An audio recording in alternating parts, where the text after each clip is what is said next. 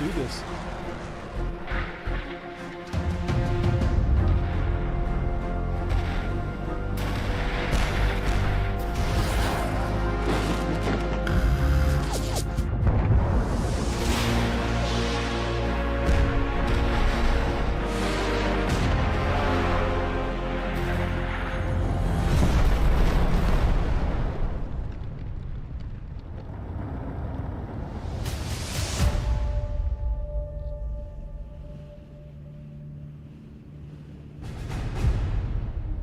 Eternal Father, strong to save, whose arm hath bound the restless wave,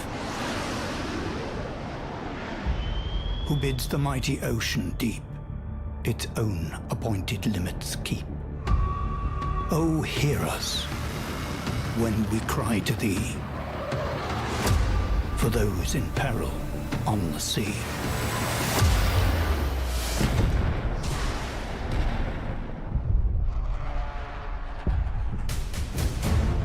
Lord, guard and guide the men who fly, and those who on the ocean ply.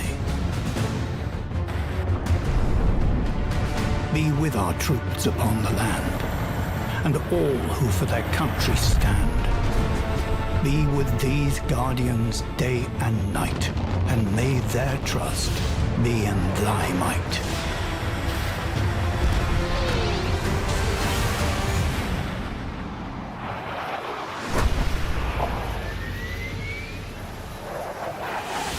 Creator Father, grant, we pray,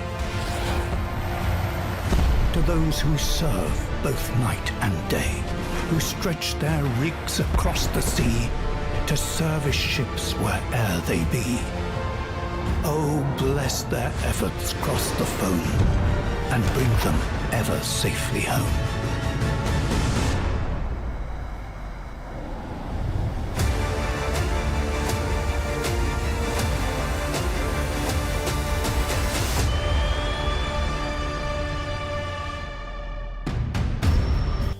Hey, my name is Jive Turkey. I used to be a sonarman until they handed me my DD-214, and now I'm retired. When you're retired, you got nothing, man. You got no job, no sonar, no submarine. Now I'm stuck playing any video game that comes along like Sea Power. Hanging out with anybody who'll chat with me on Twitch up there. YouTube too. Like an old moderator informed on me to the FBI. Subscribers too if you're desperate. The bottom line is, when you're retired, you might as well play games on Twitch. How you doing, everybody? Happy Wednesday. For those of you that know, you know. We're going to have a good time today. We are going to continue the scenario campaign that we started last week. We have the moderator's name. He reached out to me on Steam. It was very nice of him. It was great to meet him. His name's Ian. That's his Steam name. So if you want to play this campaign, look it up on the Steam Workshop. It's also in Ian's library of Steam mods. He is a prolific Steam creator. So we're going to go ahead and load up the scenario that he created for us called Pacific Strike. It has its own place here in the directory. And you can see it's a 5 mission with increasing difficulty campaign.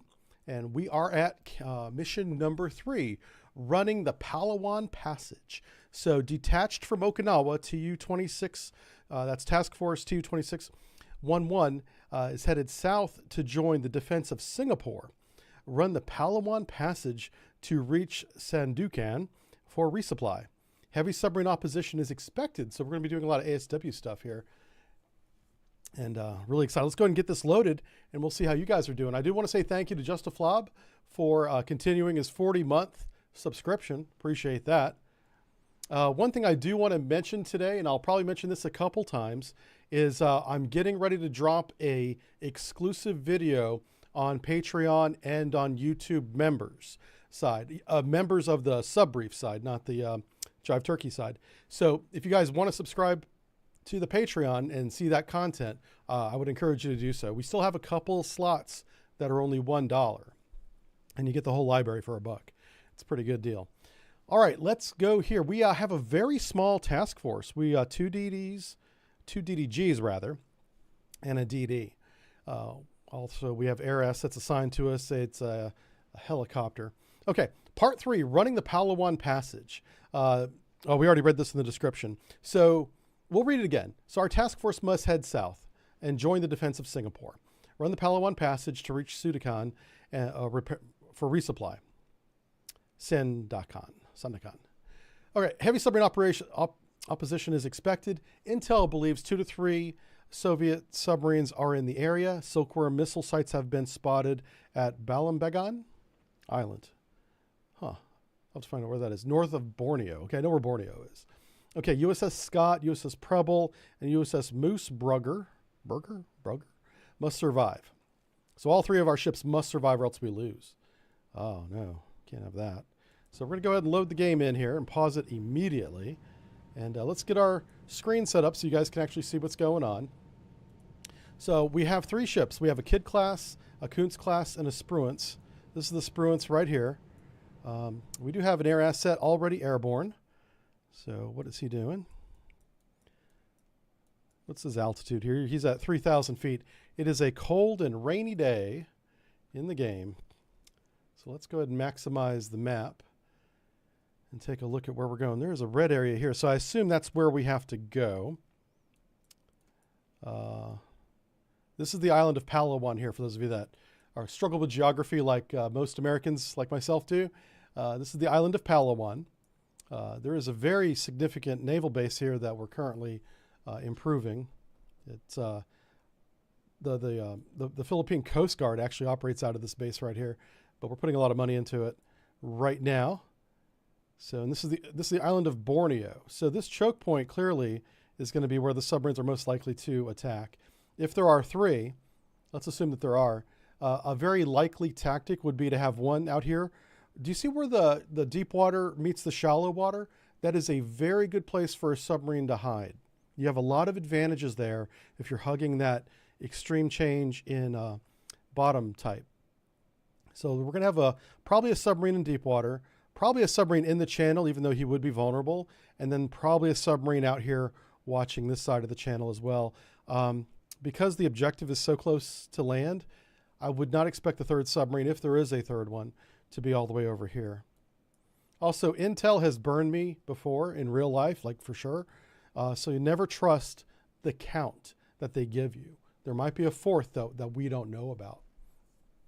So yeah, let's get a couple of orders in before we unpause the game. Let's see what kind of air asset. Course 179. Hell All right.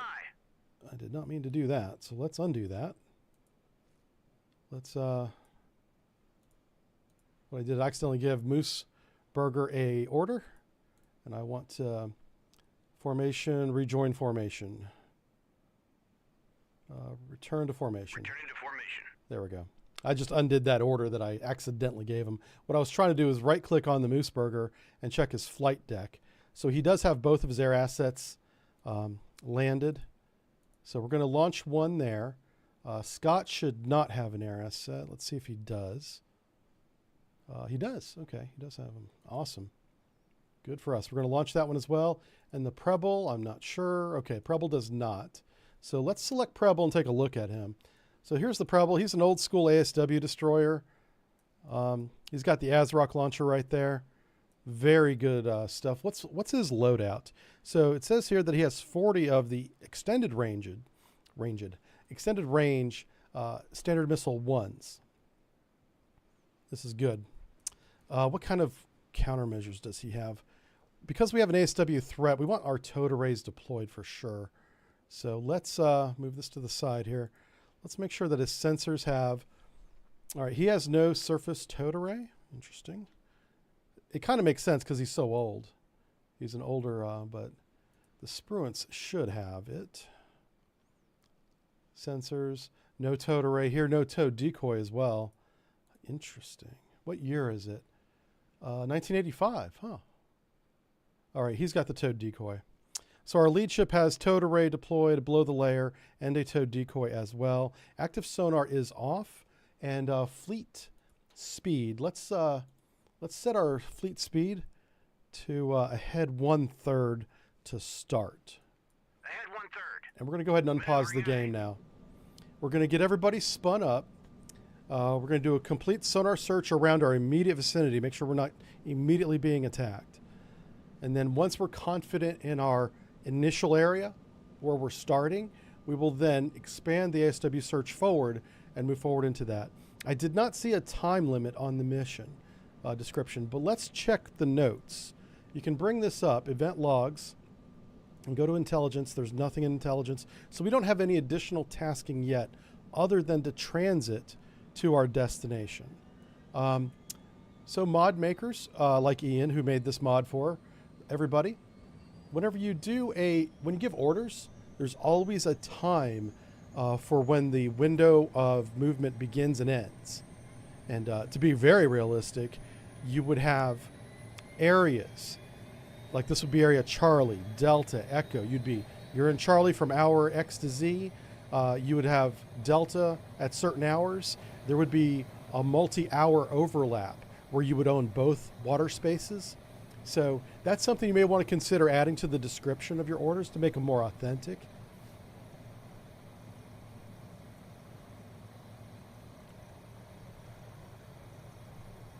All right, so we're spinning up our ASW stuff. You can see our lead ASW destroyers out there, right there. Let's zoom out just a touch. And this is our air defense destroyers in the rear. The reason why I like him in the rear and I'm keeping him there is he does not have strong ASW, anti-submarine warfare capability. So I'm going to bring him down. Let's bring him down just to 200 feet. Go to altitude 200. I'm also going to turn on his surface search radar, and we're going to see if there's any... Surface contact detected. All right, so that's probably a merchant. This is a very high traffic area of the world for merchant traffic. So while we bring him down, we'll begin doing a map.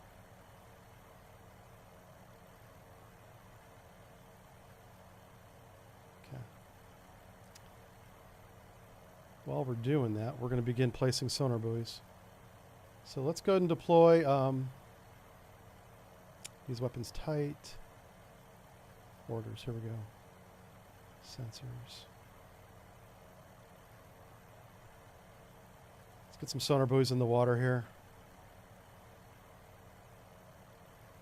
Notice how I'm putting sonar buoys in both the shallow and the deep area here.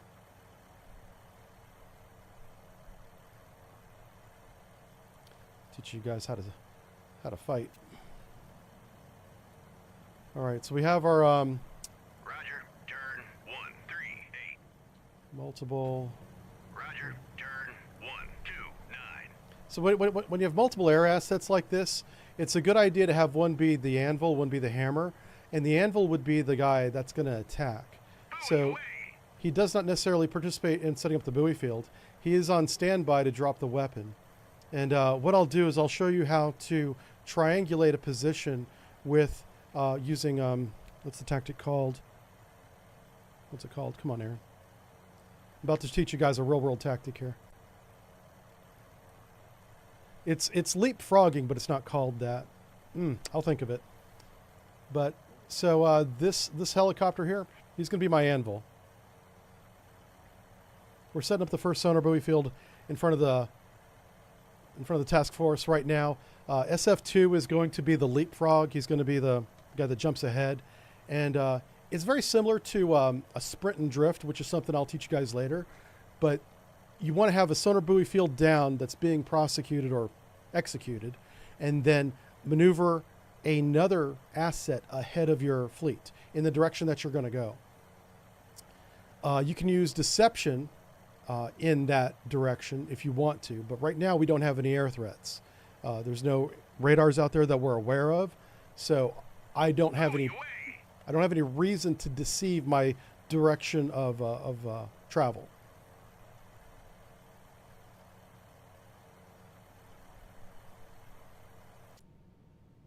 So at our current speed, we're going to be at this point at hour 6. Right now in the upper right-hand corner, you can see it is 0200 Zulu. Let's switch this to local time. So it's 0900. Submerged submarine. We got him. Detected. Pause. That was fast. So I'm going to continue laying out this. Holy smokes, he's close.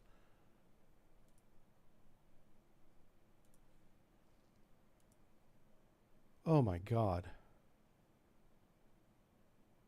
Okay. Wow, this is not good. So, we don't want to violate the circle there. We don't know if this is hostile. We're going to assume that it is, but I'm going to immediately order the formation Turn to north. course. 350. Hell my.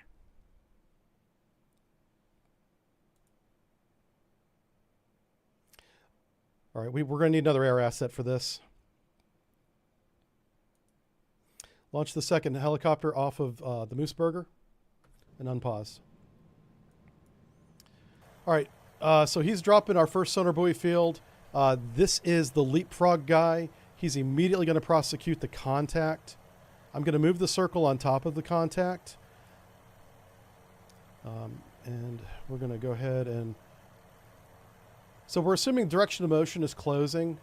We really don't know that, but that's what we're going to assume. So we're going to drop one buoy here. Hostile submerged submarine. We're going to drop one buoy here. And notice how we're bracketing his direction of motion. That is very important to do. And then the third one is going to determine range. Shit. Let's try that again. Let's move him here. Let's bracket his motion. All right, let me redo this whole thing. Turn 2, 4, 3. If the target maneuvers, this is not going to matter. Let's assume that he's not maneuvering yet. Third one is range. Boom. Just like that. He's fast. Holy shit, he's moving fast. This is nuts. All right, we're bringing in, this is Anvil. Anvil's going to drop the weapon. Buoy away.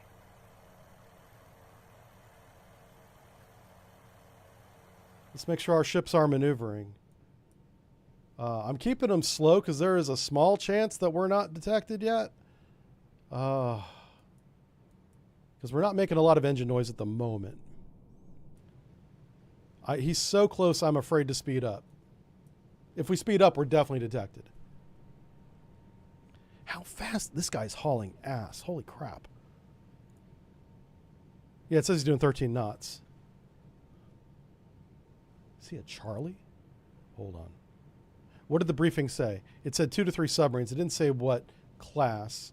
But if this is a Charlie, we're in a world of hurt. So, if he's at 13 knots, he's not at periscope depth. So we can radiate radar and he won't know. So that's what we're going to do. That's what we're going to do. That's how this is going to go down. You're about to find out. So we're going to take our air defense destroyer. See this big-ass flat plate radar on the top? Yeah, I'm turning that thing on. Prepare to rotate and radiate. Air search on. There it goes. Crank that baby up. Yeah. Do not turn on your sonar. You mad? Search on. All right. Radar eye. So the reason why I'm turning that on is if he launches a missile, this guy will see it first, and then we'll engage. But man, this guy's coming right for us. Buoy away. 13 knots, and he's only 14 nautical miles away. So he's going to be on top of us in an hour. Contact faded. Track. He went below the layer. Okay, so he just went deep. Let's mark his position. Okay, we paused the game. Let's mark. Right there. How far did he go? How far was that? So let's break out the ruler. What's this distance? He did 0.6 nautical miles in, well, we already know his speed. He did slow down. No, he didn't. 13 knots. So we don't even need to know his speed. We know his direction of motion is east. I wonder if he did get a sniff of us. He definitely wasn't at periscope depth, so it wasn't the radar. We're just going to have to watch out for a torpedo attack at this point. Yeah. Okay, let's unpause. We're trying to get our assets in position here. He's already overrun our sonar buoy field, which is hilarious. This guy's so quick. Hey, Anonymous, thanks for gifting a sub to Selvik. Selvik's in the chat, everybody.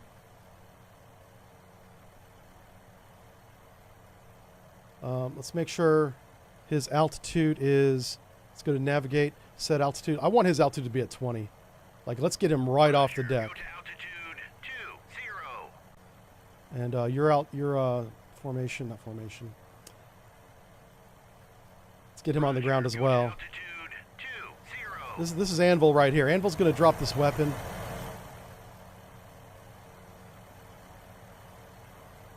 All right, notice how he's flying the MAD detector behind him. I'm glad that it does that automatically.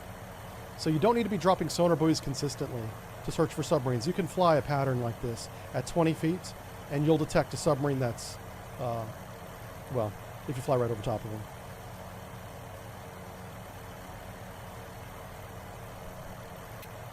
If you would like to know the depth at which a MAD detection works, join the Navy. We'll tell you. Or hire me, and I'll tell you. How about that?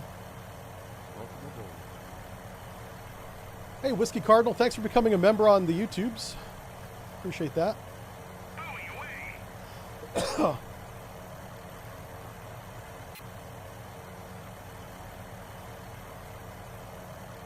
All right, we have our other air asset up here. Roger.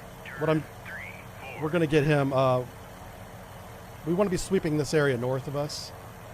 So let's get his altitude down to 20. So he deploys that sensor. The MAD. Go to altitude 20. And he's just going to sweep up here. This is called a ladder. Well, technically not a ladder. Roger. Turn 0, 0, 0.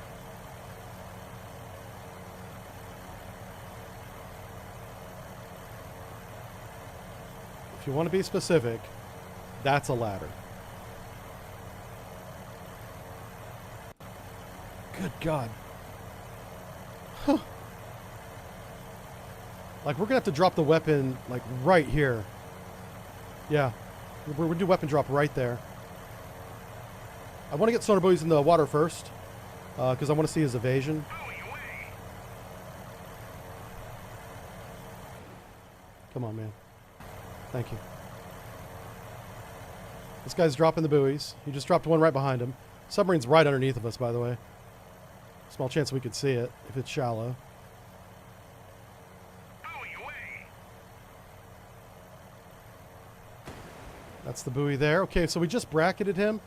Now we're going to put one in front of him, and we're going to measure his speed. We kind of already know what it is, but this is good practice. This is a good pattern that you should employ.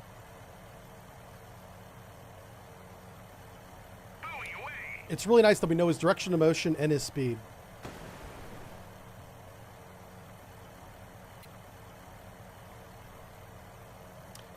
He's making so much noise. This guy, he is not a good submarine.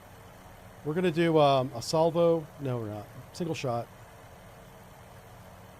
Fuck you. Roger. Let's try that again. 250. Engaging track. There we go. 70. All right, we'll watch this attack. So we have Hammer and Anvil working together here.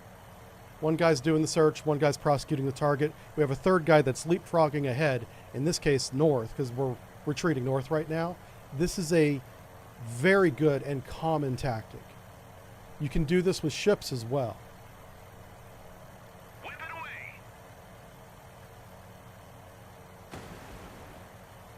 This game probably doesn't model bistatic ranging, but one of the real-world benefits of doing this is you can get a range off one sonar buoy. And like an exact position too. Yeah. But that's a little bit, that's very nuanced. Our torpedo's heading right for him. Torpedo knows right where to go. We'll watch the weapon. Weapon's already tracking. Good job. It's almost like I've done this a few times. Yeah. GM jive. General messages. What? Am I, what's wrong? Can we skip to the torpedo cam? Yeah, it's right here.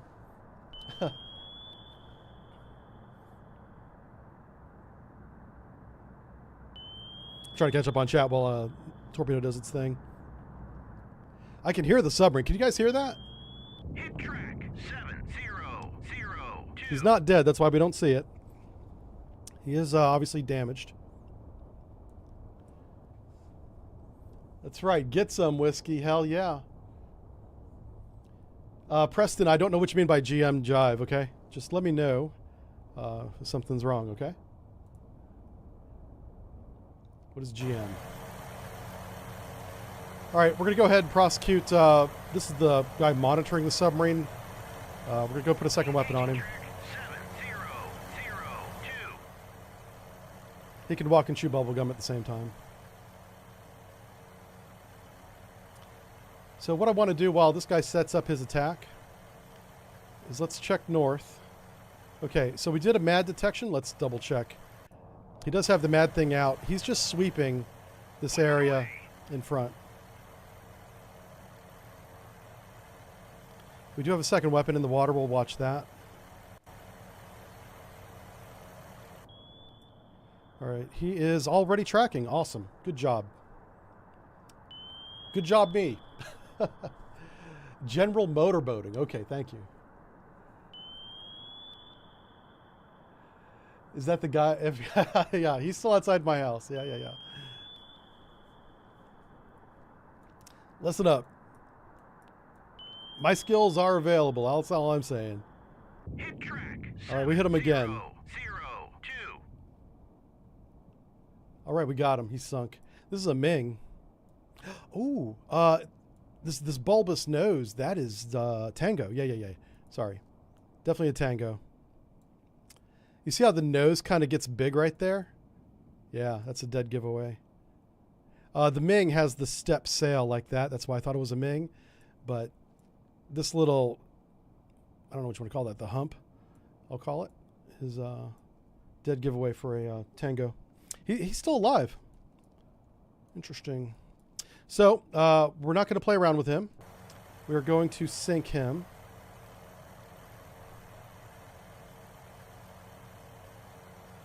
Whip it away. All right, I'm going to go ahead and recall.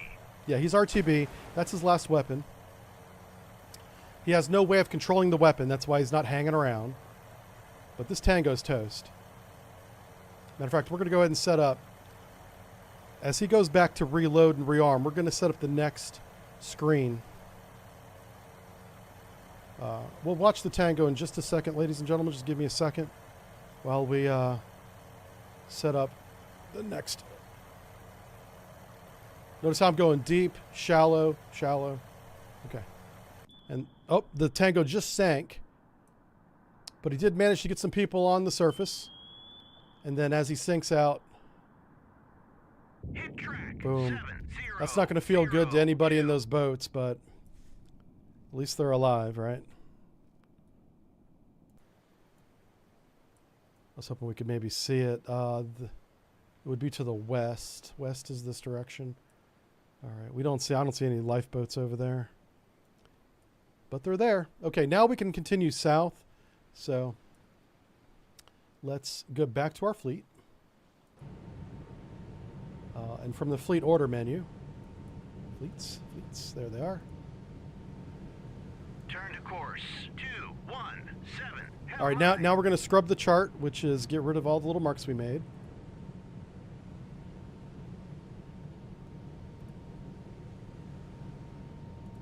Now with digital charts, this is so easy. But back in the day, they used to have, obviously soft lead pencils, and then erasers, like these block erasers. Poor quartermasters would spend hours meticulously scrubbing charts after watch. I felt so bad for them. If there's any quartermasters in the chat, they know exactly what I'm talking about. But now, with virtual voyage planning, it's not a big deal.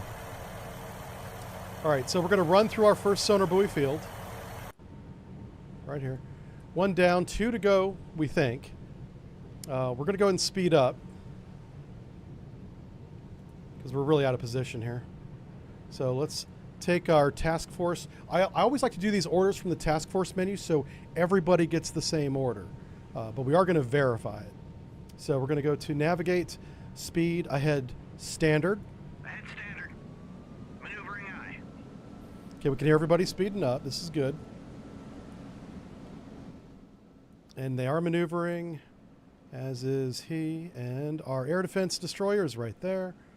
And he's still rotating and radiating. That's fine. This is primarily an ASW mission, apparently, because we don't have any surface contacts. Also, no air contacts. So I want to jump to him, make sure he is maneuvering. Everybody has the same order. So fleet commands are working. Great job. I know that that was something they were trying to work on. The developers have been updating this game a lot. I saw 2 patches in one day last week. They are feverishly working on squashing all the bugs and improving this game. And so I commend everyone at Triassic Games. You guys are doing a great job. Keep it up. I know some people on Steam, if I may mention this for a second, who are not used to early access games or games that are not finished, were really given some negative reviews. There's a few negative reviews. And while the points they bring up are accurate, they are problems. It's also because the game's not done. So, also, I should mention scenarios. I have my first scenario ready to go on the Steam Workshop. But right now, I talked to the developers over the weekend. They are working on improving the mod manager in the main menu of the game. I am going to wait until they're done making those changes to upload my my scenario to Steam. It's going to be Operation Praying Mantis. I have finished it. You'll have orders. You'll be able to play as both Iran or Blue Team, United States. Either way you want to do it. And that will... Well, I don't know when I'm going to upload it because I have to wait for them to finish improving the mod manager interface. But once they've done that, I will let you guys know, and that'll be my first mod. And I'm going to upload all of my scenarios. Everything that I finish, every scenario that I finish will be uploaded. That was just the first one that I had done. I'm not in any hurry to make number 2 until I know the mod manager's working properly. Okay, let's take a look at our map. I know it looks very busy right now, but that's fine. What we're really worried about is this gentleman right here. He's laying out our sonar buoy field in front of us. We need anvil. So this guy's hammer. This guy's anvil. And he's RTB. Who's this guy? Aha! I knew there was a third one. All right, we're going to move him up to here. I'm going to start sanitizing the channel here. I'll also keep him down at 20 feet. So as they transit, even though they'll be burning a little more fuel, they'll be doing a MAD sweep, or a magnetic anomaly detection sweep along the way. You look forward to playing the mission? Yeah, thanks, Lieutenant Starburst. Yeah. Steve Sutton says, Jive, what seems more finished, surface fleets or subs? Oh. Well, subs don't do as much, so I guess they would seem more finished, because fleets have so many things associated with them. So if those are my only 2 options, I would have to say subs appear more finished. But already, it's been a week since we played the game, and I've already noticed an improvement in how the fleet responds to orders. So that's great. As you can see in the top right-hand corner here. Oh, I may have it cut off on your screen, but we're on version 86 of the game. Last week we were playing like 73 or 4. So they've did more than 10 updates in a week. So that's to give you an idea of the pace that they're pushing out these fixes.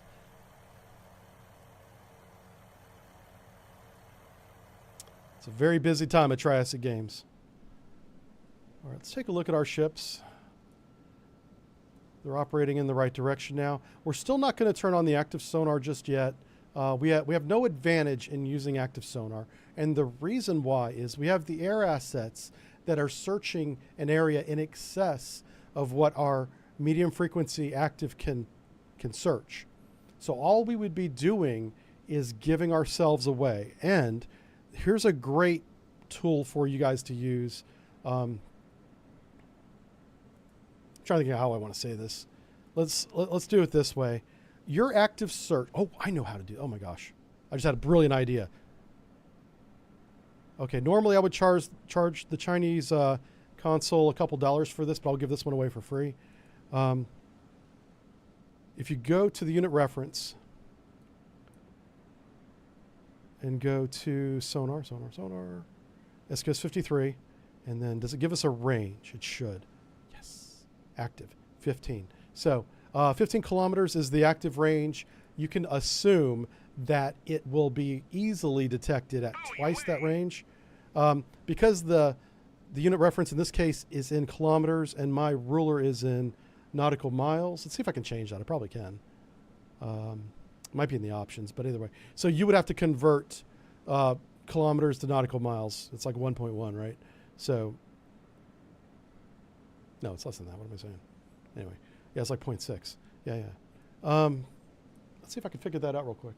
While we're away, because I really want you guys to use these tool tips that I'm giving you.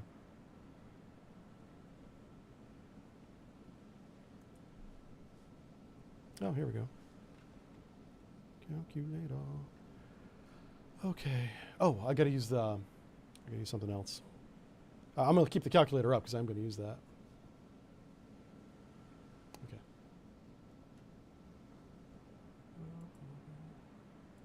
Here we go.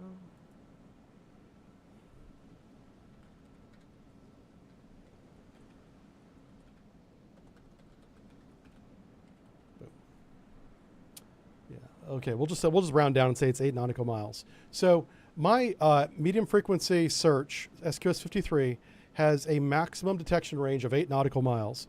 Because that's two-way propagation, it has to ping to the target and come back. It has to have the power to return. So you know that the original ping is going to go twice the range of your maximum detection range. So 8 nautical miles times 2 is 16 nautical miles.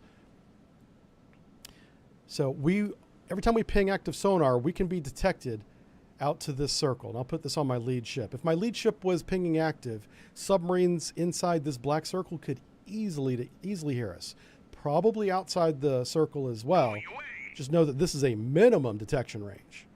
So you're basically giving yourself away to everybody inside this circle right now. And that's a radar contact. Let's see, let's just keep an eye on where we're going here. Okay. He's there. Let's keep this guy moving down. This is Anvil. And what I mean by Anvil is he's going to be like on standby. He's the guy that's not going to move until he's ready to attack. And the hammer is the guy swinging around, dropping the sonar buoys.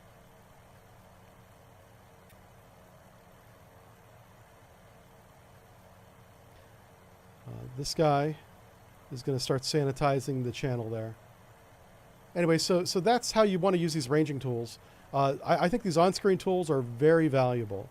It's also very realistic because it's how we actually do it in the Navy. In the Navy. I made a slight course correction here. Amp said 13.36. Oh, wow. I wonder how we came up with so different numbers. Huh, that's interesting. Let's see. Fish says, did you see in the Discord Chinese ship getting stopped by Denmark? Oh, I saw the headline, but I didn't read the story yet. So what he's referring to, chat, and this will date the video a little bit, but I don't care. We want to talk about it. We'll talk about it.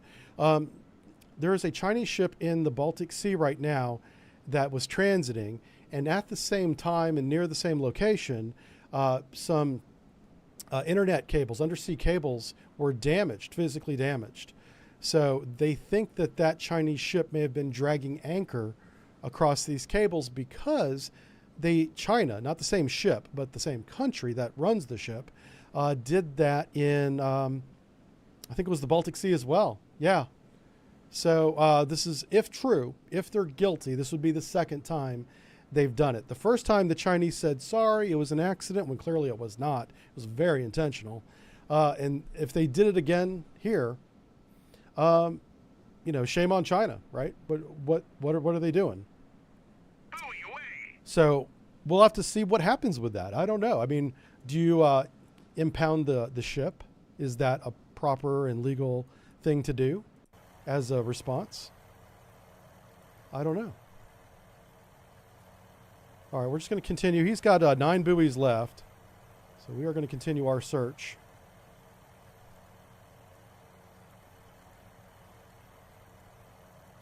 I'm going to use 8 of 9 so he doesn't return home. Actually, he shouldn't return home because he still has a weapon. We'll go ahead and use 9 and 9. Okay, that shifts responsibility from this gentleman. He's now Anvil.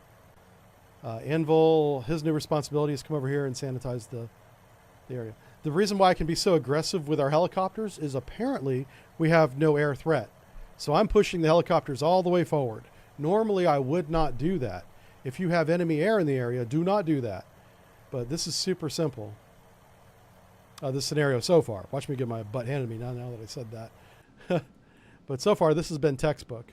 This is like no big deal.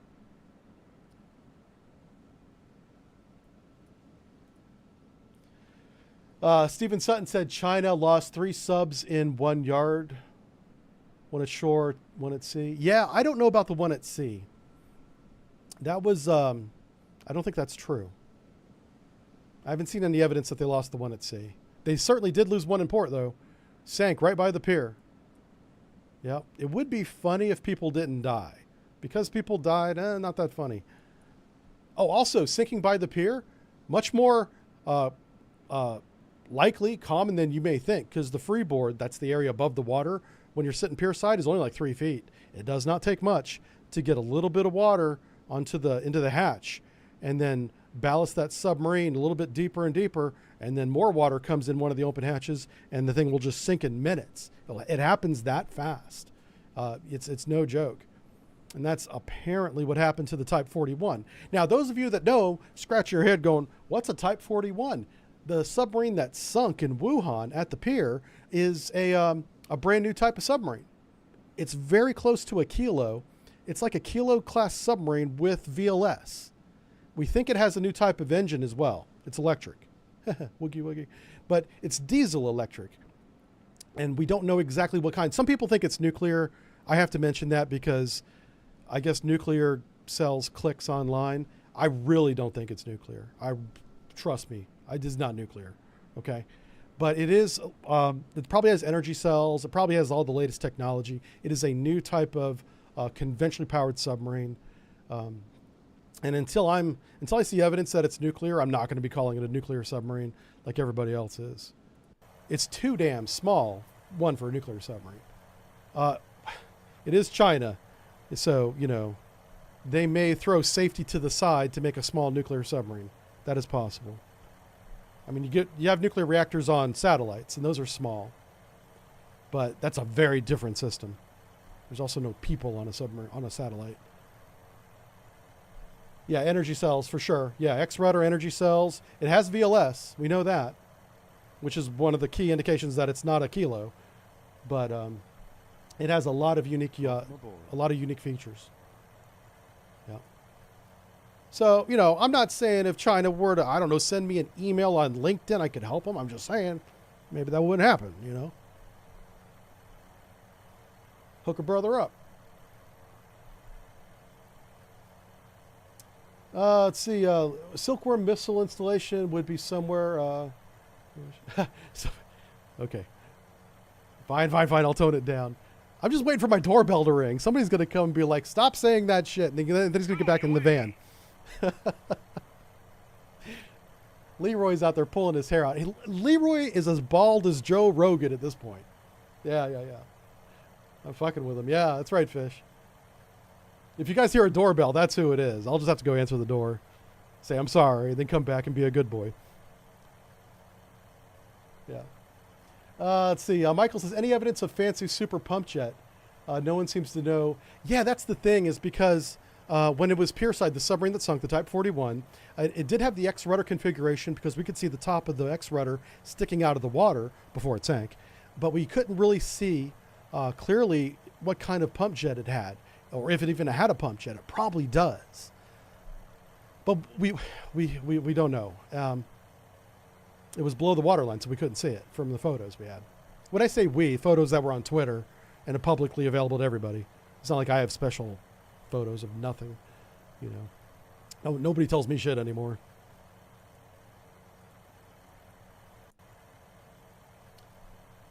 Drive really tempting the fates today. Yeah, I know, right, Tanya? Yeah. You'll never catch me, Kappa. They kind of will, actually. So maybe I'll tone it down a little bit. Let's see how our ships are doing. So that one helicopter's already landed. He's going to get refit, refueled, rearmed. Same with this gentleman. He's got 2 port and starboard helicopter hangars.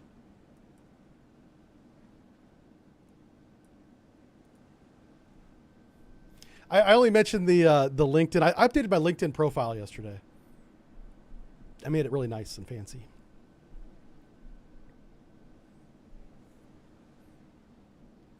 Yeah, it's Twitter.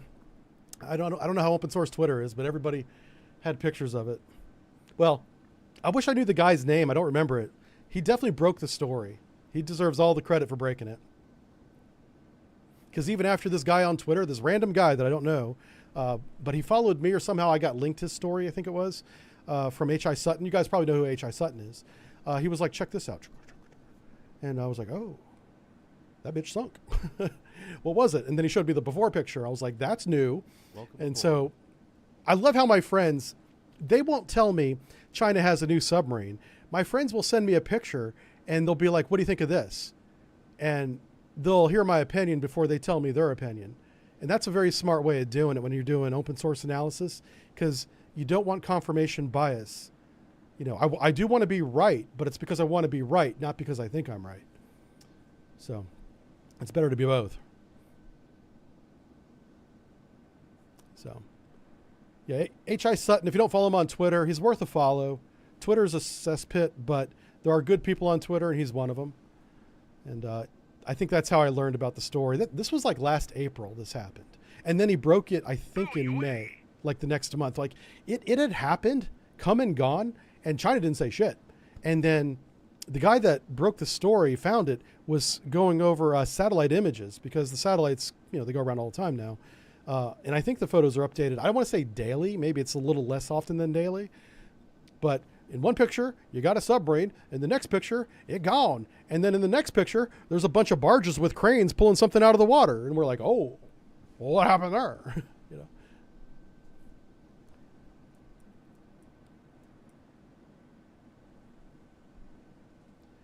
On station. It now has space for energy cells. Used to be. Oh, yeah. But we don't know how many people were hurt or killed, because China hasn't even acknowledged that it even happened, that's how China rolls. China does not say shit. They're very good at OPSEC compared to the United States.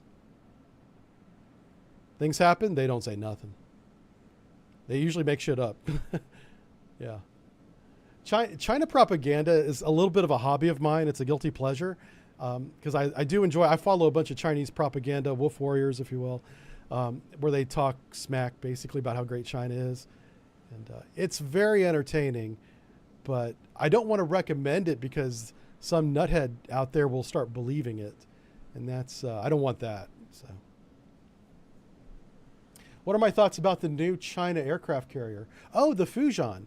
I think it's, well, one, it's a real aircraft carrier, for one. They will take that thing into a battle and it will perform the role of an aircraft carrier. And the reason why I specify that is the first two, the Liang and the Shandong, Dang, whatever it is, Ding-a-ling, those two carriers are based off the old Kuznetsov design, and they are ineffective. So ineffective. So if they take them into a fight, they're just going to get sunk. They each carry 12 airplanes. So before they get number 8 or 9 off, it'll be gone. That's how fast those things are going to go away. But the Fujian has very good missile defense and point defense, ballistic and missile. Obviously, it'll be in a fleet defending it. And it can launch multiple aircraft quickly. It can get more sorties per hour than the Shandong can. Contact detected. What the fuck? Oh, wow. Turn on your radar. Who is this? Search on. Who is Radar this? eye. Oh, okay, it's a trawler. 7003 is classified. Neutral merchant. All right, it's a little trawler here. He's just doing his fishing thing. So yeah, I think it's a good aircraft carrier. But here are the deficiencies of the Chinese Fujian aircraft carrier. It is, what, 60,000 tons? Somebody can check me on this. Whatever the tonnage is, I'll say 60. It is conventionally powered. It runs on diesel fuel. It burns so much diesel fuel to go 1 nautical mile that it is constantly being refueled. It cannot go very far, even with a fleet oiler with it. It is ridiculously how inefficient that, because it's so big and heavy, how inefficient it is. All right, so we're ready to start our next sonar buoy field. Let's go here. Uh-huh. This was going to be more vertical. Also, how much gas do you guys have left?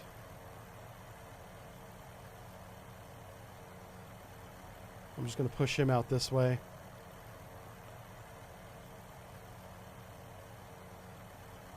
Where's he going? Okay, good.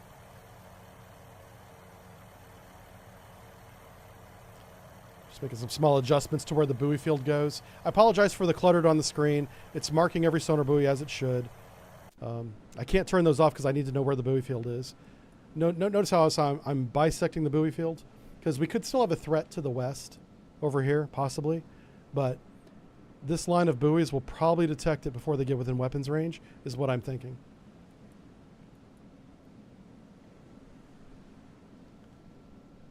Yeah, a Norwegian boat in the Southeast Asia. This guy's gone on a world tour. Talk about this trawler right here. He's got the Norwegian fishing flag, and he's off the coast of Palawan, which is the Philippines. Yeah. This guy's the Elon Musk of fishing. He's like, I'm going around the world with his little boat.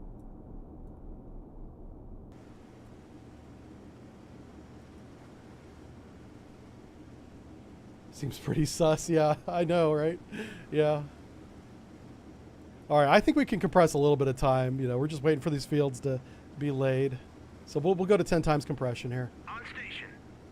Buoy away. The Kiev class was a short takeoff and vertical landing carrier. That's true. Chat throwing out the facts. All right, so this guy's on station now. Let's slow down to real time, and we'll start sanitizing the this area here.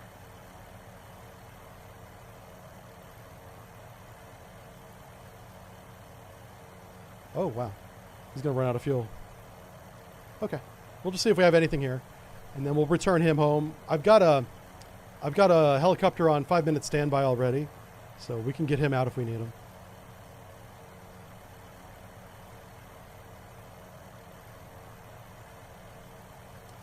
You got to fish off China coast for cold water.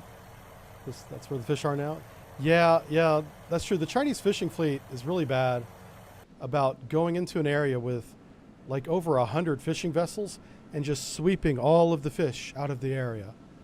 And they've done that to their home waters, so they've moved on to other countries' waters. They were off the coast of South America, but on the Pacific side last year. The Chinese fishing fleet, the really big one.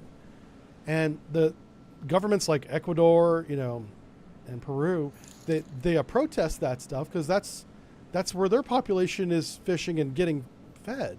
And China just comes along and just takes all the fish. It's kind of like during the pandemic, you had these jerks go into the stores and buy up all the toilet paper. Yeah, more toilet paper is being made, but it takes a while for it to get back on the shelves.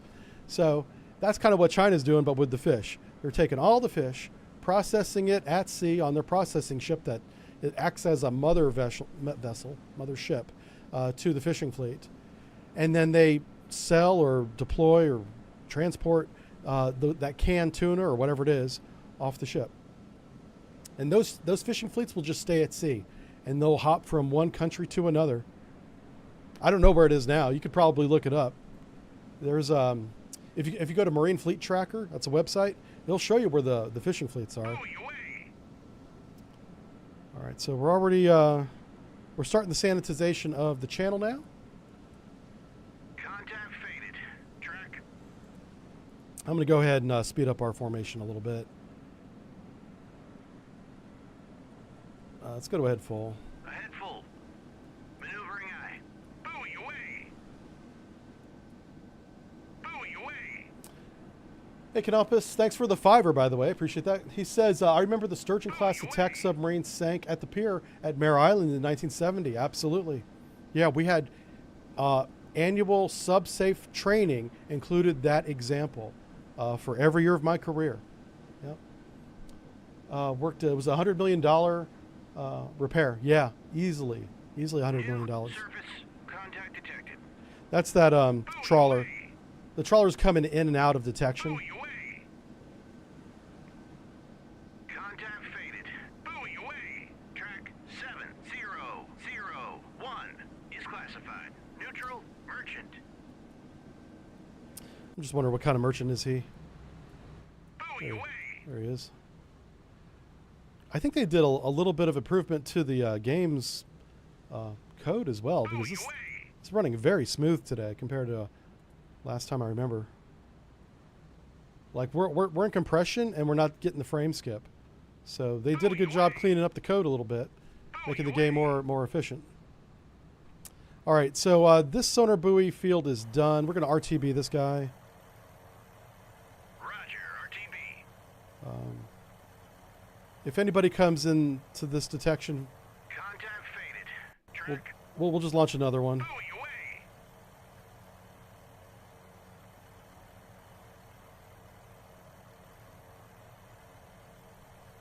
So what I've done here is I've created a boundary. If you notice, there's a gap right here, right? Buoy away. And you're like, wow, man, there could be a submarine in there. It's possible. But this is where the helicopter is going to run his racetrack. Buoy away. A helicopter is more efficient in flight because it has lift than it is if it's hovering. It burns less fuel if it's moving. So we're going to have him, to save fuel, run a racetrack pattern right here. Buoy away. And that should be it for him. It is. Okay. So I'm just going to have him do a racetrack. I'm also going to set a speed to really slow. Oh, I can't. You can only set altitude. Okay. So, and what he's doing there is he's doing the mad sweep. Oh, let's get his altitude down to 20 feet. So he. Contact faded. Track. So now that he has the mad out, he's just going to run the mad back and forth. Oh, pause. Okay. I thought that was a torpedo. I was like, that's not good.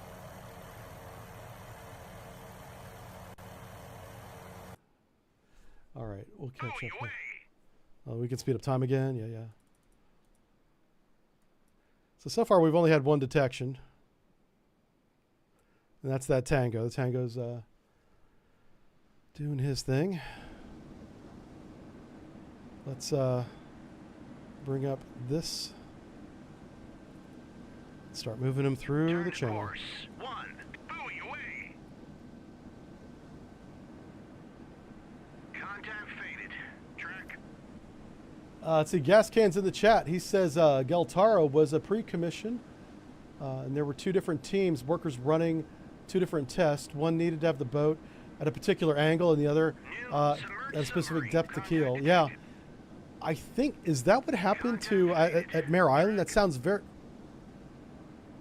sounds very similar to what actually happened to the 637. I don't know if you're telling that story or if that's a different one. It says the two teams added water to trim tanks. Yeah, that is all a very controlled pause. We finally found him. Is classified. Hostile submerged submarine.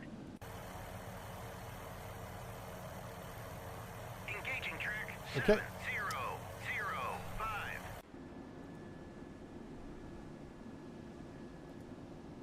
Okay. I forgot they have the very short range RURs. Let's go ahead and get that. Gonna get that second helicopter airborne. We're so far outside the engagement range. Oh wait. detected. So that's the rough engagement range of this Romeo, but we are going to check. Whoops. Whoa. Resume. There we go. I want to go to the unit reference here. And let's just double check his 5365K might be, is it 14 miles? 10 miles. Okay. So his longest anti-ship weapon is 10.2 miles. So we're going to readjust the circle to 10.2. We'll make it 10.3 just to, so we don't want to be anywhere inside that circle at any time. And we'll grab our new helicopter here. So we've got Hammer going in for the strike. There it is. Okay. Roger. Turn 165. This guy's already got his orders. Good job. Get out there and prosecute the target.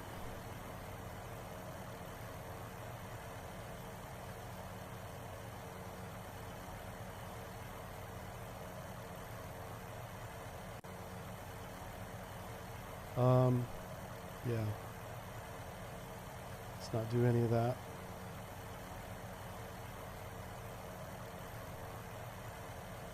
New surface contact detected. All right, this guy's about to drop. We'll watch him drop.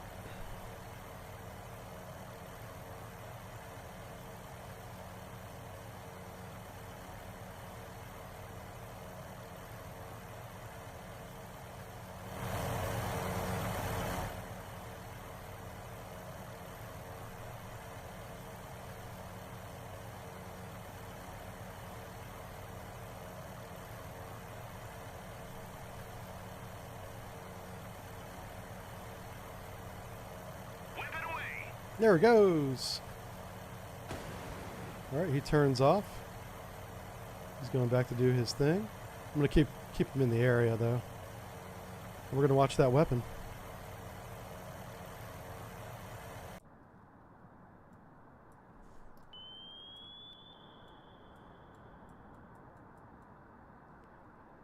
We can see the submarine right there. He's already evading.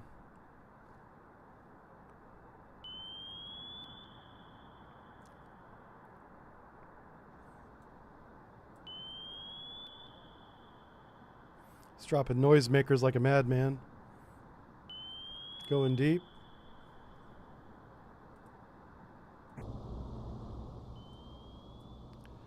All right, he's at a flank bell. He's trying to get to a flank bell, looks like. 15 knots, change in depth. Now, if he's smart, he'll run back through his noisemakers. But looks like he's not going to do that. He's panic evading, which is not the way you want to do it.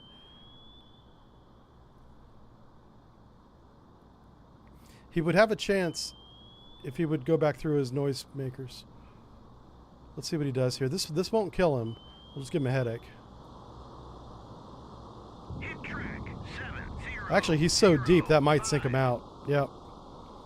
He's going to try and blow now. Contact faded. Track.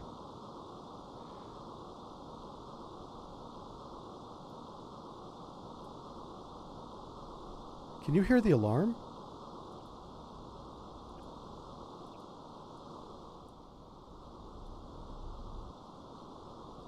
That's wild. Okay. So here's what you do, folks. Listen up. He dropped two noisemakers. Outstanding. Whenever he got up here, he realized those two noisemakers were not working. They were not attracting the weapon. He dropped two more right here. 1, 2.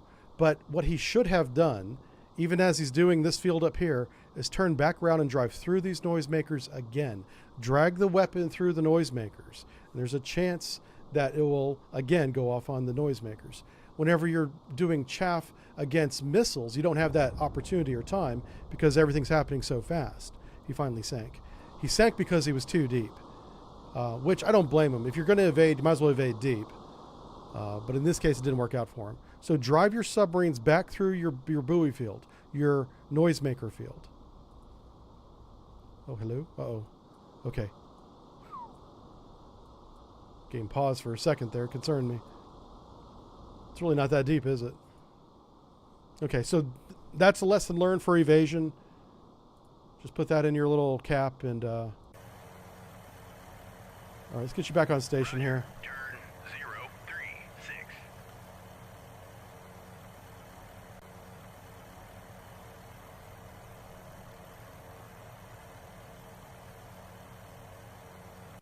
These guys are still doing 26 knots. Fantastic. Okay. Can the crew escape that depth? Let's find out.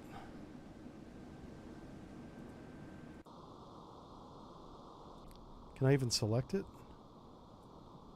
What's the depth? 700 feet, yes. Oh, wow, it's right at the limit. I would try it. I mean, what else choice do you have? You got to try. Generally speaking, 600 feet is about as much as you can take. Well, and that's with a survival escape suit. 700 is obviously deeper than that. They're at 737 right now, but I'd be popping the hatch on that escape trunk, which these guys don't have an escape trunk. Yeah, they're screwed. They've got a door right there. You know, it'd be cool is if these little distress buoys would deploy. That'd be kind of cool. That's probably asking for too much. These little things are supposed to deploy to the surface whenever they sink. Okay. All right, so make sure you evade better than he did. Mark 46 said, dodge this, and he didn't. He didn't dodge it at all. Yeah. Steve says, Jive Turkey, did you hear about the Frenchman that escaped during World War II at 200 to 300 feet deep? Wow, I did not. No. And I assume because it's World War II, he didn't have a escape suit or escape vest. He was just holding his breath from 200 feet. That's nuts if that's how it happened. Yeah, a screen door, Whiskey Cardinal. Yeah, a screen door. You don't put screen doors on your submarine boundaries. No. You put it on the XO stateroom on halfway night. That's what you do with the screen door. God, I wish I had thought of that back in the day. Yeah. I could have replaced the XO's door with a screen door like to your porch that opens and closes. He might have liked that better. He would have been like, I'm keeping this. I'm like, but half night's over, so you got to have your door back.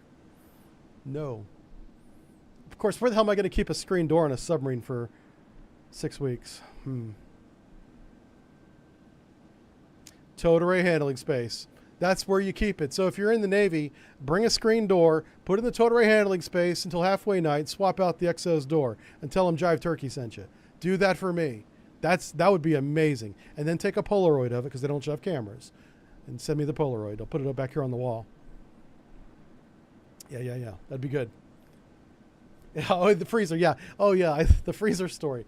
Do not put the XO's door in the chill box, because that shit will absorb moisture, and then when it thaws out back to room temperature, guess where the water goes? Well, it goes into your sponge as you're sponging it up as it slowly thaws over the next 4 hours, because that's what I had to do outside the XO stateroom while he was working right there in front of me, watching me, and drip for hours. The door's thawing out and the water's condensing, so it's turning to liquid, and it's dripping on the floor. And about once every 3 minutes, I'm picking it up with my sponge, rinsing out the sponge in the bucket. And I sat there for like 4 hours. And the XO made sure I did every minute of it. Yep. Don't put the XO's door in the chill box. Bad idea. We discussed many things during those 4 hours. Yeah. None of them had anything to do with the Navy or sonar.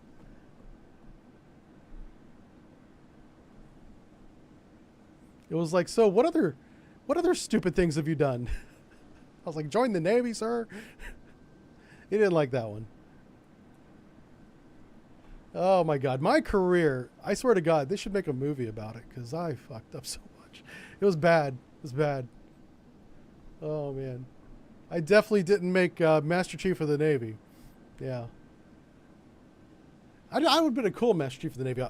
It's called the MCPON. That's the name. And the only guys that ever become the MCPONs are the really, I don't know. They're never nice. Why can't a nice person be MCPON? Yeah. My wives. Yeah. Let's talk about the wives. Wife in every port. Or girlfriend. Girlfriend in every port. Down Periscope. Great documentary. Absolutely accurate film about crew behavior. The rest of the movie, enjoy it, but the crew behavior in that movie is so on the nose. I recognized a lot of my friends in that movie. I was like, that's true. Our electricians are like that. So is the captain. The XO. The XO is probably the best character in Down Periscope, and they nailed it. I have seen XOs that act like that chucklehead character. And the actor, I don't know the actor's name, but he did a great job of just being this stress ball. Because, and you have to have sympathy for the XO. The XO is in a very stressful position because he does all of the administration for the entire, that's paperwork, for the entire submarine. He does it all. He has yeomen that help him, of course, but all the departments that generate paperwork funnel through the XO stateroom. And yeah, it's crazy. That guy works his butt off, the XO does. And there's a lot of pressure involved with it. And then on top of that, he is like the second captain. Because eventually the captain has to like go to sleep. He's got to grab some shut-eye. Guess who's the captain when the captain's sleeping? Well, there's a duty officer, is what it's called. But the duty officer by default is the XO. That's by standing order. And then sometimes there's exceptions, usually for qualification purposes, where the duty officer will be, it'll be one of the department heads, which are normally the officer of the decks. Yeah, and then I know people are probably putting this in chat already. The officer of the deck by position is the captain, like on watch every day. But I'm talking about the captain himself and his responsibilities. Like if the captain's asleep and they run aground, the captain's still in trouble. But then so is the XO and of course the navigator. Just look at what happens to the Connecticut. Whenever the Connecticut ran aground, the captain was in his stateroom. Who knows if he was sleeping? It doesn't matter. But he wasn't on the con. We know that. And it's not, and you just can't expect, you'd be surprised at how little time the captain of a submarine spends on the con. He's out there occasionally, but less than once a watch. I've gone entire watches without him on the con at all. But he's always listening because there's something called an open microphone. There's an open microphone that hangs between the two periscopes. Now that they don't have periscopes, they have paravizes. I don't know where they have it, but usually it's in the overhead. And it listens to everything. It's omnidirectional microphone. And so he can sit in the wardroom. He can sit in his stateroom, turn on the microphone speaker, and just listen. So he's there in spirit, and he knows what's going on. And I imagine with today's technology, it's probably Bluetooth. Excuse me. Hiccups. So he's probably got some kind of portable device that he can listen to what's happening in control at all times. That's why in control, you do not make jokes. You do not mess around. Like even if he's not listening, you don't do that. But that's just another reason not to put yourselves in those positions. Like take over the control of a ballistic missile submarine during alert. Because that would be dumb. Don't do that. Not supposed to do that. Surface search on. All right, we're going to have this guy come down to 20 feet so he can begin doing his magnetic anomaly Go to altitude search. 20. And we're just going to have him run a little pattern here. What's the name of this pattern? I told you guys already. Don't make me tell you again.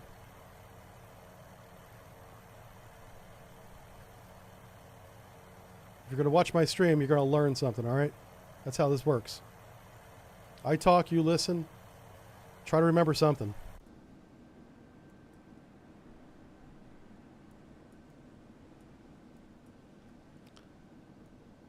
All right, cool. Ladder. Very good. Thank you. Well done. Somebody's paying attention out there. Somebody's paying attention. He's like Santa. Yeah, he knows who's naughty and who's nice. Yeah. Do you know what's funny? As I look back on my career, There's so many things that I got caught doing that I didn't realize I got caught doing because they did not approach me or tell me. And so I was like, oh, God, that's embarrassing. Yeah, yeah. All these years later, I'm like, oh, shouldn't have done that. Open mic. Yeah. Did I train with the Royal Navy? I did. Obviously, I trained with the U.S. Navy the most, but the second or the only other country that was nearly as much was the Royal Navy. And I'll tell you what, the submarines and the sailors in the Royal Navy, those guys are very good. They were very hard to detect. And once I got them, they were hard to hunt, maintain detection, get in position to shoot. The UK, you guys need to be proud of your Navy. Seriously. They're freaking top notch. They don't have as many ships and submarines as the Americans have. But for what they do have, they do a lot with. And they're so damn good. We did miss a couple times, I'll be honest with you. And sometimes, well, a lot of times that was our fault. But it's really hard to miss with an ad cap. And the few times we did miss, it was usually against a Trafalgar. Nowadays, they have the Astute. But the Astute came out right at the end of my career. So I don't think I ever went against an Astute. I might have gone against the Hull 1. When did Hull 1 do sea trials? Because I remember doing sea trials for a Royal Navy submarine. So let's bring that up while we're watching this. We're just getting to the next waypoint here. There's no submarines in front of us, so we're going to be fine. When did... I should probably shut up about this, but I'm not going to. Astute commission. What year was this?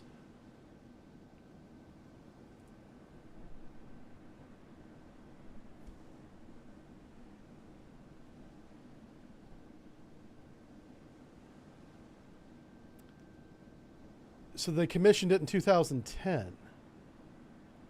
It took 9 years to build Hull 1? What is this, an American frigate?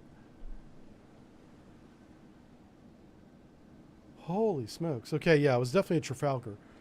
Well, then how could it be a Trafalgar? They built the Trafalgars years ago. Hold on, I have a false memory. It must have been a Trafalgar.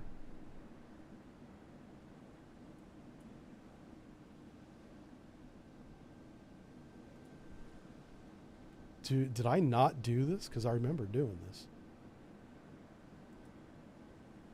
My memory is crap, by the way. That's why I'm second guessing myself. Holy smoke. Yeah, the last Trafalgar was commissioned. Please say the 1990s. Okay. Apparently it wasn't a Trafalgar. I don't know. Sometimes my brain just makes stuff up, I guess. There's no way I did the sea trials for a Trafalgar. I wasn't even in the Navy whenever they did that. It must have been something else. What the fuck did I do? Huh. I don't know. Apparently I'm not as cool as I thought it was. I even did shit I didn't do. Fuck. Yeah, that's really fucking with me now because I remember doing it. It must have been a different class of submarine. It's got to be that. I wonder who it was. I mean, I did a lot of American submarines, of course. Maybe I'm remembering an American submarine and for some reason putting Trafalgar on it. That's probably what's happening. My brain. It's so silly. This is why eyewitness testimony in a courtroom is unreliable. People like me. Because I'm convinced that I did something that clearly I could not have done. Yeah. Or I did it, but it wasn't with a Trafalgar. Unless, oh, do you know what? Yeah. So here's how this could have happened. Is that the Trafalgar probably went into dry dock period for a long time, then came out and had to recertify to dive and weapons and everything. And I was probably part of that. Yeah. Okay. I'm not crazy. That happened. Well, okay. That happened. We'll just leave it at that. I can't promise anything more than that. All right, so he's doing his search. This guy's really not... He's about to run out of fuel, so let's RTB this knucklehead. And what we really want to do is just get into the circle now. So we'll speed up a little bit of time. Put in some time compression here. Oh, I am crazy. That's right, TARDIS. I'm losing his chickens. Yeah, yeah. It's weird. Yeah, memory is a weird thing. Like, whenever I catch little mistakes like that, it makes me question everything. I'm like, what else do I think I've done that I didn't do? Was I even in the Navy? Oh, well, that would be wild. Oh my God. Yeah. What if I spent all this time in a hospital or something? Yeah. The Astute was launched in 2007. You know what? It's possible that between launch and commissioning, they did something at Autech. I don't know. I don't want to put too much more thought into it because I'm getting nervous about my sanity. He's doing the wiggle. Wiggle, wiggle.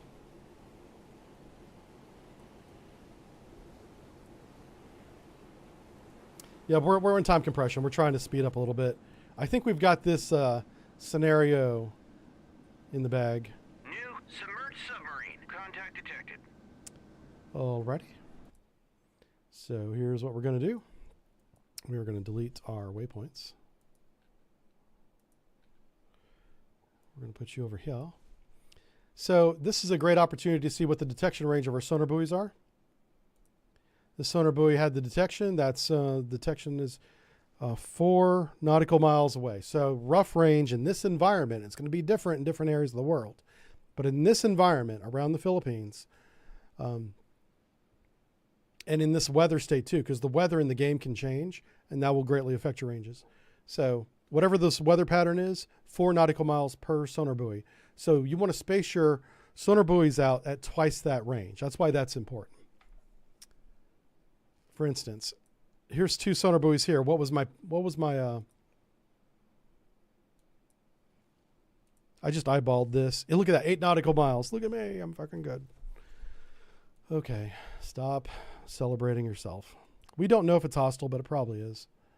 Let's grab this chuckle face. And, oh, what are you doing? Stop it. Delete that. Who's the chuckle face now? Remember what we're doing? We straddle the course, and then we've already got one right there, and that's going to give us the speed. I wonder, this is so nuts. The moment we get sonar detection, we have the target speed, course, and depth. So to the devs, if anyone's watching this, you need initial information would be maybe speed. You might have speed. Course would be plus or minus 30 degrees at minimum. And then depth would be above or below the layer. As you get more time, you can refine those numbers down. But initial detection should not be exactly what he's doing. Just a little feedback for anybody that gives a damn. Oh, yeah, we got to do his 8 nautical. This is the 10 nautical mile. All right, so we want to stay outside that circle. Let's go ahead and we're going to RTB this guy. Let's get another one, another ARS set up.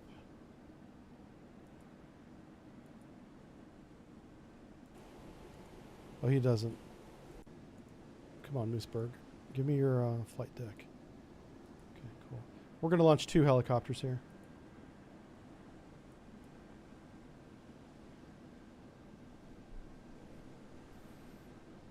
Compress a little bit of time, get those assets in the air.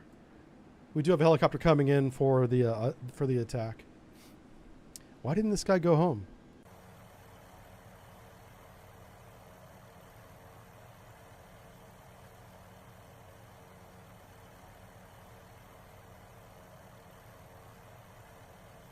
Yeah, that's weird. Let's go back into real time. Roger. Turn 1, 2, 1. We need to refresh this sonar buoy field.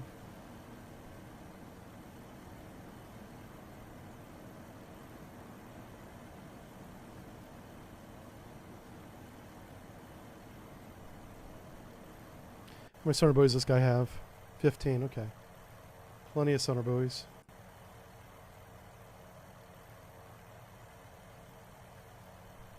This guy's acting kind of strange.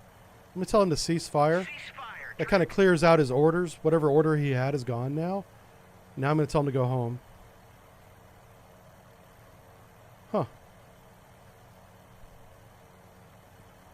He doesn't want to go home. I wonder if he'll change his altitude. Roger, go to altitude 500.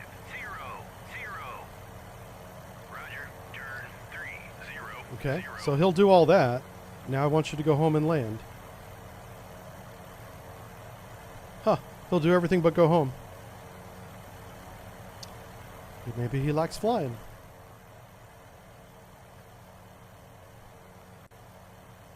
Okay. Oh, that sonar buoy died. The battery died. So we want to replace it with one right there. So we straddle his course and then we put one right on it. And we're going to attack near that point. Because this is going to be the sonar buoy that watches the weapon.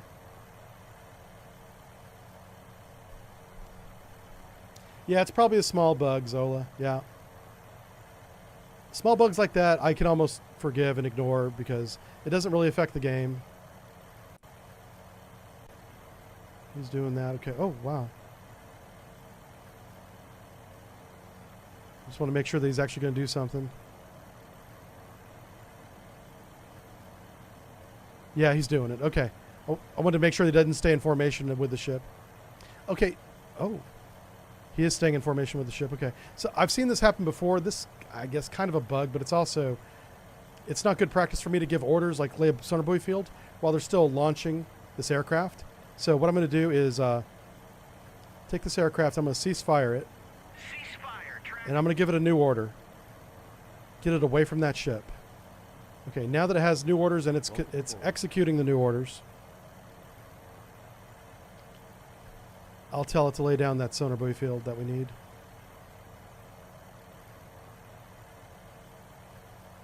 Okay. Now that he's done that, I bet you this guy will land now. I bet you that's what was messing it up. Oh, no. Oh, well. All right, let's slow down the formation again. We're going way too fast. Be this close to a submarine. Let's go to speed, speed, speed. Where's my navigate? Change speed. Head 2/3. Correction, 1/3. We're slowing down to head 1/3. Also changing course. We're going to get towed ray search out on this submarine here. Whoa, he's in a very different position. Are there two submarines out here? That's interesting. That is very interesting to me. What do we have going on here? What is this? There might be multiple submarines here. Holy cow. Hey, Maltese Knight, thank you for the raid. I missed the notification. But thanks everybody that's coming in here. My name's Jive Turkey. I play naval games. I used to be a sonarman, but now I'm retired. And this is what I do with my time. I teach naval tactics. Now on Twitch, apparently. Used to be the Navy War College, now it's here. I'm just joking. I never taught at the Navy War College. But I'll teach you how to play this game, though. All right, so we got two buoys there. Now, this is a maneuvering target. This is beautiful.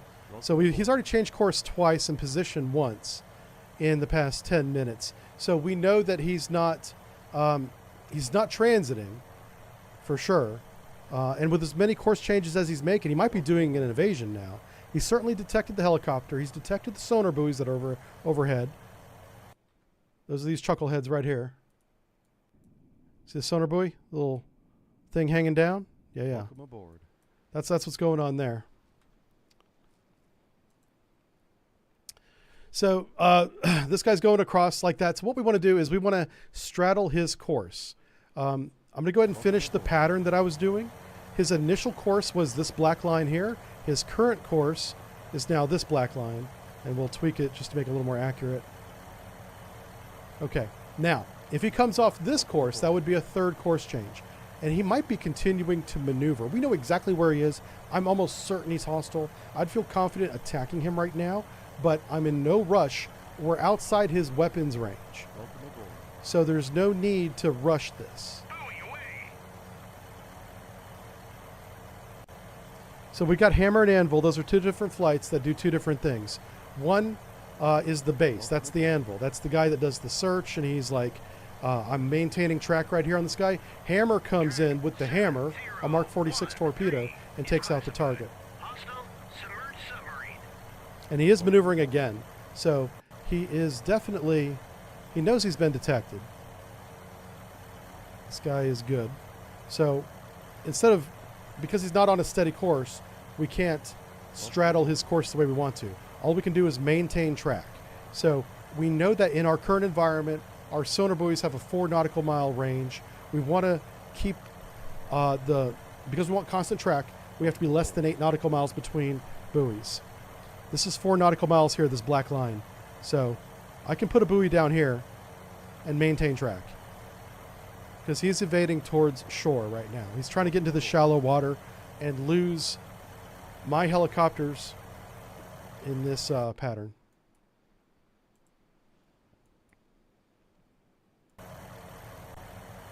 Just like the Bible says, it's this- basically an intergalactic invasion into this Hey, space. Devil Rebel, thank you for the follow. I'm telling you, it's what all the ancients said, it's what they warned of, it's what we're dealing with. They're demons. Demons. Holy cow. Somebody just gifted a bunch of subs on Twitch. Who the heck was that? Thank you for gifting a bunch of subs on YouTube. I really appreciate that.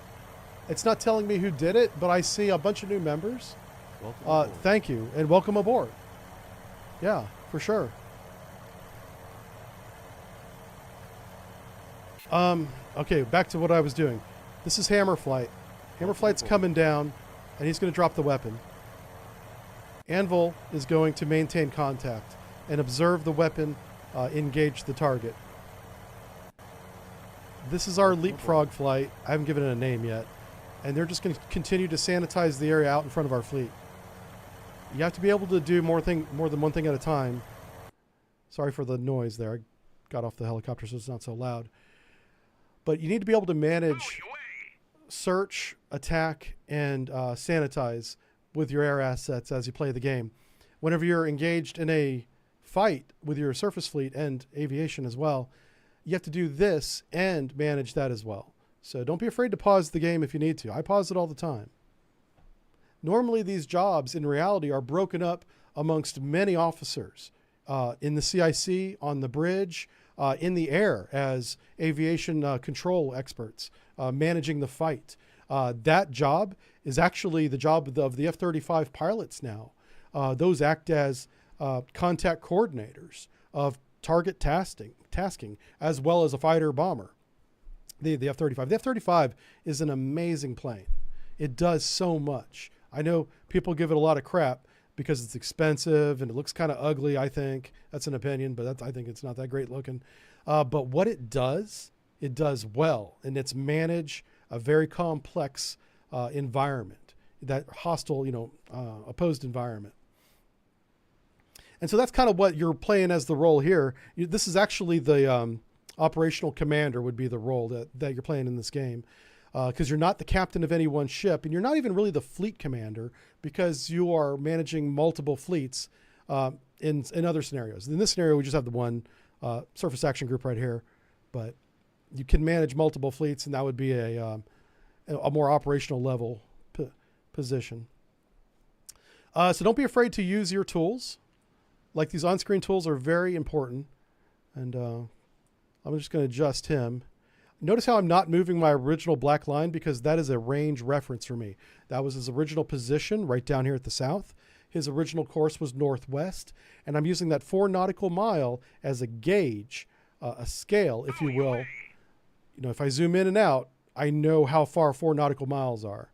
So there's no way he's getting outside of my sonar buoy field at this point. And it's a Victor.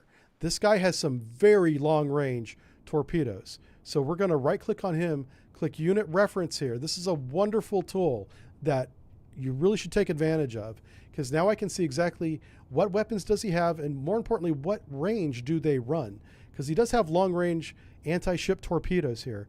This is a 8 nautical mile multi-purpose torpedo, so it can go against submarines. But if he has a waycombing, which this is 10.2 nautical miles, so we don't want to get inside even 11 nautical miles. And then the MG-44, which is, oh my gosh, this is a mine? What is this? Hydroacoustic submarine simulator. Oh, it's a decoy. Yeah. This he could shoot this to make this look like another submarine, which is why we had 2 detections. I bet you he launched a decoy. And it's possible that we're tracking the decoy, not actually him, which is why we left his original position here. So this decoy is running to the south, or he's actually running to the south. What could be happening here is that he was right here where my cursor is. He's running northwest to engage my fleet, which is what I expect him to do. He heard the sonar buoys, he heard the helicopter, he launched a decoy. This decoy is going in the opposite direction of what he's really doing.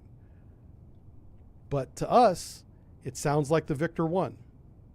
There's 3 Victors, by the way, Victor 1, 2, 3. So this is the older of the Victor variants.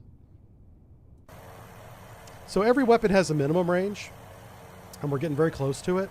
So I'm going to go ahead and tell him now to engage with a salvo of 2 this Victor. This will take at least 2 torpedoes to sink in. I'm also going to move... Oh, I don't need to move it. This circle is 10.2 nautical miles, which is the maximum range of his waycoming torpedo.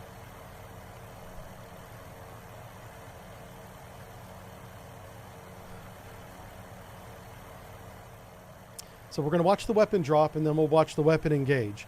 We'll observe his evasion. We'll see how the weapons react to that. And I want to see if he'll do a better evasion than the Romeo did. The Romeo did a panic evasion, which very rarely works out for you. I'll point out what he's doing right and what he's doing wrong if he does something wrong. And some of the lessons you can take from this is whenever you're on the receiving end of a ASW attack, you'll learn how to save your submarine. There it goes. He should launch 2. There it is. Roger, Let's switch to the weapon. Okay, he's RTB. I need to... So Hammer's going home. I want to get another Hammer flight out here. There he is. Okay, he's still doing that. So Anvil's going to become Hammer if necessary.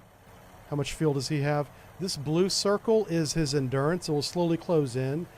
Once that circle gets to his position, he has to return to base. So we know we got about 20 minutes of fuel roughly. Let's watch the weapon. One weapon's already gone off on a noisemaker. Look how shallow the water is. This is a very good invasion environment. This is confusing the hell out of the torpedo active sonar right now. And it's already worked against one. So we have 2 weapons. One's going after a noisemaker. One's going after the submarine. And he just launched a second noisemaker. Let me get out off of that. He's trying to avoid. Are we looking in the right direction? We are. Okay, our torpedo is right here above my head. Still tracking. He recognizes that the second noisemaker did not work. He's continuing evasion. Oh, he can't make up his mind. Okay, indecision will not end well. He's going to run aground if he's not careful. Hit track 701. Oh, I love how the shockwave went against the surface of the water. That was pretty awesome. Okay, all right, he's having a bad time. He can still maneuver. He may have to repair his engines. Whoops, oh, sorry. Yeah, so temporarily he's dead in the water. I would not be surprised if he recovers from this. This is very shallow, low pressure, relatively speaking. Any flooding he has is probably not catastrophic. It's really up to the crew at this point. Now, we have a second asset overhead. This is why you always search in 2s. I'm trying to pull my there it is. Buoy away. Here comes another Mark 46 torpedo. Who launched that one? Oh, this guy, this is reattack. Oh my God, this is so good. This torpedo recognized that it went against a decoy. And then it did a search pattern, and it reacquired the submarine. And now that he's damaged, he can't evade. He should drop a noisemaker and emergency blow. If you have that option, do it. It will work. But then you'll be on the surface. At least you can get off if you're on the surface. Hit track 701. All right, so he's trying to get to the surface. That's smart.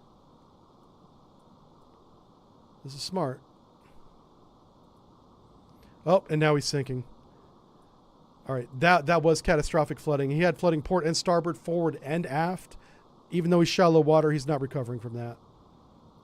This is a very survivable situation for the crew, though. These guys will be fine. The Victor actually has an escape pod, so that's not going to be an issue. Should be right there. Or no, it's right there. You can see it. Okay, I'm trying to show it to you. You see this line that comes down, this vertical line? Huh. Oh, man, am I making that up? Let's go to the Book of Jane. While we watch the submarine think about what he did wrong in life, we will pull out my book. Let me tell you a story about a girl named Jane. She knew a lot about ships. She's a pain in the ass. Here we go. Story time with Jeff Turkey. Russia, Soviet Union. MNOPQRS for Soviet. This is back during the Cold War days. Okay, so no, they must call them Russia. PQRS. PQRS. Can't be Russia either. So it's got to be Soviet, right? If it's not Soviet, it's got to be Russia. Spain. South Africa. Somalia. Saudi Arabia. So it's not Soviet. Where the hell is it? What am I missing? There's China. China. I'm trying to remember if there's an escape pod on the Victor 1. I'm pretty sure there is, but man, I don't see it on that model.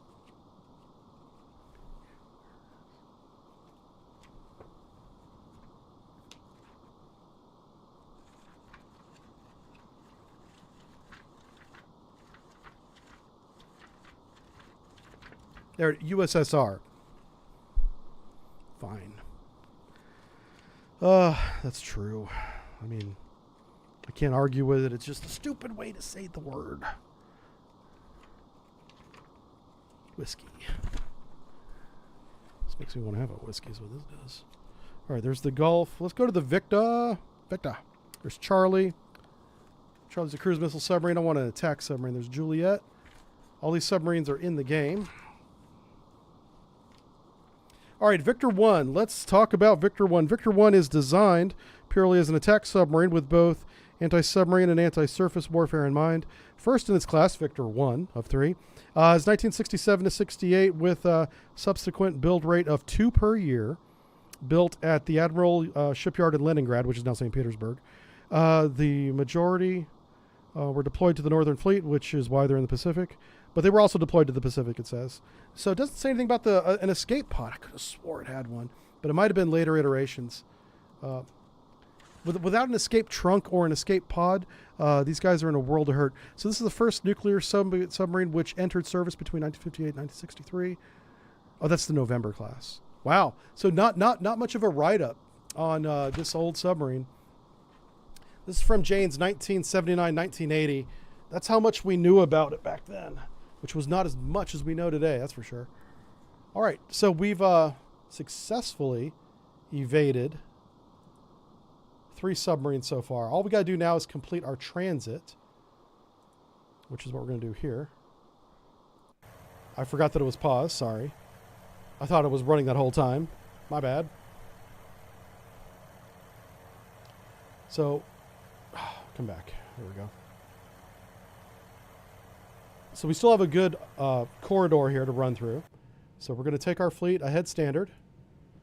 So we're going to say navigate ahead full. Head full. Ahead full. We're not doing a cylinder search anymore. We're going to come here, and then we're going to come here. Turn to course. 1. Okay, let's try that again. How am I? I don't know if I gave the order to the fleet or that one ship. So we're going to reset. Turn to course. There we go. 090. There we How go. am I? So we do need to sanitize the rest of our path. We expected 3 submarines. We sank 3 submarines. There might be a surprise 4th. Do not assume the intel briefing is ever correct, because I've been screwed on that so many times. Let me tell you a story. Let's get another air asset up, and I'm going to tell you a story about how I got screwed as a sonarman on patrol off the coast of a country that didn't know that we were there. And we almost got busted because Intel was very wrong. Which is why you never hang your hat on it. Intel's great to have, but it's not the gospel. Although, I know some analysts will tell you it is. It is not.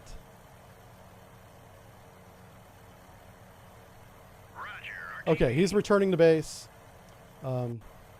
He's finishing his buoy field. Let's continue the buoy field.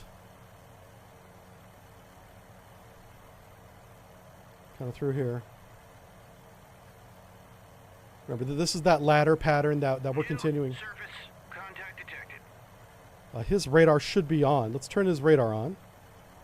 Surface search on. Okay, and then we're going to be able to compress some time here.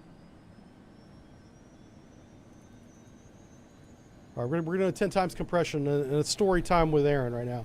So we're going on deployment. And going on deployment is very different than just going underway. Oh, come on. Let me grab it. Jesus. Roger. Turn 1-1.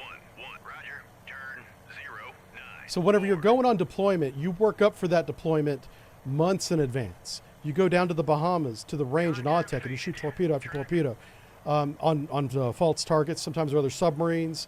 You practice evasion down there. You get all your tactical, practice in and qualifications in too. There's a great point in time for qualifications.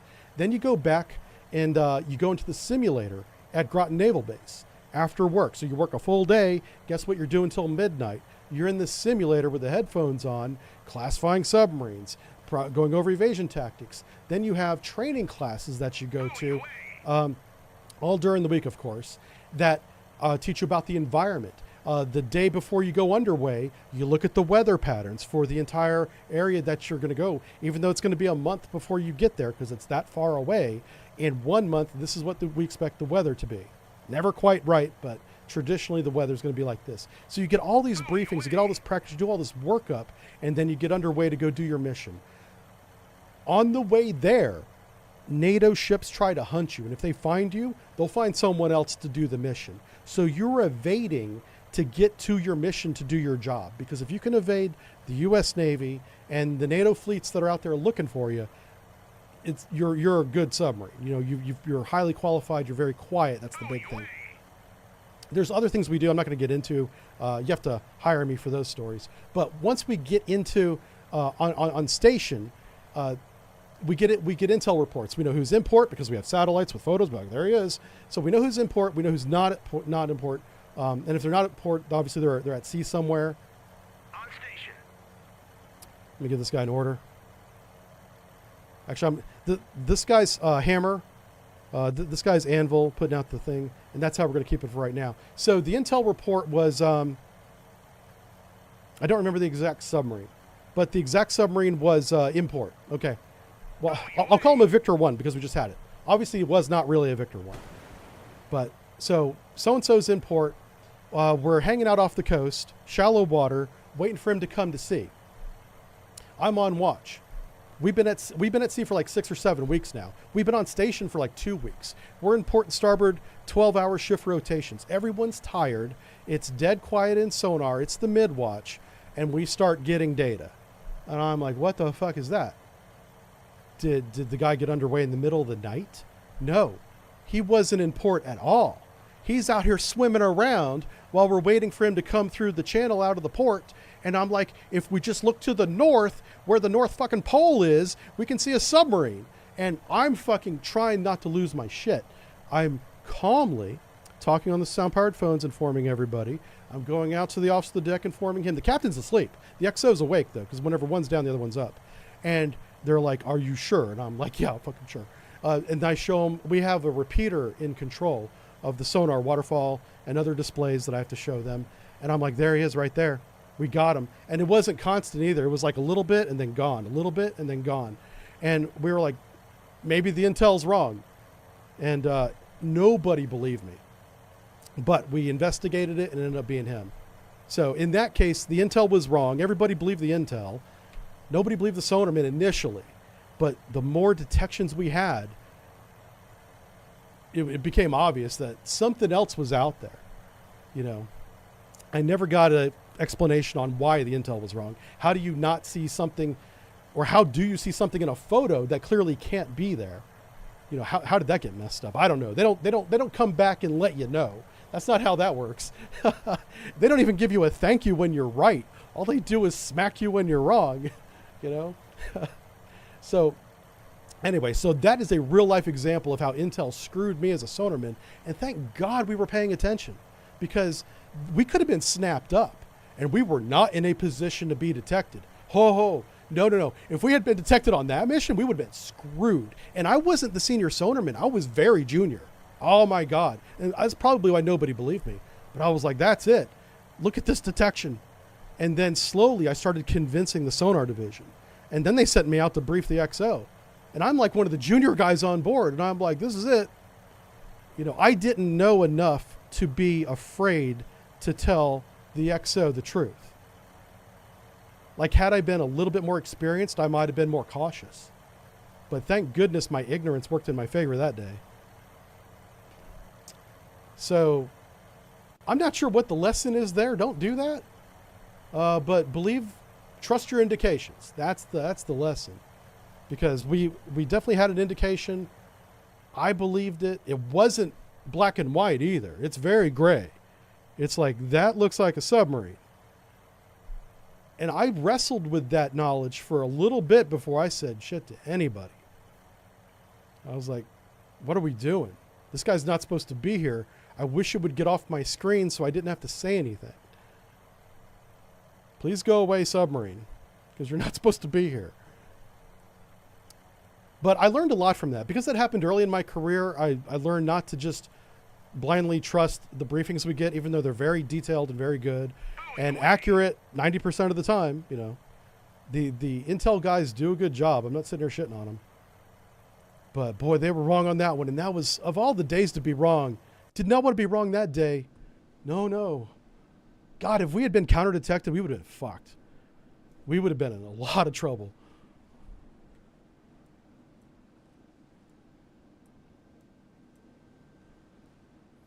So our air defense destroyer still has rotate and radiate. He's right here. He's the only guy that has any kind of radars up.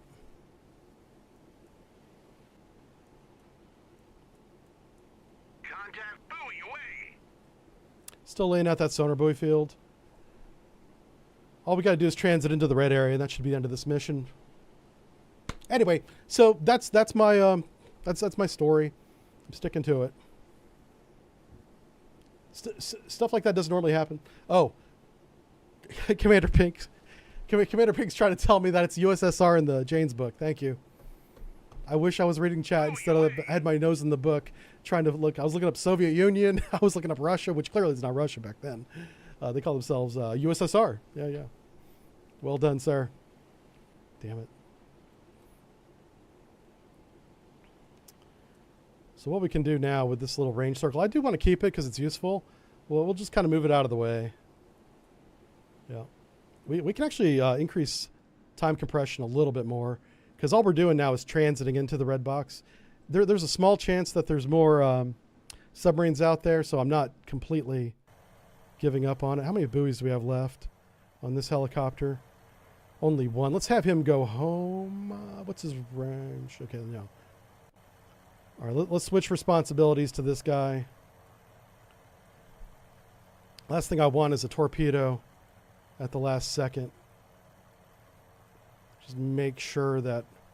Actually, let's sanitize the area we're going into as well. Yeah. I mean, if we're going to go in this box, let's make sure that it's not full of submarines.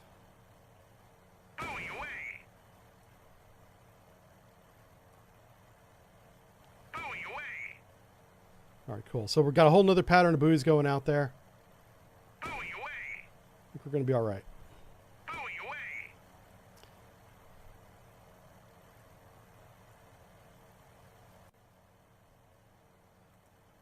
Try and grab this guy so we can go home. RTB, my friend. Roger, RTB. New surface contact detected. Oh, what's this? Very large, huh?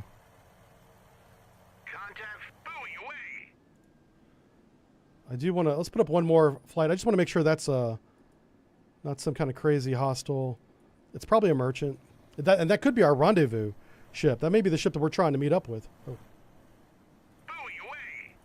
All right, let's give this guy orders. Come on, where's it at? Oh, I'm going to do a visual search and actually, let's put up his radar. Surface search on. But we'll visually confirm that that's the guy we're meeting up with. Probably a supply ship. What happens if they detect you? So here's one: we probably just run away, honestly. But if for whatever reason we can't get away, all the people will know. Let's go worst case scenario. We're in hostile waters, literally. We get counter detected by the Russians, USSR, because it was still Soviet Union back then. They would definitely record us sonar wise, which would mean nothing on news media. It would mean everything to the Kremlin, but they could put that up on the news media. It wouldn't mean anything. But they would claim that they got us an American submarine in Russian waters. Then their president would accuse our president of doing that, and it would be true. The UN would have accusations thrown back and forth. So it would turn into a lot of political fallout. And the knock-on effect of being detected like that would mean that the guy coming up behind us, the next patrol, is going to have a very hard time and likely get his mission canceled. So all that work they're doing for like 6 months to a year, going to AUTEC, doing the after working hours training in the trainer, going to the briefings over and over again about who you're going to run into, what's the weather going to be like, all that, you still do it, and then you don't get to go on your mission because the guy that's on their mission just got counter detected, like the Baton Rouge did when it hit a fucking delta right before we deployed. I'm still mad about that. I have not forgiven them for that. We were working our ass off. So that's some of the knock-on effects of what happens whenever you get detected. Buoy away. And they'll hound you too. Like they'll chase your ass out of the Barents, into the Norwegian Sea, through the Gap, into the North Atlantic until they finally lose you or they lose interest. And all of that will be recorded and on news media. Yeah. So what we're doing here is we're bringing this guy into visual range. Let's go down to 200 feet. Roger. Go to altitude 2. And we're going to do a flyby on this guy. I think he's friendly, but we're going to verify.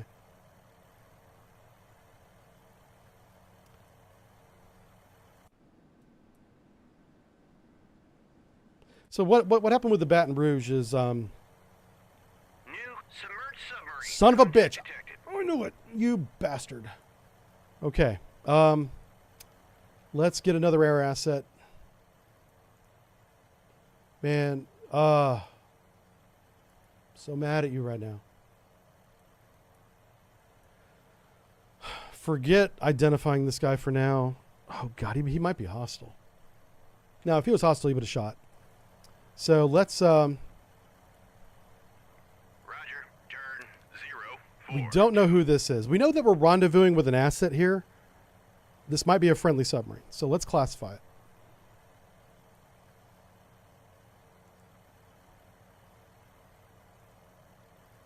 Straddle his course. Get his range. That's what that is. Let's take our fleet and slow it down. We're going to do a sonar search. Sonar search is best done at 1/3. So change speed, head 1/3. Head 1/3. Also, just for general practice, you don't want to be pointing your target that you're looking for. So take the direction of your target, in this case south, southeast, and go perpendicular to it. So what we're going to do is we're going to take the fleet, slow it down, and drive it east. This gives the towed array the best chance of detection. And we're not going to attack this guy right away. This might be a friendly submarine. We did not expect a fourth, but this is why intel is wrong.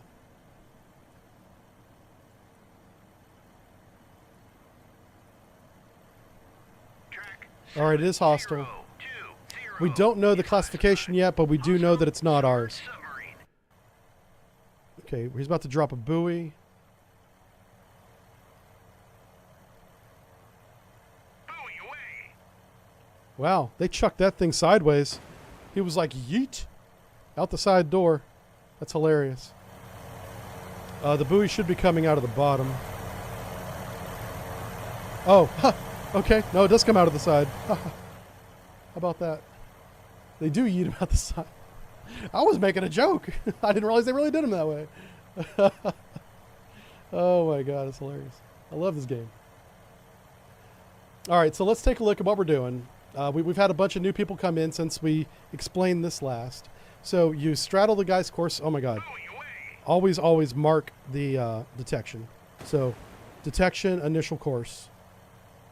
And then I'll make this 4 nautical miles to say stay consistent. Fuck you. Let's try that again.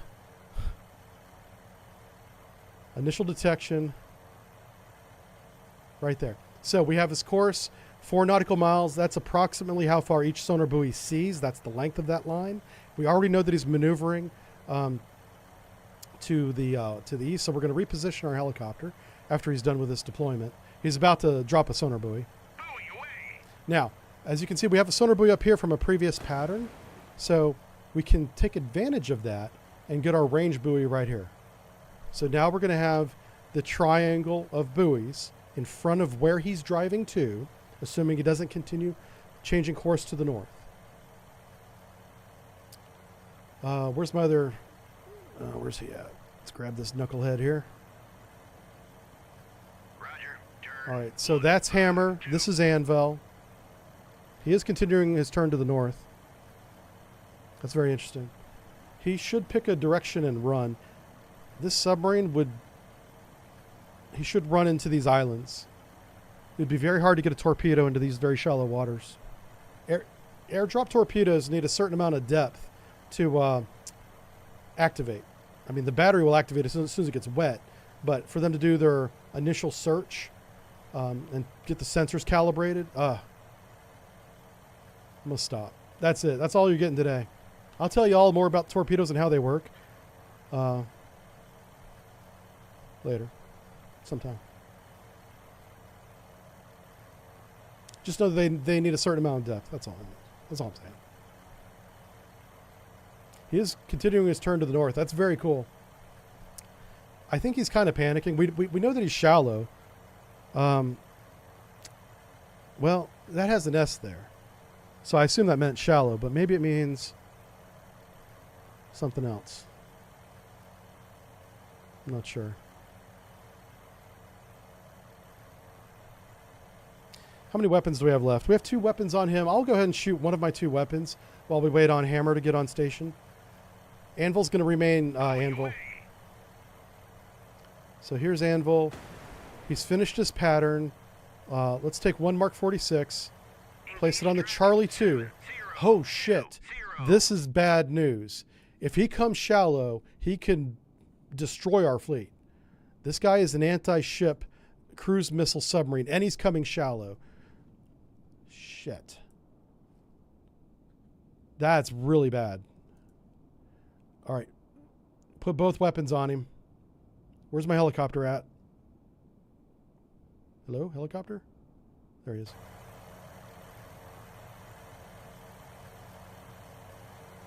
Okay. He's already doing one attack. I'll wait for one attack to start. When he begins his evasion, I'll drop the second weapon on him. He's not getting outside my sonar buoy field, but he might get a shot off on our fleet.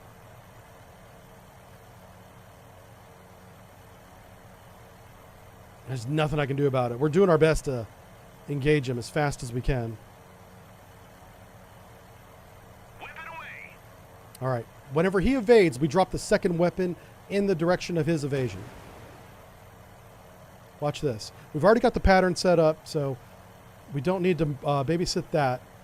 Oh, fuck you. Okay. I accidentally double-clicked, and I was hoping that nothing happened. Okay. So he did drop a noisemaker. Let's reposition to the north. Turn 3, 1. Where's my other helicopter at? Okay, he's coming. He's coming.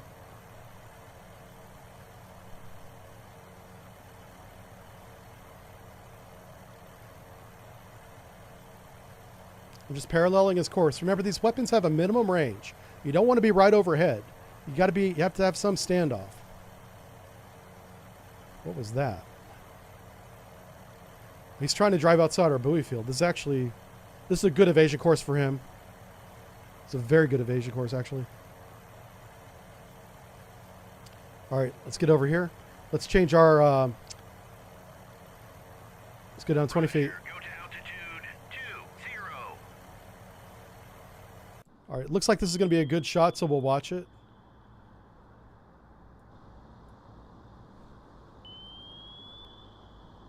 Oh, something just happened. Why did he turn away? Oh, that's weird. That decoyed the submarine or the torpedo. So watch this. This is called reattack. Station.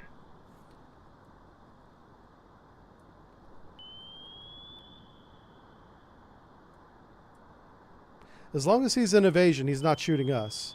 This is good. This torpedo should go into reattack. He's going to investigate the decoy that he got spoofed on. Awesome. Okay, this is reattack here. Sometimes they'll drive through the decoy. He didn't. He also didn't see the submarine that's like 500 yards to his left. Okay. Multiple hostile submerged submarine. Contacts detected. What the fuck? Oh, wow.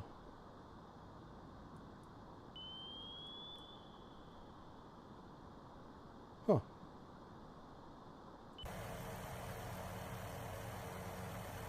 Engaging track 70. So we got out in front of him. Here comes our other. Let's go ahead and get another asset in the air. 'Cause this guy's really good.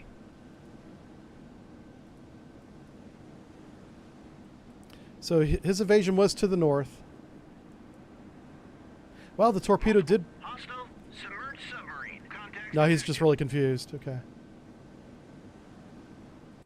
So what I'm doing is I'm trying to push him back south again towards our other torpedo.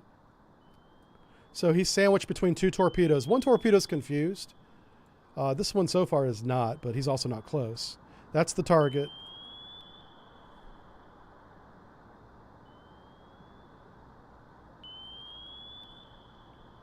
This is a very good submarine, Captain. Also lucky, but that's part of warfare, right?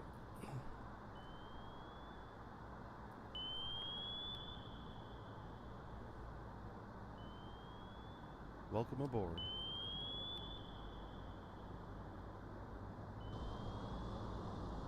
He got decoyed, but he was so close it didn't matter. 20. Now this is an interesting time. If he goes to the surface, he could attack us. That's called a tandem forward propeller, by the way. It's literally two four-bladed propellers. They welded together. It's so dumb, but very cheap. Also, very unique sonar signature. Gives it away every time. They don't use them anymore, so I could talk about it. You want to have a propeller on a discount? Well, two merchant propellers together. Call it an 8-blade. But it was actually a tandem 4. All right, so if he comes to the surface, I'm just going to shoot him with a missile. But we do need to regenerate our sonar buoy field. He's got so many countermeasures in the water, it's crazy. He's circling back around again. That's okay. He's actually driving back into our sonar buoy field. There's a small chance this torpedo sees him on this pass, so let's watch this. What it is ambient noise is so high right now with all the countermeasures, this torpedo can't see anything. So it's just going to do circles. If the Charlie gets close... Hostile submerged submarine. Contacts detected. What that call out is, it's a false target on the decoys he's launching. He's got... I'm surprised he's still doing so well. He's clearly damaged, but he's able to maneuver in speed and direction.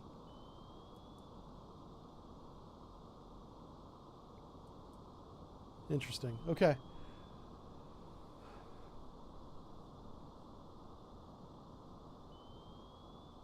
Yeah, I mean, because he has a cruise... Stage complete. Good with that. Multiple hostile submerged submarine. That's another Contacts decoy. detected. He's still freaking out because the Mark 46 torpedoes to his southwest.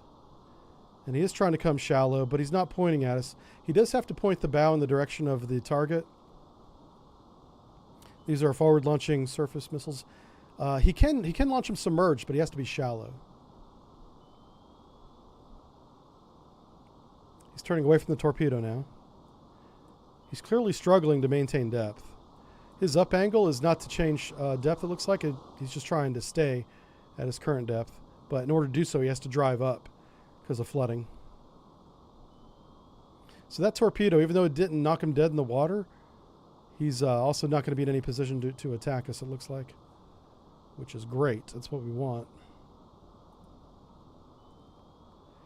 Come on, helicopter. We really want to drop the torpedo in front of him. You don't want to drive the torpedo through this noise field. So, okay, the first Mark 46. Oh, he's still out there.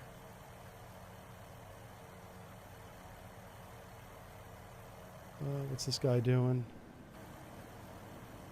All right, let's get the second helicopter on station. 146. Because he turned around and back into our sonar buoy field is how we're maintaining track on him. Once I get a weapon in the water, I'll refresh the buoy to the north. The first buoy we're going to lose due to battery dying is this one right here, 1080. So we'll replace him first. Looks like this torpedo did reacquire. That's amazing. I don't believe it for a second that it's going to hit it, but we'll see what happens.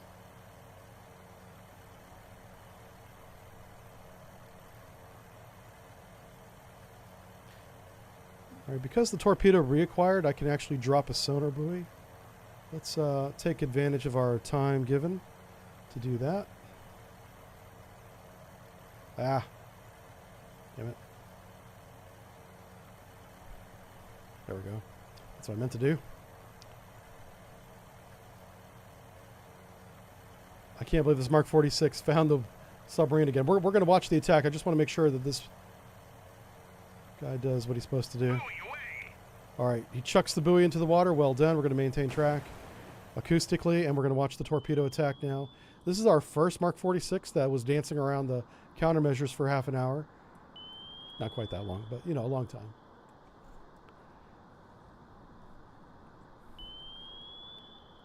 Oh, he got spoofed again. That's interesting. I wonder what he did. I didn't see a countermeasure get launched.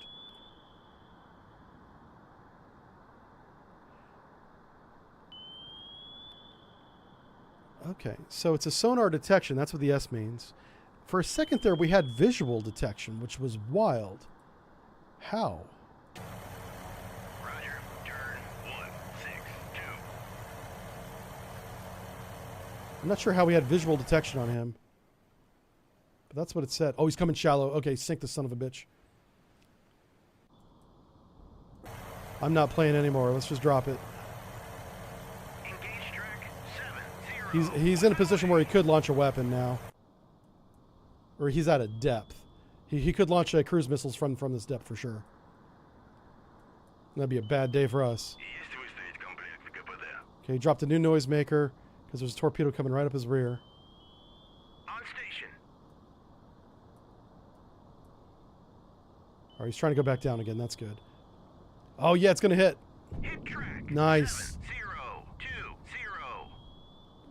I'm surprised he's not blown his main ballast tanks. After 2 hits, he should. There's a third weapon coming in from the right.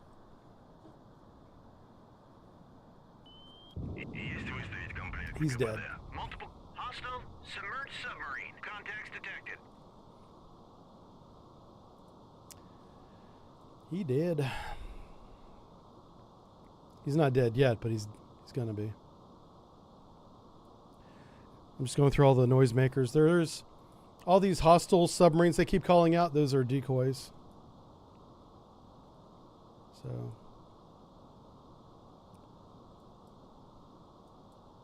where's my other helicopter? There he is. I'm going to have this helicopter do the flyby on this contact. I just want to verify that this guy is friendly, or at least not hostile.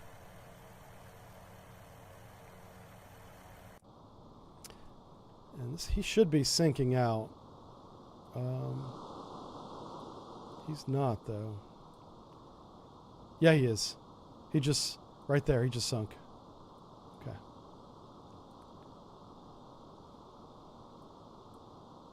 So we got us a 4th submarine. Well done. Let's sanitize this area again. We have a bunch of sonar buoys. Let's use them. Taxpayers paid for them. We got to use them, boys. This is way more than we need, but I just want to be sure. Contact faded. Track. We can also begin maneuvering back into the... Let's take our fleet down here. Tell our fleet to go ahead full. Ahead full. Cool beans. Maneuvering eye.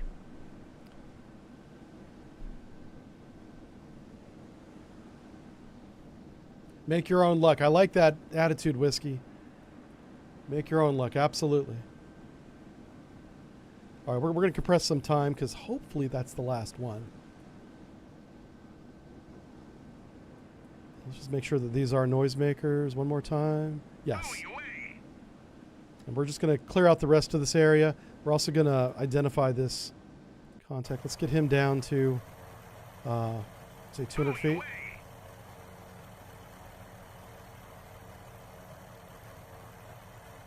Watch it be hostile. It'd be hilarious. Track 7019 is classified. Neutral merchant.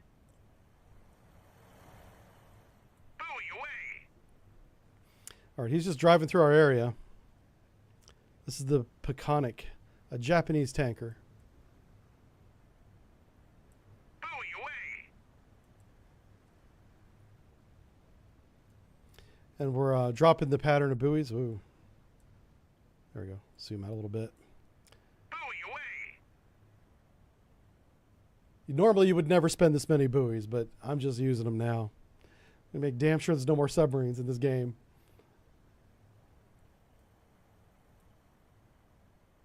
Buoy away. It looks like a North Korean tanker? No. It's Japanese, my friend. Buoy away. I wonder if he'll give us a unit reference. It says super tanker, flag of Japan, right there, right, Straits of Hormuz. Yeah. He gives us the flag, but doesn't tell us exactly what nation it is, but you can just tell by the flag, I guess. The meatball. And we should get a mission complete message here in just a second. Welcome aboard. Elfer. Thanks for the follow. Was that this whistle when you were watching the enemy submarine is a real thing? The story I told about the intel being wrong was a real story, yeah. It was just kind of coincidence that the same thing happened in this game as I was telling that story, which, Providence, I don't know. How many subs in this game were I on? I was only on 2 types of submarines. I was on the 688 and I was on the Ohio in my Navy career. So.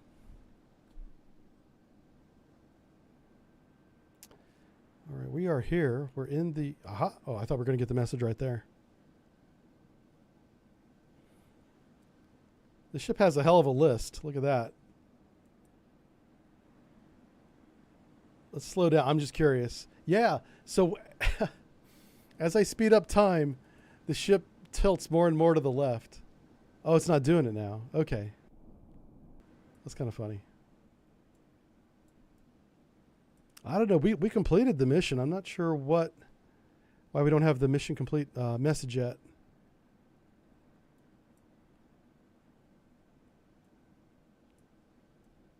I mean, I could get close to the ship, I suppose. There's the ship right there, but we're not supposed to meet him. We're just supposed to go to the port, which I guess the port is right outside this area. Do you think there's another submarine? Wait, what? That would be hilarious. Also, a dick move by the guy that made this scenario. Yeah, let's do it. I'm just curious. Is there another submarine out here? Because if there is, I'll actually be upset about that. All right, let's tell you to all stop. On station. Well, you never stop the fleet, but tell it to slow down. Go to head 1/3. Ahead 1/3. Maneuvering aye. Also going to give it a course. Turn to course. 1, Yeah. 5, 2. Go there, but go there very slowly. Ahead 1/3. Maneuvering aye. Yeah, there's one way to find out if there's another submarine in the area. Let's just light off our medium frequency active sonar for the fleet. Transmit active sonar. Sonar aye. Hello, sensors. Transmit active sonar. Sonar I aye. just tell everybody to light off their sonar systems. Transmit active sonar. Sonar aye. Air search on. Radar aye. Oh, wow. Oh, that's the guy that doesn't want to go home. He's just hanging out right there. So we sank a Tango, a Romeo, a Victor, and a Charlie. Charlie 2, actually. Charlie 2 is pretty scary because they can shoot you with cruise missiles. We'll have this guy RTB. Roger, RTB. I was thinking that maybe we're not getting the victory message yet because we haven't done everything. But we've done everything the mission told us to do, which was transit right here. Huh. I'll tell you what, let's compress time for another in-game hour and see if Contact faded. Track buoy away. welcome aboard. Buoy Huh. away.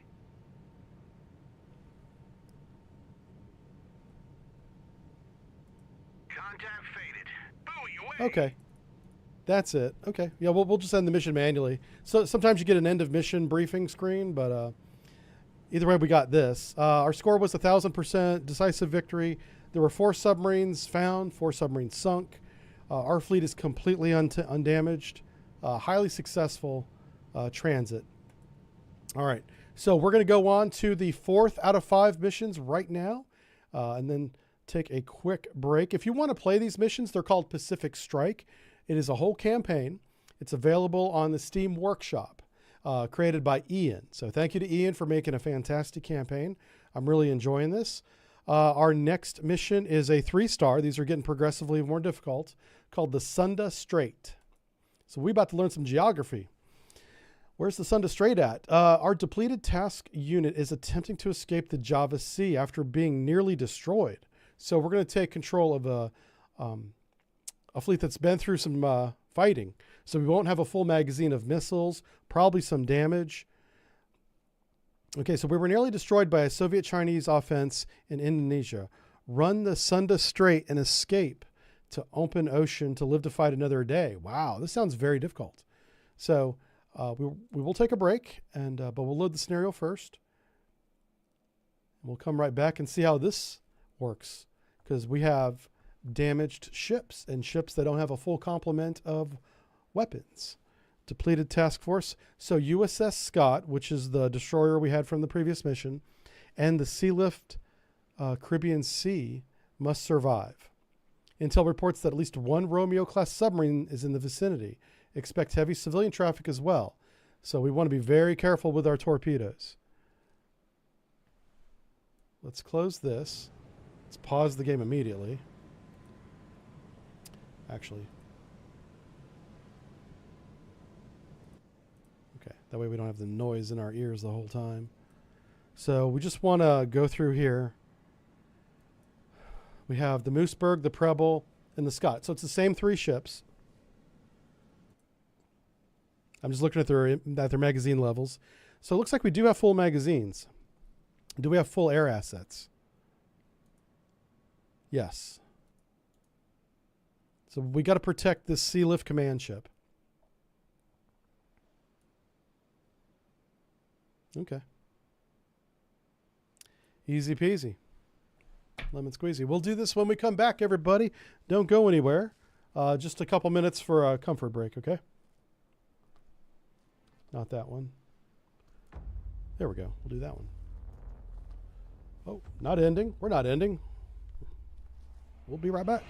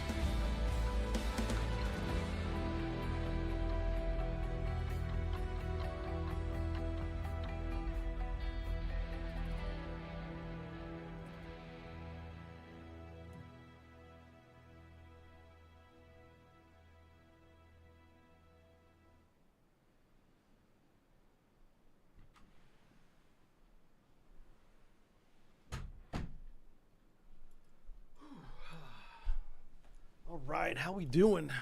Are we good? Are we happy? Everybody happy? Oh, the music's off. Sorry, that was a short song. But I'm back, so it don't matter. Thanks for hanging out with me on a Wednesday, by the way. Appreciate it. All right, let's get back in the game. We're good. You're good. I'm good. You're good. You're looking good. Not as good as I look. All right, let's see if we can keep this thing alive.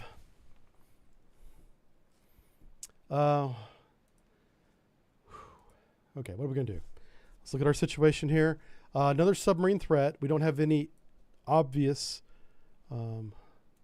missile threats. So let's go to here. Let's give him... I never like giving orders at a pause menu. New surface contact detected. Down 20 feet. Roger. Go to altitude 20. I need some scale. All right, so that is 4 nautical miles right there. Just to give me an idea of how far we're going with each one of these.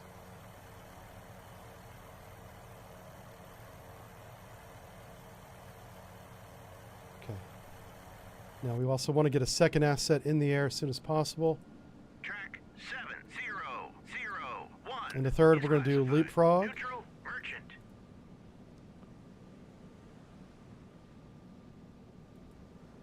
It bugs me that I can't remember the name of that tactic. God. I'm getting old, man. It's so bad. I've forgotten so much.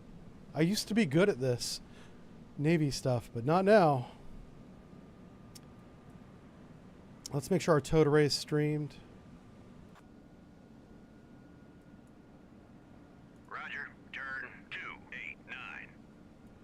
Okay. Sensors. Towed array is streamed below the layer, as is the towed decoy. Why are we going so fast? What? Oh, we are running. We could be running into trouble, but I'm going to keep the speed 20 knots because apparently we're running from somebody, which means there's probably somebody behind us. Buoy away. I'll tell you what. Let's take you. Let's turn on your Surface search on. surface search radar. Aha! There they are. Motherfuckers. Surface contacts detected. They were coming to get us. They were. Okay, pause this. So, oh, sorry. So loud. Pause. So, how do you know if these are hostile? Well, they're working together. They're in a fleet. That doesn't make them hostile. Could be a fishing fleet. Fishing fleets do 5 knots, roughly. A transiting ship that's civilian will be 15 knots. Since we have radar, we should have his exact speed, and it's 37 knots. There isn't a civilian ship in the world outside of a pleasure craft that is doing 37 knots. You got 3 of them going all the same direction. These people are looking for trouble, and they're going to find it. I'm not ready to shoot him yet, though, because there are a lot of civilians in the area. All right, so I'm going to unpause the game. I'm not going to shoot him yet. We got to slow down. We got to slow down. We're driving 20 knots into unknown, and that's not good. I'm going to go ahead 2/3, which is still 10 knots. Ahead 2/3. We're going to cut our speed in half. This is going to buy us time to classify these guys. Man, we're already in missile range. If they have missiles, we are cooked. Which means I've got to get our missile defense? Yeah, I've got to get his radars on. We might be, well, we don't have any radar detection from that direction. Roger. Turn 260. These guys are not transmitting radar, which means they're not launching weapons.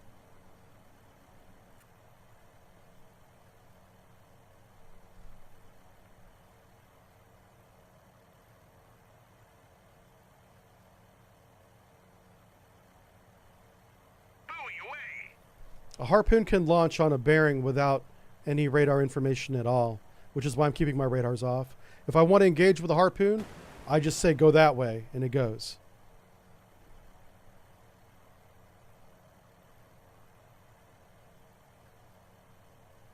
I'm convinced these are hostile, but I just got to be Welcome sure. aboard. We might lose this helicopter because of this decision, but that's the risk, right? I might lose this guy to hostile fire. Like they're right there, but for some reason, hostile. Yes. Pause. Now we got radar. Now we got problems. Okay. Oh shit. Apparently it's an air search radar.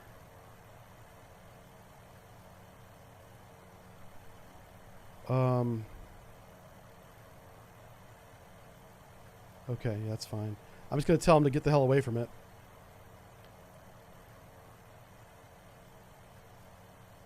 Come on, man. Okay, you, Mooseburger, engage one harpoon, which is a RGM-84. Engage track 7. Bulldog away. Track. Got him. Track 7005. Track. All right, I'm going to put him weapons free. 704 is classified. Hostile warship. Yep.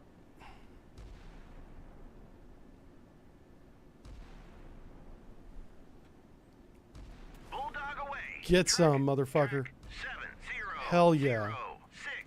Track 7006 is classified. Bulldog away. Track 7004.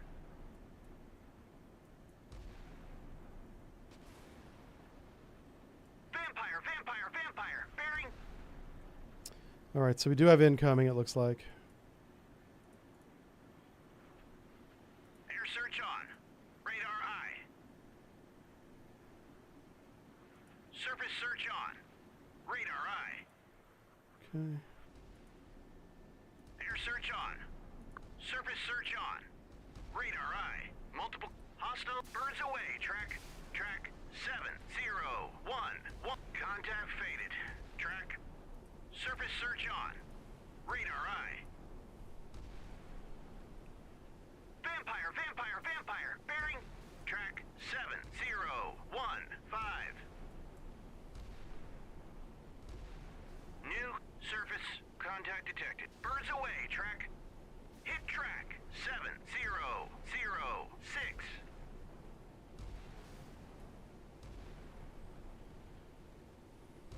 Birds away. Track 701. That missile's getting awfully damn close. Shit.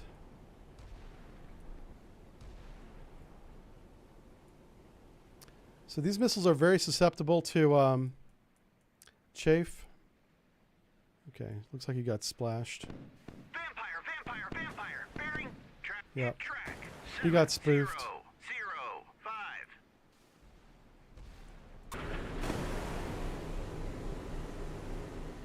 So there is a missile right there. Birds away. Track 7014. He's still he's engaging us with his guns. That's amazing. Oh shit.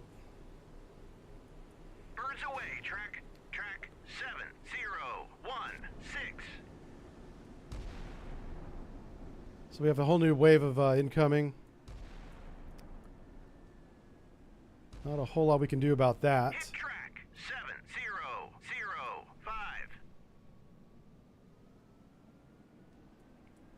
So there's a small issue with this scenario, but I'm gonna let it go. It's not a big deal. But they started us off inside their weapons range and was immediately fired upon, which caused us to give our location away to defend ourselves. Vampire. Bearing. But it does make it exciting. Birds away. Track That was a good hit. 7017. This is the Scott, man. He's putting some work in here. On state. Birds away. Track Keep shooting those missiles. Yeah, don't stop shooting them. 704.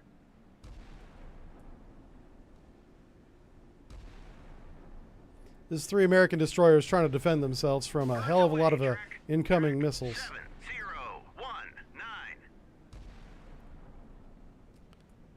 Oh, there's another wave too. My God.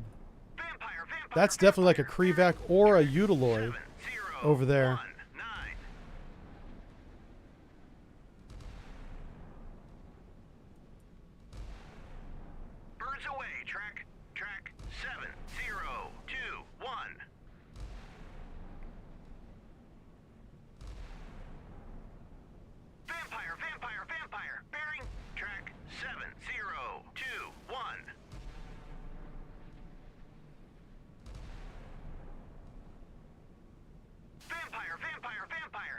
What are the classification of these missiles? SSN-3. 2. New surface contact detected.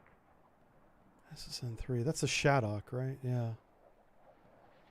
That's a significant action group up there. Birds away.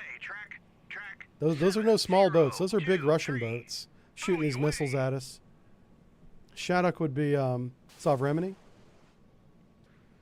Vampire. Bearing. Birds away. Track 7, 0, 2, 3. Vampire. Bearing. This guy's got his radar on. He's making the detections up here. That's how we know about these chuckleheads. Roger. Turn 3, 2, 2. We got to put a sonar buoy out in front of us, so let's keep that search going.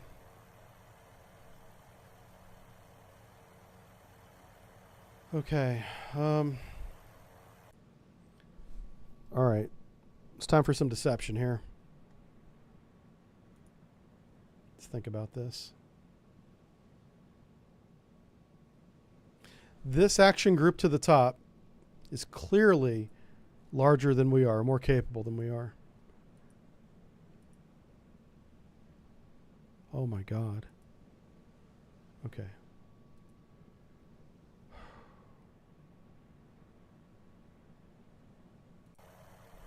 Tell you what. I have an idea.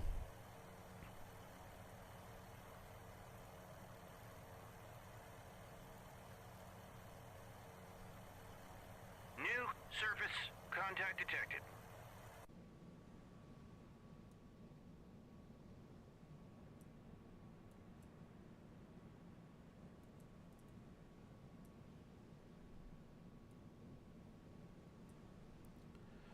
Okay, we're going to do that. We're also going to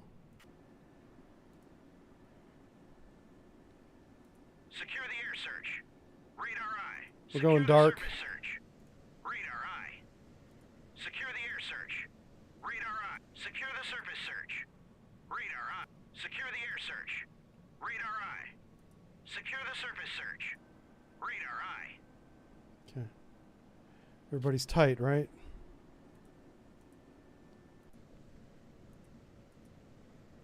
If there's more incoming missiles, the helicopters will detect it. So we're going to reposition to the north. I'm not... He expects us, this fleet expects us to come to this position. We're not going to do that.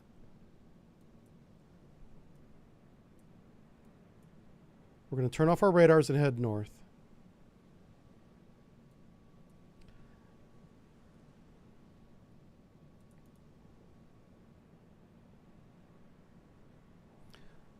Let's go ahead full.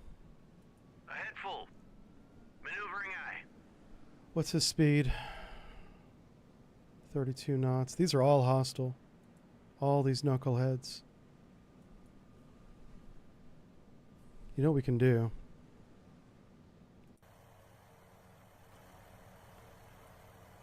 Roger. Turn 228. There's a couple things I can do here. So what I want to do is I want to grab a circle. 40 nautical miles. Yeah, let's do 40. 40 nautical miles. Oh my God. Okay, our helicopters are already within missile range of these knuckleheads. We could lose these helicopters at any moment. Holy cow. Yeah, I mean, talk about starting off in a bad position. This is nuts.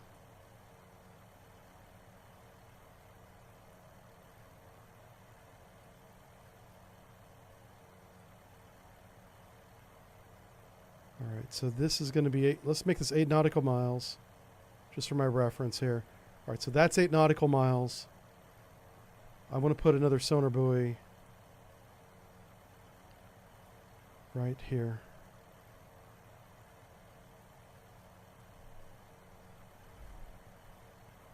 And he needs to be down at 20 feet. Roger. Go to altitude 20. There's a small chance that we lose this helicopter, but I'll be able to maintain track on this fleet. Might even get a classification, which would be nice.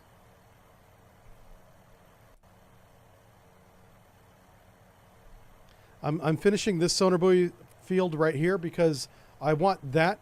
I want to know if there's any submarines in there. We know there's at least one Romeo in the area. Contact faded. Track. Oh shit. Are we running into each other? What's happening?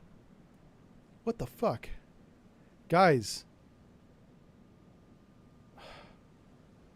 Alright, I'm gonna start firing people.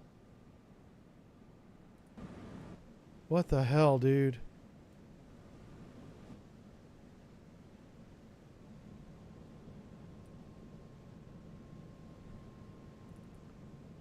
Jeez Louise. Why are you going that way? Alright, you're in charge of the fleet. He's maintaining speed. This is good. Everybody needs to get in position behind this guy.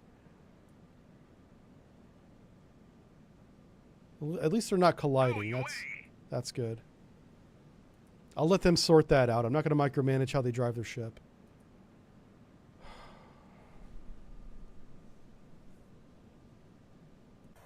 So we're making sure the Romeo's not there. We're also checking this area to the north, and we're going to go around this little island. Once they get themselves sorted, I'm going to redo the formation. I just don't want to change the formation when they're so close together. And we're going to get a classification on this fleet for sure. I know it's hostile. I haven't manually designated it hostile because there's a small chance that in this fleet there's some kind of fast. Surface contacts detected. How fast are they going? 2 knots. These are fishing boats. Okay. Buoy away.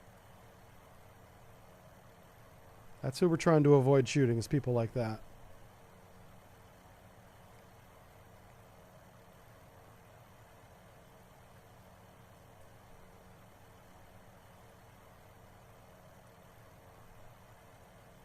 Buoy away. Okay. Doing good. He should be speeding up now. Let's just give him the order again. Navigate, speed, ahead full. Ahead full. Maneuvering eye. Now that Scott is kind of out of the way of everybody else, they should all fall in line. Okay, so his buoy's away. I didn't give him another one, did I? Okay, so you go here. What I'm going to do, I'm going to put a line of buoys right here. Crap, he's being... Oh, no. Shoot.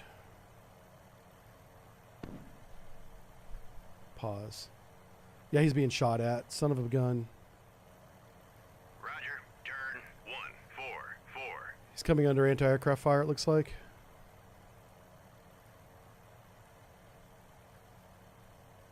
Did they get visual on him? They must have.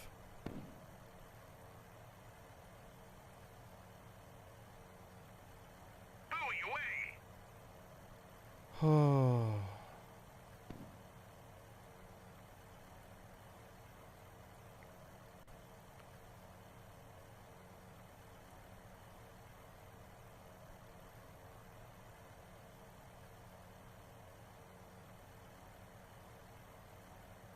Fucking A. Yeah, he just barely outran that Sam.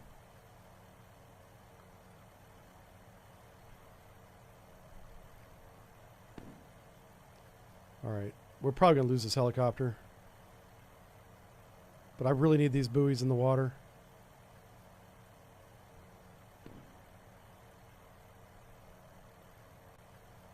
All right, let's bring you back to here. Turn 088. How's our fleet doing? How you guys doing back here? Good Lord, I gave you guys a right rudder and it just screwed everything up, didn't it? Good Lord.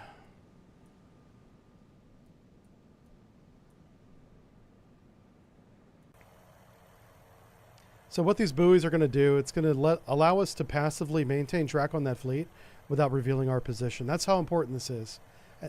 And then I can bring this guy home. What's his altitude? Get down to 20 feet, you Roger. Go madman. to altitude 20. New Are those shore batteries shooting at him? What the hell? 70. Is that Borneo? 7 is It's classified. Singapore. Why is Singapore shooting at us? Contact faded. Track.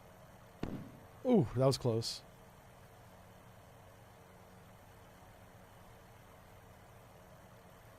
That was close.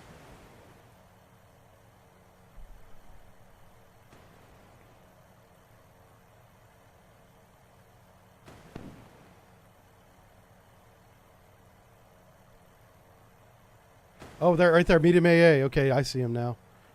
Yep. It's that position there. Okay, so we're going to delete that one. Buoy away. Drop this last buoy and get the hell out of there. We've been hit. Damn it! Ah, he was so close. Contact faded. Track. Rip that crew. Ah, now we lost contact on the fleet. Son of a gun.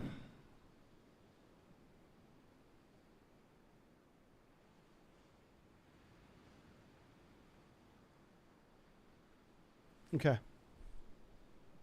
Our plan is still going to work. It just sucks that that happened.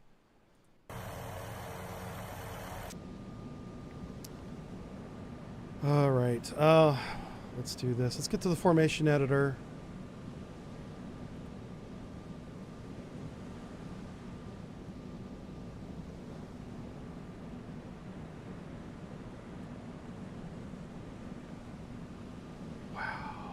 These guys are so out of position, it's not even funny.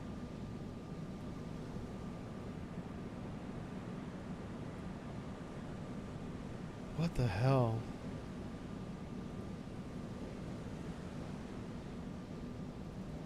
Let me fast forward time a little bit and see if they do a better job of getting in position. Buoy away. You, sir, need to stop that nonsense. Roger. Turn 046. All right, I'm going to put his radar on. Surface search on. On station. All right, so that fleet is continuing that way. Turn it back off again Secure the surface search. and move. Turn 015. Sorry, it's so loud. Contact faded. Track. I just wanted to get an update on where they were. I'll move this down to where they were right here. And I'll make that big so you can see what I did. I just repositioned this 18 nautical mile circle, which is the estimated range of his surface to air minimum. It's probably longer than that, but 18 nautical miles is very likely. Let's keep this reference at 8 miles. Man, there's a lot of units in that choke point.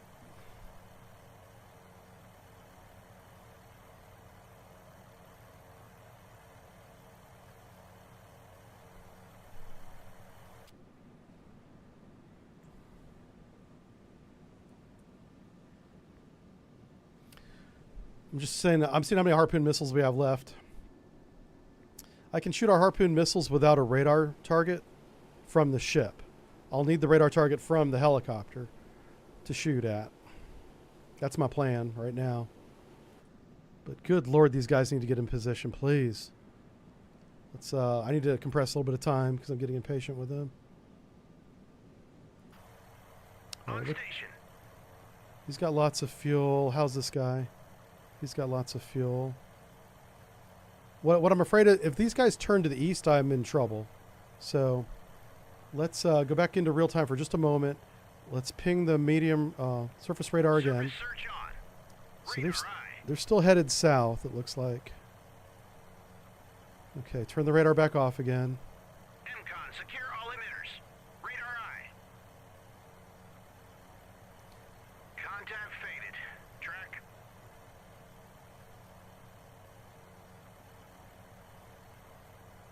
Oh my word. What are you guys On doing? station. I'm really concerned about this fleet.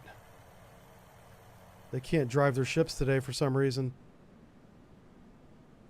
All right, finally they're getting in position. Okay. Holy smokes.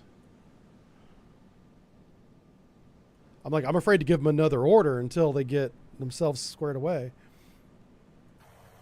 Roger. Turn 339. New submerged submarine. God Contact damn detected. it. All right. Where?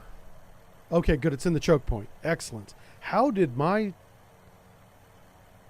I don't know how my sonar buoy detected that, but I'm so glad that it did. What's the range? And he detected him through a mountain, which is hilarious. 10 nautical miles. We have great acoustic conditions in this environment.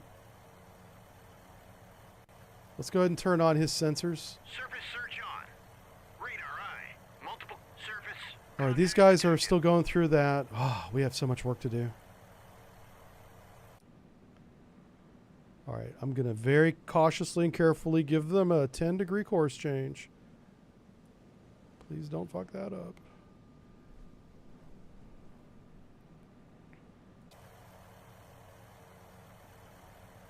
All right, so let's mark that position. This guy's doing a barrier search in the choke point. Is this radar still on? Let's turn that off. MCON, secure all emitters. Radar eye. I wonder who Contact faded. who are we sinking here? Oh, we don't know. Okay. I'm not too excited about doing anything in a hurry. Track 704. I just want to get my I need to get my fleet north. Hostile submerged submarine. Another one. Contact faded. Track Okay, I think it's the same one. I think we just regained the same guy. What's your endurance? Your endurance is good. How many sonar buoys do you have left? 13. Let's go ahead and put another 3 out here. We continue walking them around. This is my radar picket, if you will. We're going to move him a little bit closer, 2, 1. and we're going to turn his sensors on for just a minute. Search on. Radar eye. Are these guys still doing 30 knots? They are. Wow, these guys are hauling ass. You know what? I hope they keep doing 30 knots right out of the scenario, because I don't even want to mess with them. I'll sink the submarine and win the game. That's my plan right now. And we do want to reposition this circle right there. And they are oh geez.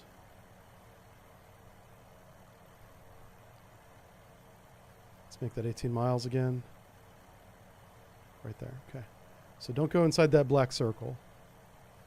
So I'm going to bring him right to the edge and stop.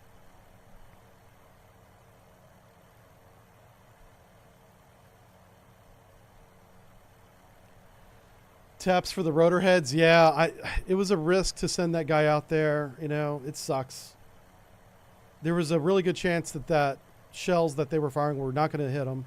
But it's the golden BB, man. It's the one shot that gets you. You know? It sucks. So what I'm going to do, I'm going to slowly rotate this fleet around. We're going to come up behind these chuckleheads. I'd really rather not engage them, because I don't know who is on the other side of this choke point. Like, we do have a large contact down here. It could be a merchant. How fast is this guy going? 7 knots, 100 feet. Okay, diesel electric submarine doing a barrier choke point search. I know exactly what he is. I know exactly how I'm going to sink him. So this is not even a big deal.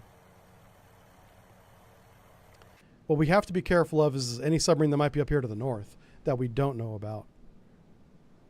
That guy's toast. I just need to get in position to do it. On station. As long as he's got this surface action group right here. This helicopter can visually see this contact. That's how close he is.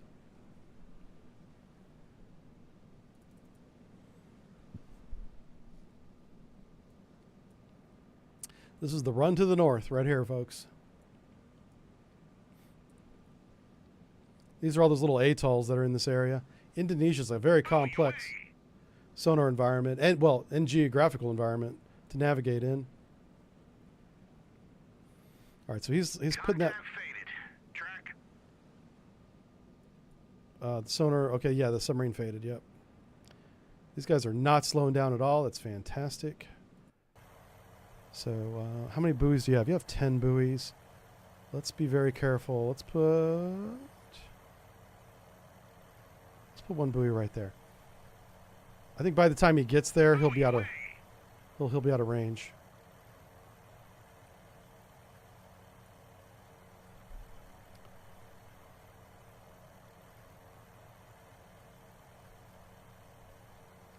Yikes.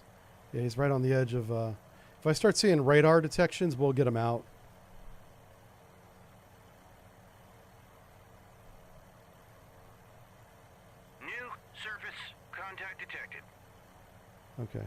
Yeah, we know that that's a... New surface contact detected.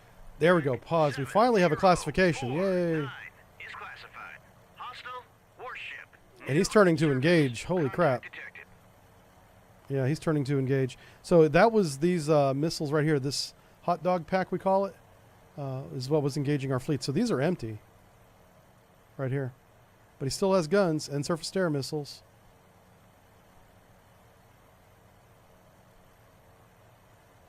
All right, let's get the helicopter back out of range. Roger.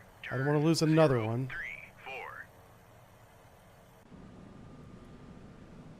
3-4. I'm curious as to what the Kinda.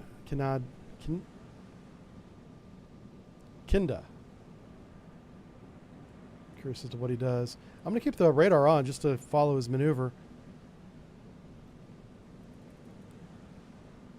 Contact faded. All right, he went back to the south. Okay. He was turning to engage, but then he changed his mind. Let's do... I just want to kind of cut across the top here.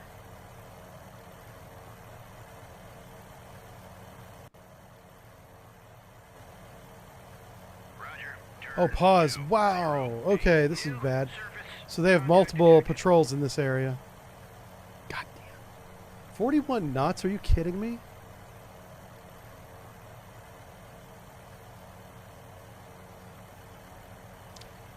I mean, obviously don't do that. Thank God I have the radar on to defend myself.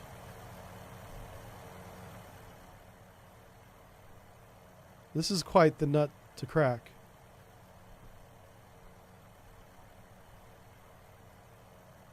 Yeah. Like, what's the big picture? Oh, God. That's Singapore up there, actually. Huh, yeah, so we got to go through this gap. There's no other way around it. All right, let's see what happens here. We're going to watch this helicopter and see if he gets any radar detection. Track 70. Oh, it's an OSA. 3 is classified. These guys are dangerous as hell. What's the range of his surface-to-air missiles? So SS, no. So he's got the gun, which has very limited range. It's like 1.5 kilometers. 7054. Buoy away. Oh, wow. The Kinda is coming back to engage, so get your happy ass Roger. outside. Turn 0. Weapon 3, range. 4.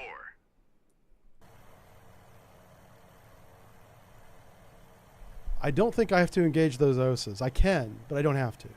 I probably should engage that Kinda, just for the benefit of my helicopter pilots. They're probably a little nervous. Contact detected. Contact faded. Track 70. The OSAs are faster than me, but I think they've expended their weapons. Warship. So here's a cash-in. And he's got the SAN-1. What's the range of the SAN-1? 16 nautical miles. So I can actually reduce that from 18 to 16. What's your range on yours? 16 nautical miles as well. Okay. So I thought it was 18. It's actually only 16. On station. Okay. So black circle is anti-air defense. Keep the helicopters outside the black circle and they'll be fine.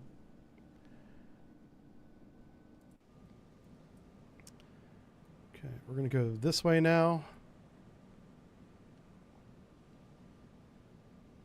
And I want to bring the Preble.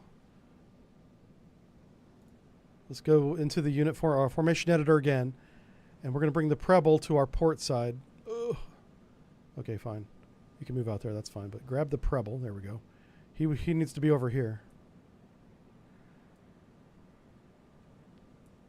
Okay. Let's see how well they execute that order.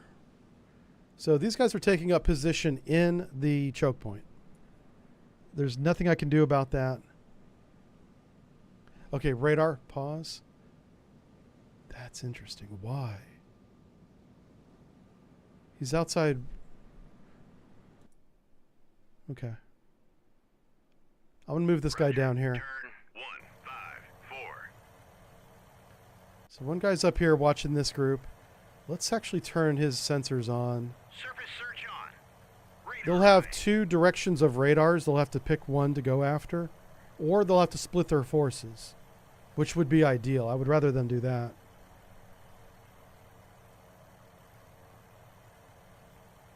But I'm dancing right outside his weapons range.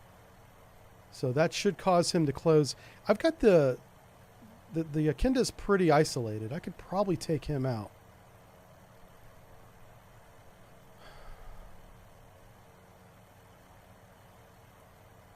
I think that's a good call. I don't see any civilians around him. This merchant is, but the merchant would be outside the weapon cone. So let's go ahead and engage. It's time to punch back. That's what we're going to do.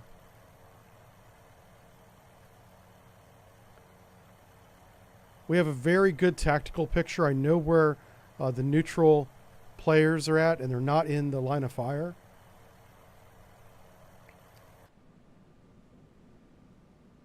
I just got to find the right ship to do it.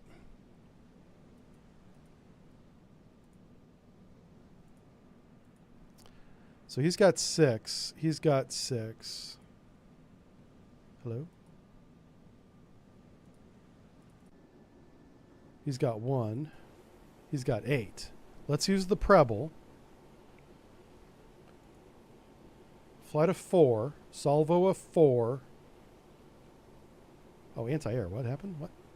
Oh, no, no. Okay, it's fine. Bulldog away. Track, Okay. track 7049.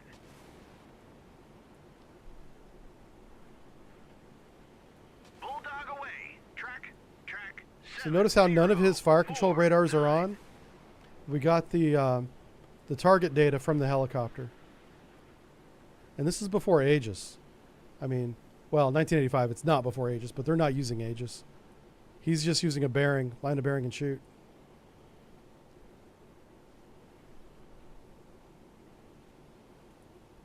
Okay, this is good. This is a really good scenario. I like this one. This one's challenging. I didn't like how it started me inside weapons range of an enemy. That kind of sucked. Other than that, it's pretty good.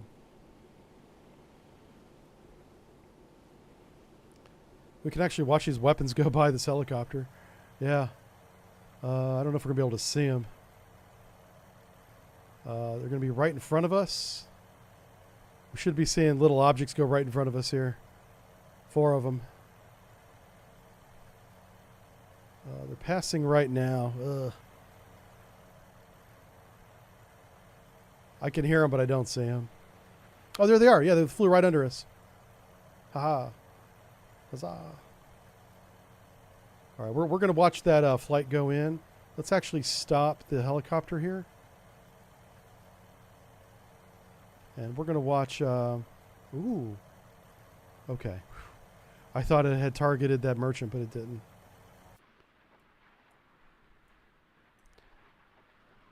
All right, so there are 3 missiles in front of this one. On station.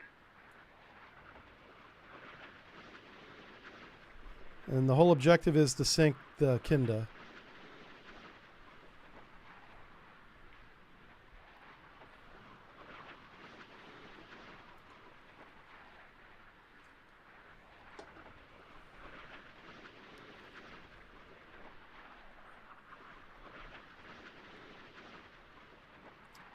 Well, they had 6 harpoons because they had already launched 2. They had 8 originally, chat. So they just had 6 remaining. Okay, now they have the fire control radars up. We can see that now. Track 7060 is classified. Hostile building. Hostile building. We'll shell that thing. We'll shoot it with our 5-inch guns. Yeah.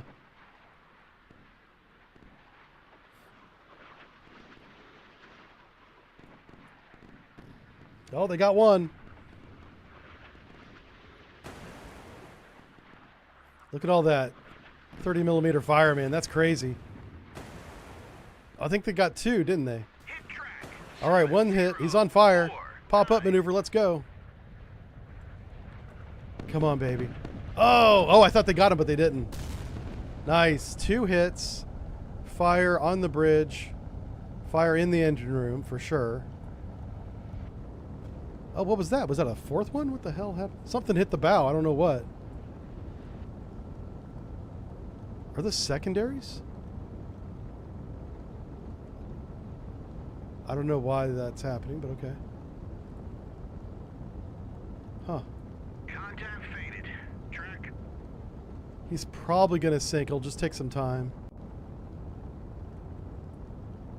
Is this radar's rotating? No. So he has no radar right now.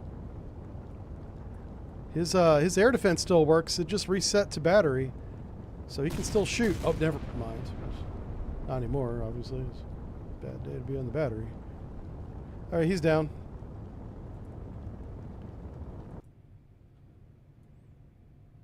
Yeah. This crew is like, wow, good thing that wasn't us.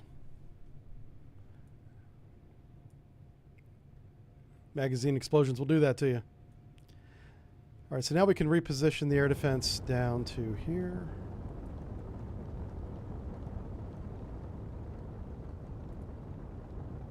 Oh, come on, gimme. I wonder if these OSAs will just keep going north. They might. We're just going to keep an eye on them. I don't need to engage them to complete the mission. So, yeah, everybody's in position. This is awesome. They did a much better job this time of getting in position. All right, let's keep going. I am going to tighten up the formation before I go through the checkpoint.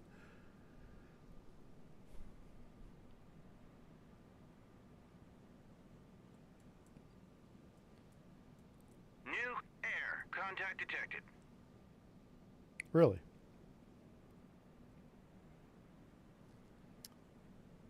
Who's that?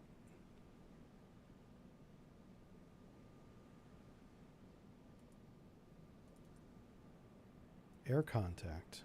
Oh, up here. Huh. Going up the coast. Probably a civilian flight.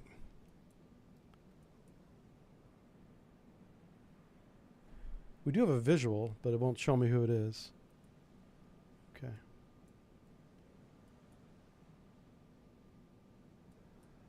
All right. Everybody's on course again. I think it's time to speed up. Let's tell the fleet to come to ahead full. Ahead full. Maneuvering eye. Contact faded. Track.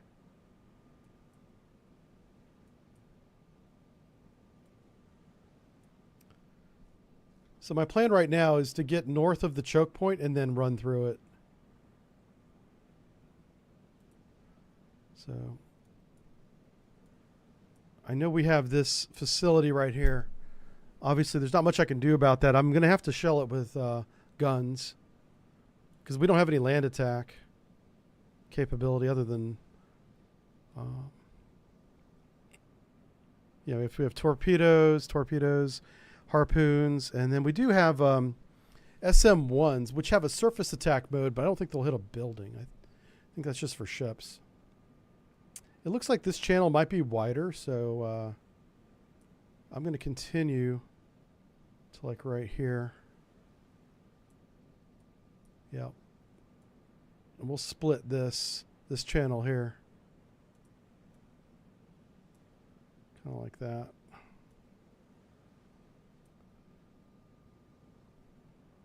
And we'll shell this guy as we go by. We won't have any air assets because he does have anti-air fire. Okay. Let's compress some time while we're on the map here. What's his fuel state? His fuel state's fine. And your fuel state's even better.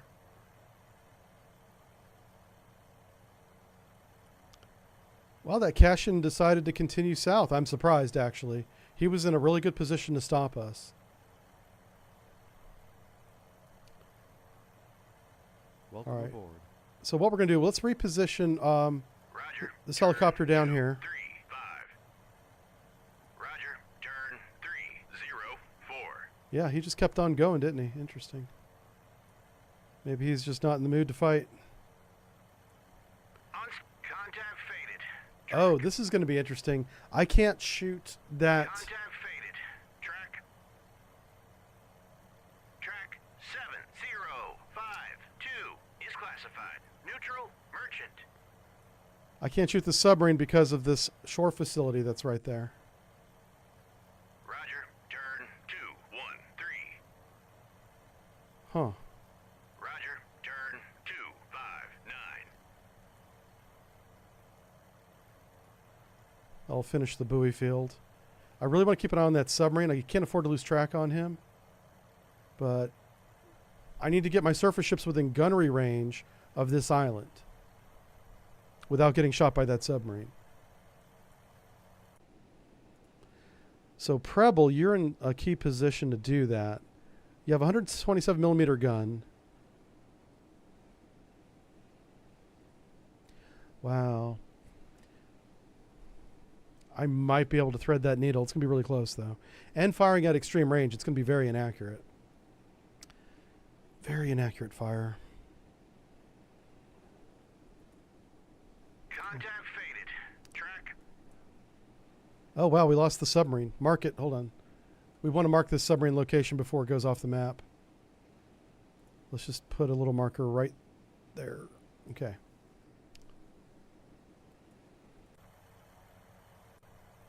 Oh, that's because our sonar buoy finally went away. Okay. So let's do this and that. That might actually draw fire from that island. We'll see if it does. And if so, we'll pull back the sonar buoy line. Did that cash-in stop again? Oh, this is not good. Okay, let's move these up a little bit. Yeah. That cash-in definitely slowed down. So we're going to be right on the edge of his fire. He might take a pot shot at my helicopter. If he does, we'll pull back. New surface contact detected. Those OSAs might be coming back south. If they are, I'll take them out.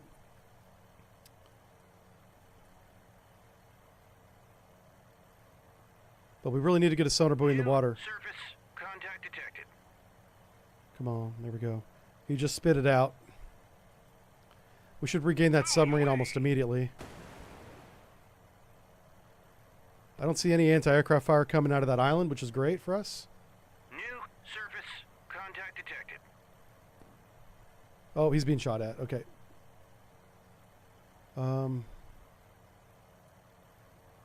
Yeah, just maneuver out of here. And you go ahead and do this. That damn island can shoot a long way.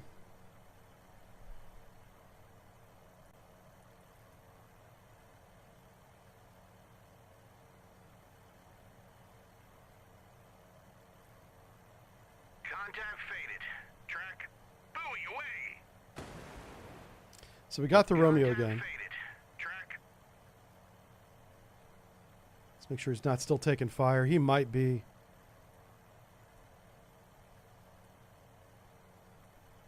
I like this problem. It's hard to solve because the island is providing cover for the Romeo. Buoy away. I don't know how we're going to solve it. If we had even one air asset, it would be a little bit easier. But we don't. Okay, cool. All right, let's refresh our air assets while we have time. Yeah. Okay, so those OSAs kept going north. That's good to know. Let's have him RTB. Roger, RTB. Let's get back into real time while I give these orders. Preble does not have a helicopter. Right. Okay. Mooseburger does. Let's get his helicopter out. Okay. How much gas does this guy have left? Not much. He's hanging out right on the edge of... How fast is he going? He's only doing 3 knots. He's essentially station keeping. Yeah. How deep is he? Yeah, he's ready to attack. This is a very good position for the submarine to be in. And he knows not to leave, not to get too far away from the island. So, what we're going to do is as soon as the Preble is in position, I'm going to have him engage the Cashin again.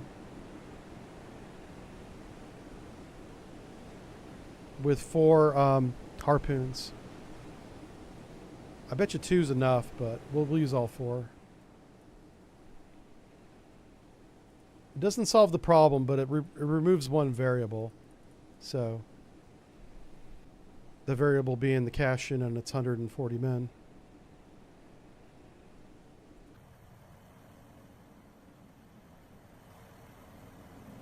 Roger. Turn 261. We're peeling back their defenses like layers of an onion, one at a time.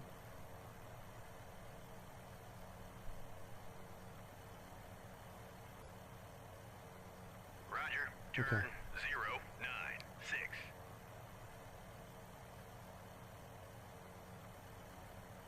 Oh, what's your On speed? station. 15 knots, that's good.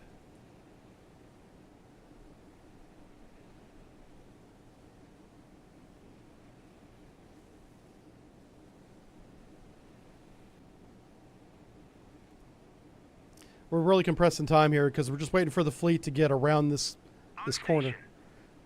Oh, there's a merchant right in the line of fire. So harpoon shot right now would not be a good idea. Because if he spoofs the harpoon hits the merchant. Yeah. Okay, that's a problem. His problem. All right, fine. We're not going to shoot the merchant. It is Wednesday. Just saying. It is Wednesday. Yeah, I know, Matt. Matt and I are on the same page. He said at the same time. Yeah, blood for the blood god. You guys are so bad. I'm the one that's supposed to be the bad guy here, not you guys. I don't know. I mean, maybe we could shoot. I'm trying to. The merchant is just. I suppose if we shoot south, but the cone, the search cone on that harpoon is like 60 degrees. There needs to be 60 degrees of separation between these two by bearing, and there's just not. Yeah, there's a plus this merchant. Oh, this guy right here. Like if the harpoon enables early for some reason, this guy's toast. Yeah. That guy is toast. Okay. Oh, fuck. All right. Well, that's not good. Guess who forgot about torpedo range of the Romeo? This guy did. Drove right into it. Son of a bitch. Okay.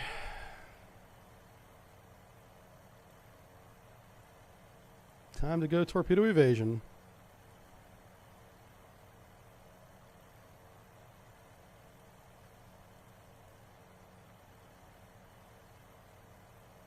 Ahead flank. Maneuvering eye. New surface contact Preble, detected. I really need you to turn, my friend. 074 is classified. Hostile warship. Come on, Preble. Right full rudder. I will take direct control of the ship if I have to. I need you to turn right now. I need you to turn right now.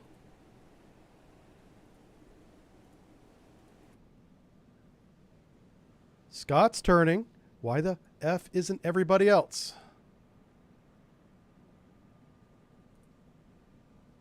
See the little arrow?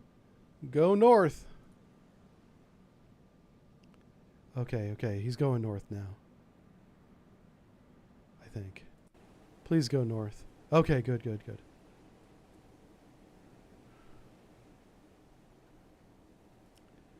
Yeah, completely whiffed on that one. That was a bad call. So, waycoming torpedo, 10 nautical miles. Clearly shot at maximum range. Let's, oh, come on here. 10.2, right? So all we got to do is get outside that circle, which was nothing. As long as they obey my commands, it's nothing. This is an interesting problem. Yeah, we can't get close enough to the submarine to attack it with air. I have an idea. You know what might work? We might be able to fly our I might be able to fly the helicopters over land.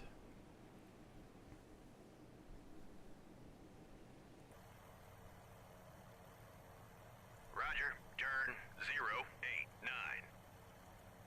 Just like that.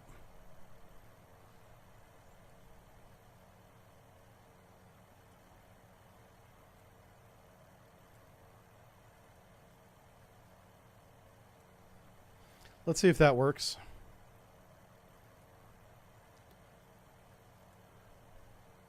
All right, so we're going to be doing torpedo evasion for about an hour. Let's go ahead and compress some time. Oh, that was dumb.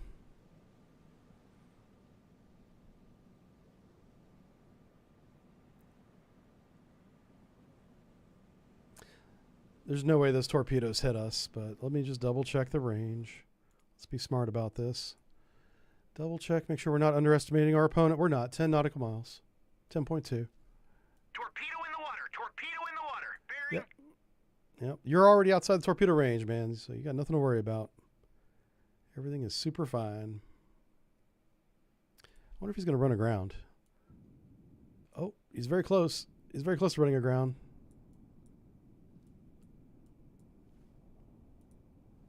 The reason why we can see him is we have those sonar buoys up to the north with 10 nautical mile detection. Torpedo in the water. Bearing. All right, cool. So what I'm going to try and do, I'm going to try and Torpedo in the water. Torpedo in the water. Bearing. get this guy to get to fly at 20 nautical or 20 feet off the ground Torpedo in the water. over this little Torpedo in the peninsula. water. Bearing.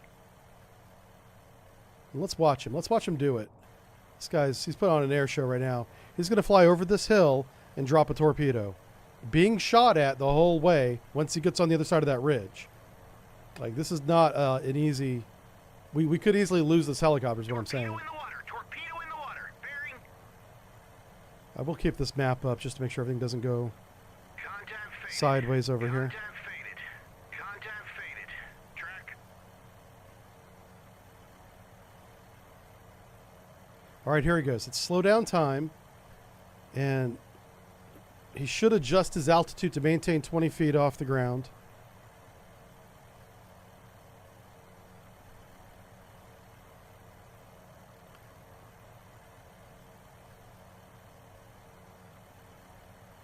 Let's see what happens. Yeah, those are really good sonars, Renault. You're right. 10 nautical miles from a sonar buoy. That is special. And as soon as we get feet wet, we're dropping weapons. So, if I've done the math right, as soon as those torpedoes reach the black circle, they should run out of fuel. If they don't, then we got to reassess. So that's good. He's maintaining 20 or so feet above the ground. Looks more like 200, but at least he's not crashing into the ground. That's what I was concerned was going to happen. You know what? Instead of going over the highest part, let's come over here. I'm going to kind of go around the crown. I'm trying to keep this peak between me and that island. And we're going to release the weapon right about there. Roger. Turn 329.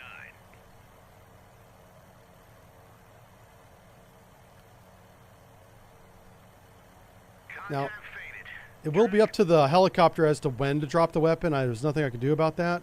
I'm just trying to get him in the best position to do it. So that red circle is the torpedo range. So I think what I can do, I might be able to drop it right there. I'll get him feet wet right here and drop the weapon and see what happens. Let's go a little bit farther. What the hell was that? Why are things exploding? What the hell's going on?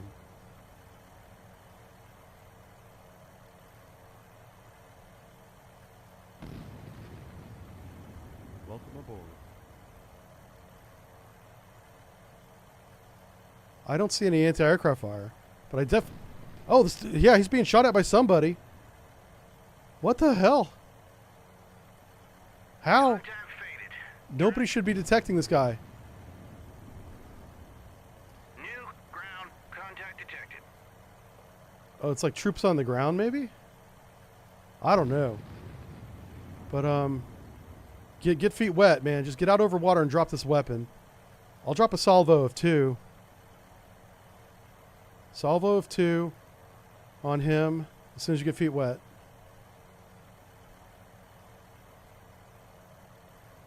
All right, he's out over the water. And drop it. Engage track 7. All right, now it's up to the pilot. I can't do any more for him than this.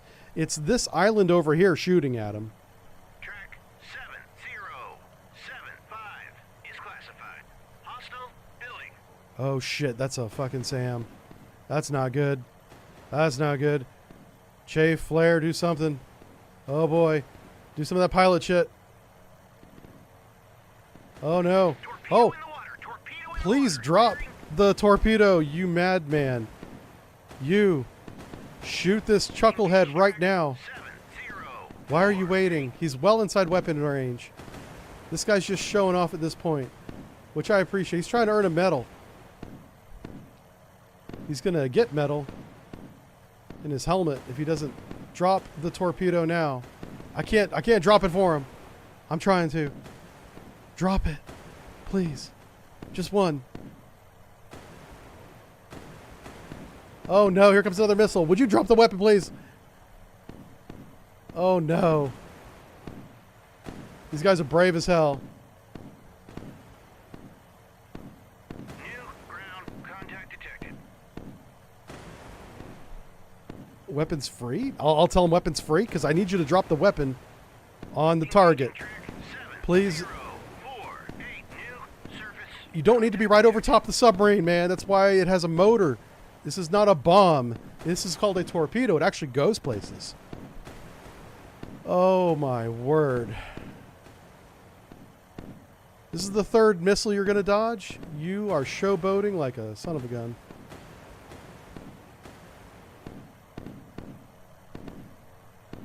I'm in awe. I don't know what to do. I might have the dumbest pilot in the Navy here, right here. Jesus Christ. Contact faded. Track. Well, you got your Purple Heart. Congratulations. Wow. That's a special kind of stupid right there. Okay. Track.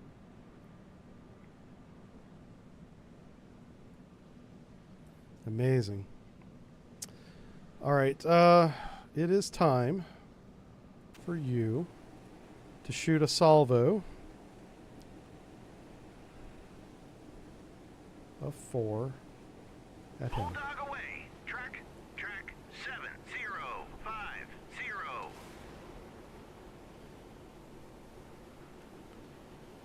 Bulldog away. Track 7050.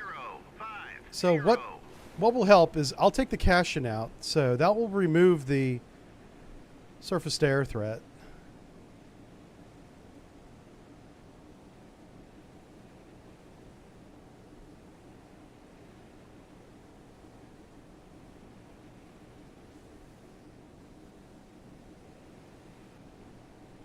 Let me just double check. We don't have any air assets, do we? We don't have like an air base or anything. Like this, we need to suppress fire on this island, which is what we could do if we had any kind of land attack.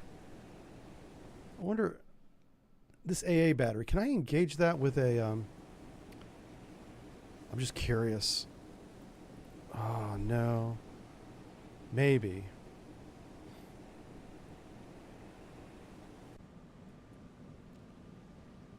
All right, let's come back to here, and let's do, I'll get on that missile in just a second. I see what you guys are saying. I just want to slow these guys down a little bit to head standard. Head standard. Maneuvering eye. All right, we are gambling that we don't hit that merchant. I need to take out this Cashin, and then somehow sneak a helicopter in there. Just close enough to shoot the drop the weapon. That's all. I'm kind of hoping this Cashin takes out 1 or 2 of these harpoons, because that will defend the merchant that's south of his position. Damn, he can bring down some fire. There's there's artillery on the left as well.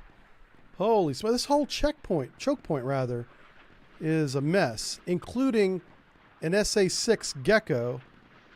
Are you kidding me?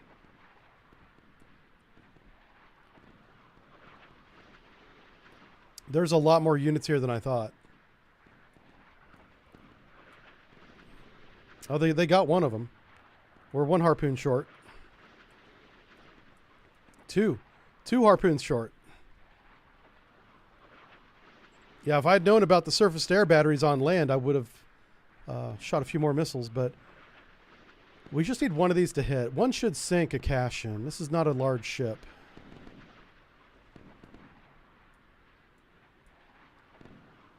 Come on, baby. Oh, no. Oh, no. This is a nightmare. This is going after the merchant. Okay, thank God it self-destructed. Wow. A tough little bastard. Contact faded. Track.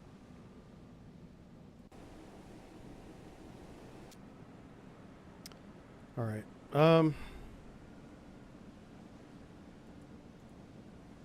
He's got one harpoon left.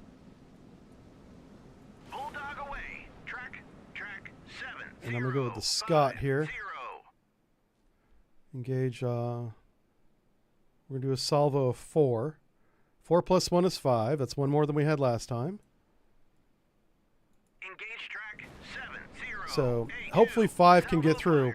We had a salvo of 4. 1 got through. It just missed. So with a salvo of 5, I'm hoping 2 get through and one of them hit. And this is a much tighter pack because I'm including this one in the middle of these 4. So not quite as in the middle as I wanted, but close enough. So is that a Krevac? Wait, what? Oh shit. That's not a surface-to-air battery. That's a whole freaking warship over there. That's what's providing the air defense. Oh, this is beautiful.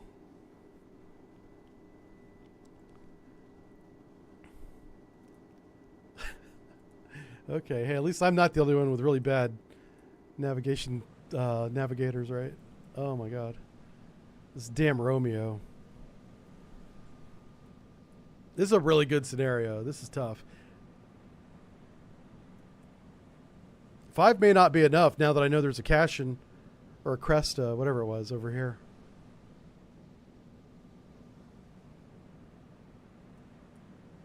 What the hell are they targeting?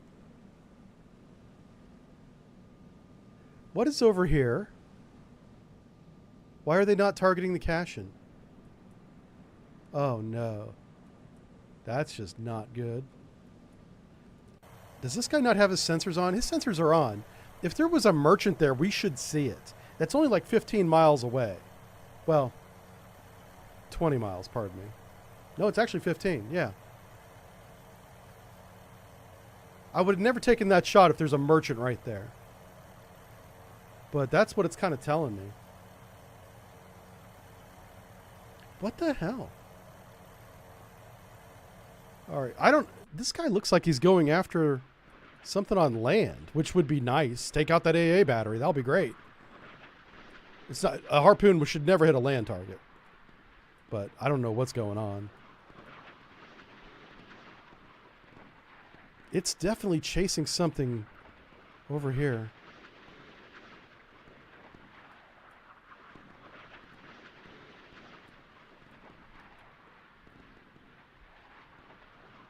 Huh. It's going to hit something on the beach. I hope it's a enemy anti-air position.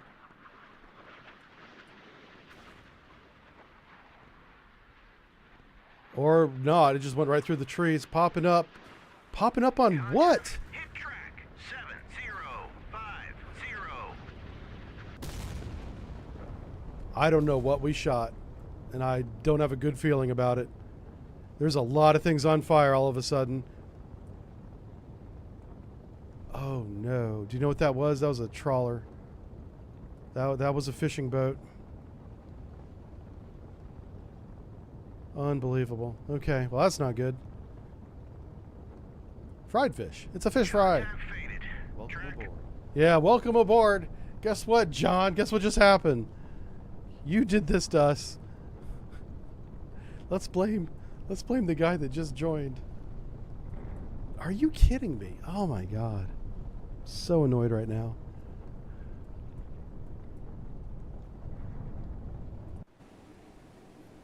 I know, yeah, it's a merchant. Yeah. Maddie, why are you so happy about that? Stop. Psychopath. All right, how do I kill this damn Romeo? There's got to be a way to do it. I need a helicopter pilot that will drop the freaking torpedo without driving over top of the Romeo.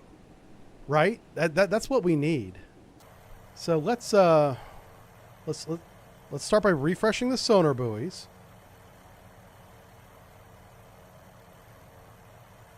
Let's start with that. Oh my word. Oh, did that cash and sink? Oh, we got him. All right, so we might have got a couple merchants, maybe a few fishermen, but we got the target as well. And there's a hidden one that ran aground and became a battery. New surface contact detected. Became a shore battery over here. Away. Yeah, this guy. Not him, but the guy that we can't see.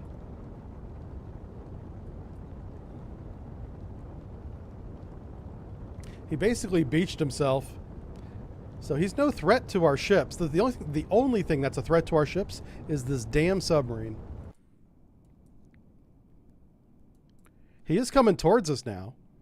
That's a good sign. That's a real good sign.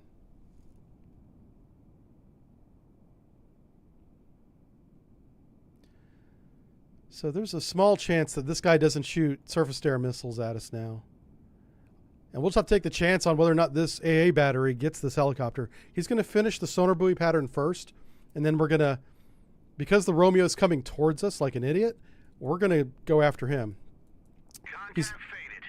Do you know what he's doing? He's trying to get within weapons range to shoot the Preble. I know exactly what he's doing. So I'm going to try and drag him a little bit farther north.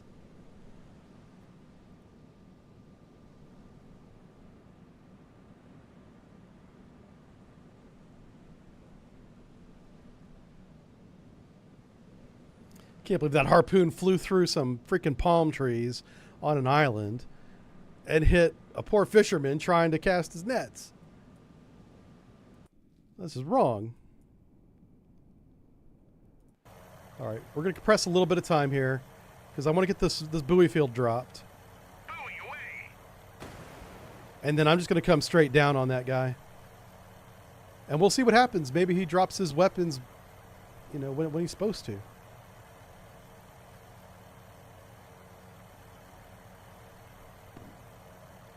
Crap, he's already under fire. Are you kidding me? Ugh. This is so annoying. All right. Well, may luck be with you, sir. Buoy away. Okay, buoy is away. I'm pausing the game. I'm going to go weapons free first. And salvo of 2 on the Romeo. Engaging track. He's gonna 0-4. run in under fire. And we're just gonna cross our fingers. Please drop the weapon. I think you're already within range. Let's double check. Yeah. If he dropped the weapon right now, it would at least reach the Romeo's position.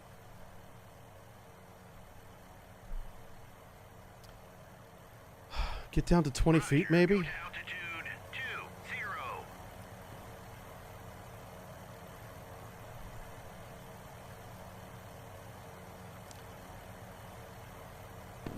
Yeah, the Romeo's within range.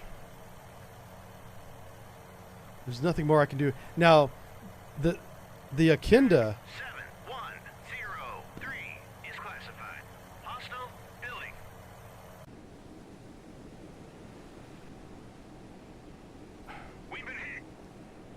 Fuck. Wow, that didn't take long at all. Contact faded. Yeah, there's nothing. Boy, this Romeo has this choke point locked up. Man, really good scenario.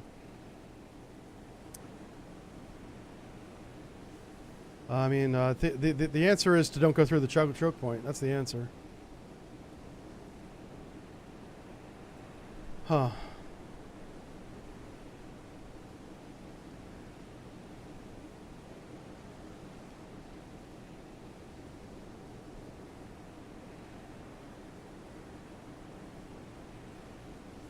All right, here we go. This is really, really dumb.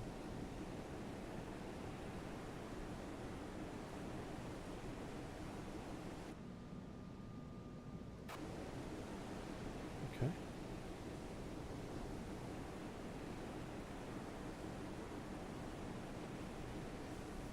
Trying to select the ship. There it goes.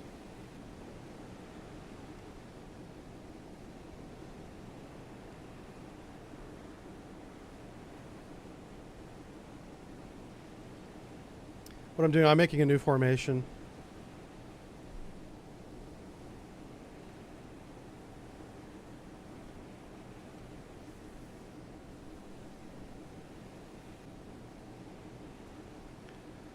Turn to course. 2-2. Turn to course. 2-2-2. Hell my. Fuck you, video game. Why did you give the order to the Scot? Turn to course. 0-0-9. Hell my.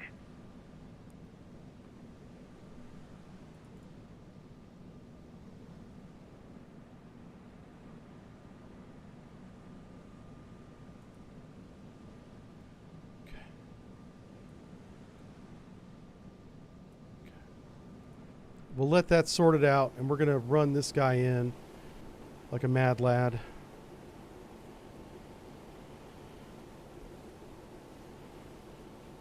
Air search on. Surface search on. Transmit active sonar. Sonar eye.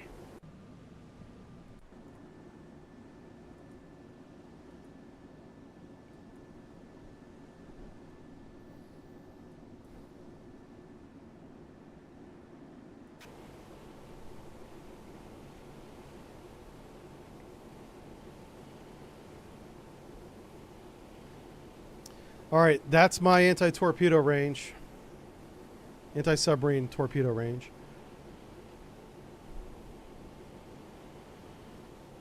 He's going to have to run in with his decoys. Just make sure the decoys are straight. Oh, he doesn't have the decoys. Who has the decoys? It's the Mooseburger, isn't it? All right, helicopter. Roger. Turn 149. Yeah. So, a better ship to do this would be the Mooseburger. The reason why I didn't choose the Mooseburger is he's got the helipad with the helicopter that's still alive. 1-0-2. All right, torpedo shots off. Hostile warship. Contact faded. Track.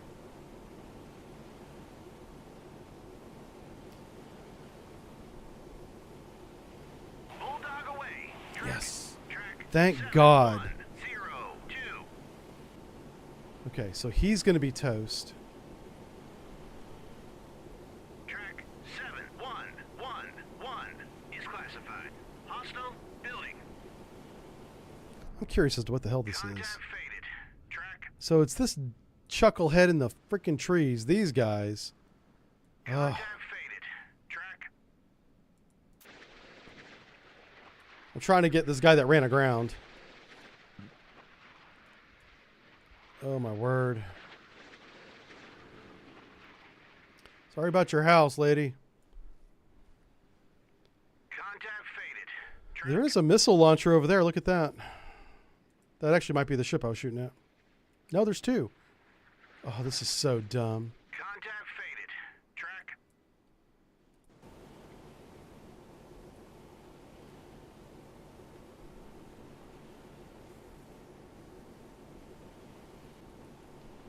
So, yeah, I'm just trying to trigger his weapons. Track 7111. We'll let the Preble, maybe the Preble will get lucky and get a hit here. That's almost not important.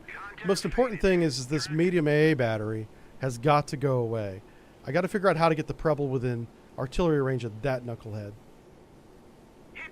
So he's shooting weapons 3 at a time. He has 6 torpedo tubes, so he can shoot 2 salvos. If I can get 1 salvo going like we have, and get him to shoot a second one as I'm closing range, I'm going to dodge these guys. Bulldog away. Track 7102. Eventually, one of these will hit.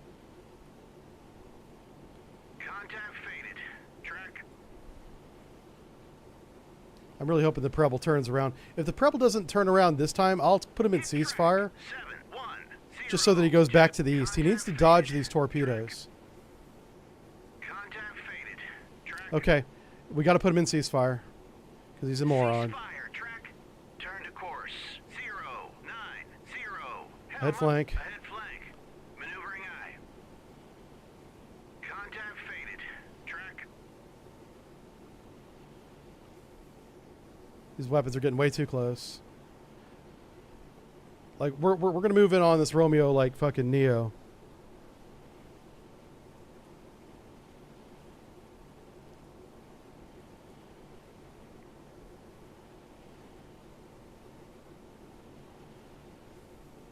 On station.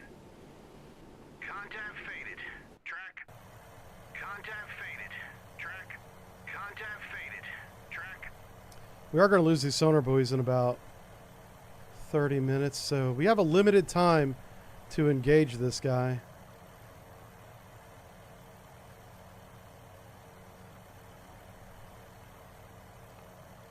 Okay. On station.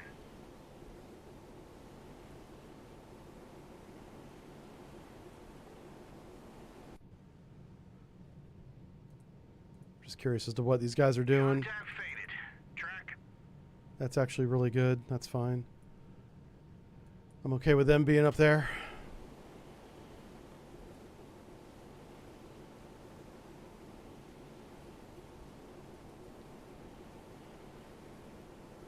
On station.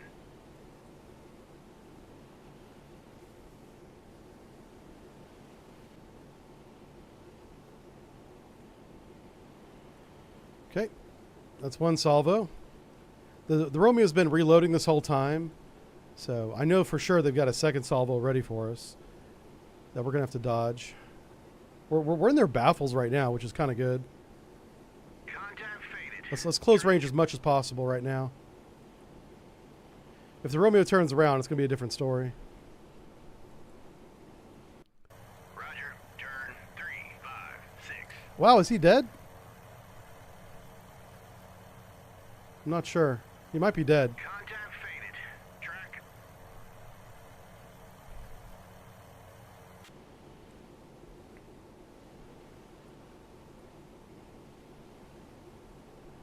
On station. All right, I'm going to hold off on this helicopter right now. I was going to run him in, but he doesn't need to. We've got end run here. Oh, shit. Hold on. Okay, weapons free. Who's shooting at him?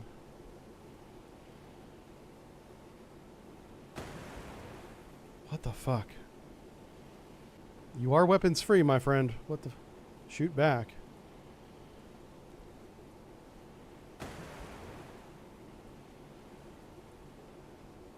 Can we not tell who's... Roger. Turn. Let's make sure his radar's on. Surface search on. Radar eye.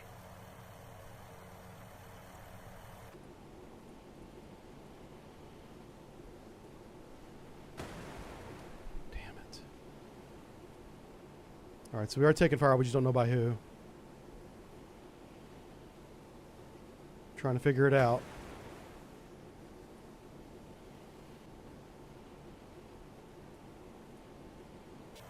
Alright, let me move the helicopter up over here. Try to help him out with the with the radar search. If he starts taking fire, I'm gonna have to pull him back.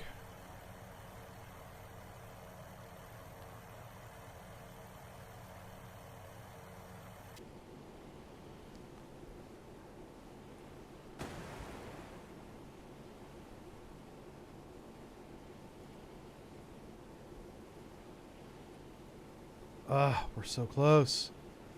I got to get that red circle over the Romeo, and then we can shoot him. Move this over here so you can see what I'm talking about. All right, let's maneuver again. We're doing like a zigzag pattern, closing the Romeo. Where's my helicopter? Okay, he's still alive. That's good. We are weapons free. We just don't have a target.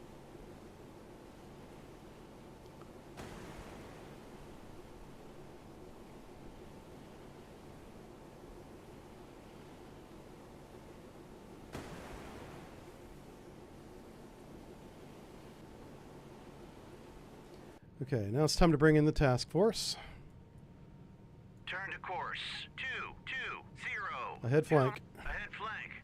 And Maneuvering make sure aye. that's the entire task force doing that. It is. Okay. Air search on.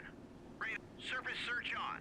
All right. Transfer Now that we have the to sonar. Vanguard doing his thing, getting everyone's Sonar. attention, I'm going to race through the choke point with the cargo ship. I am going to put them weapons free, but not yet. Okay, everybody's got their radars on, sonars are on. Let's watch the bravest little destroyer in the world right here. Try and find his target. And we should be within weapons range now. Oh, it's... no, not quite. We're still inside the Romeo's baffles. We're very lucky. He literally can't hear us, even though we're well within weapons range. That shot almost hit us. I think we're taking fire from that island over there. I think that shell came from over that way.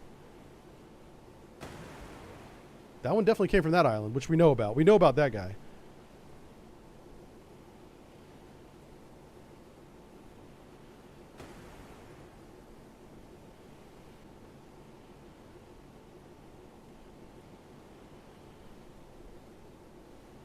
Yeah, it's an Eagle Eye AA crew.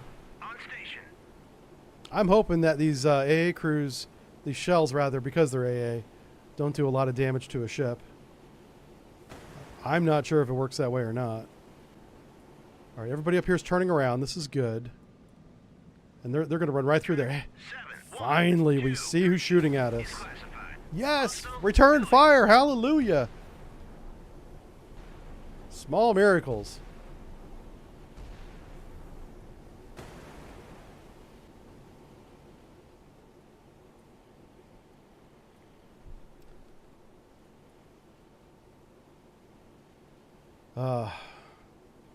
The problem is he's not going to get any closer to that damn submarine.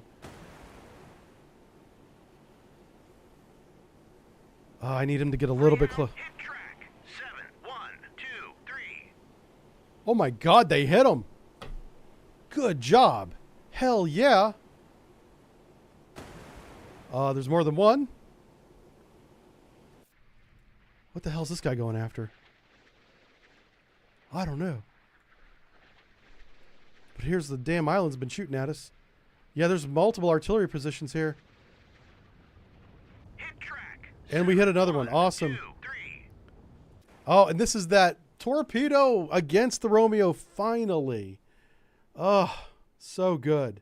This is what I was trying to do, is get within weapons range for this weapon right here.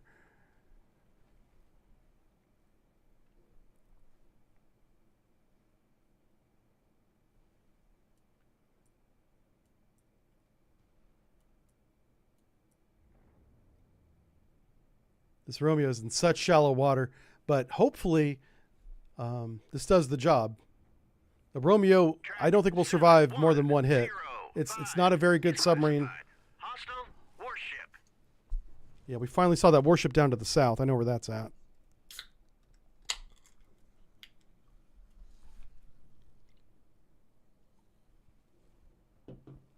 And it looks like we shot torpedoes too. Excellent.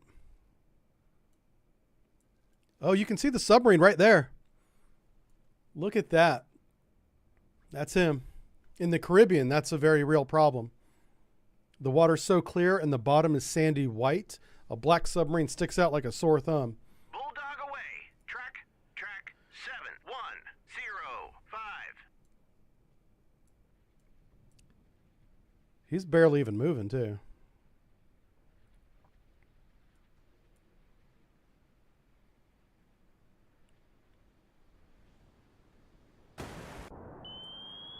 right, come on, pull the nose up on that thing. Don't lawn dart it. Come on, baby. Oh, come on. There we go. Yeah. Okay. So you need a minimum amount of water. Man, we really need a hit on this one. This one is so important.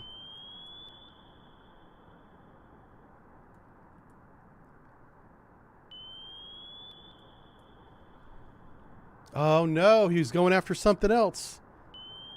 Son of a gun.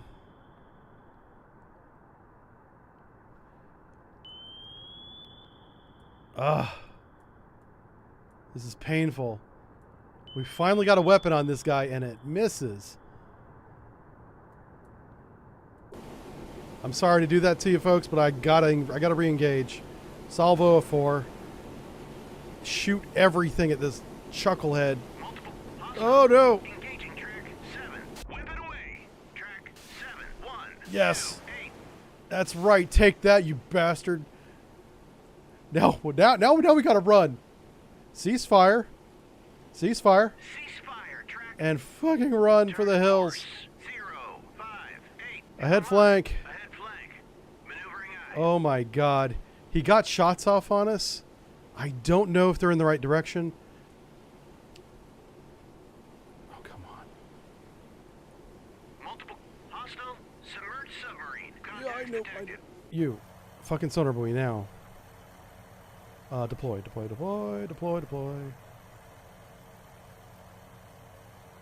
Alright, that's going to keep an eye on the submarine for us. I think he shot in the wrong direction. I think we got lucky as hell. Please keep turning left. Is he turning left? We're hit. He's not turning left, and that sucks. And who's hit? Multiple hostile You. submerged Keep submarine. turning Contact left. detected. New surface. Okay. Contact detected. This guy took a hit, but he's not on fire or anything. Let's check damage control real quick. A little bit of flooding. Okay. The big thing is he's getting the hell out of Dodge. And our torpedoes are coming in like a rain from hell. 4 torpedoes. We've been hit. Yep, that's okay. They're just artillery rounds. They're not really hurting anything. Multiple hostile submerged submarine. Contacts detected. Yeah. God, he's trying to run around the island. You bastard. Well, one ran into the ground. Damn it.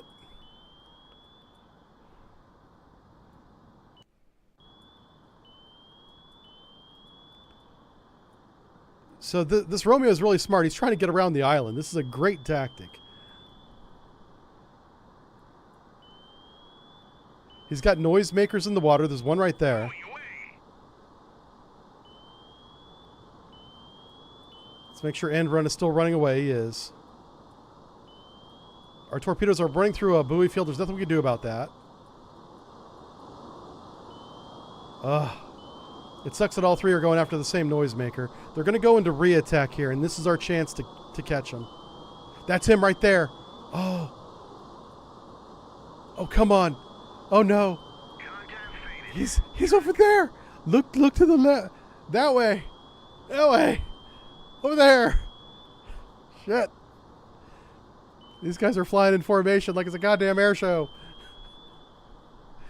Oh my god. We're hit. Oh man, we're getting really unlucky with that artillery now.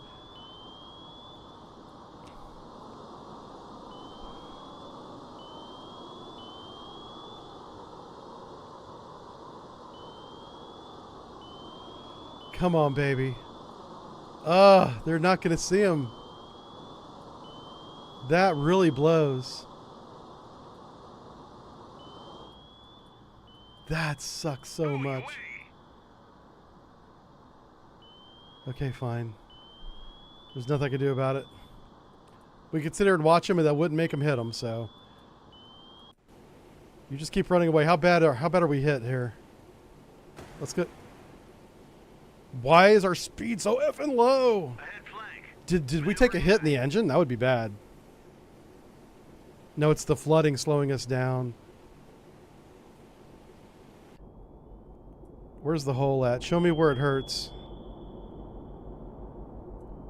I can't tell if... Yeah, there's hole right there. Okay. It's not fatal, but it's not good either. Well, he gave it a good shot. I mean, it was a sound tactic. Damn submarine.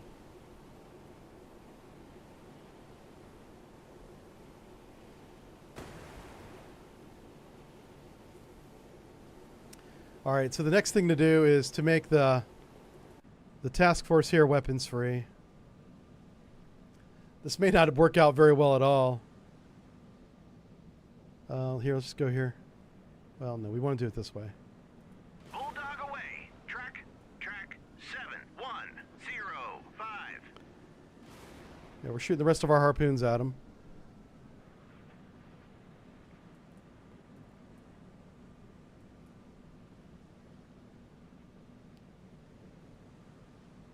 Yeah, these 3 torpedoes, they're all spoofed on the same noisemaker.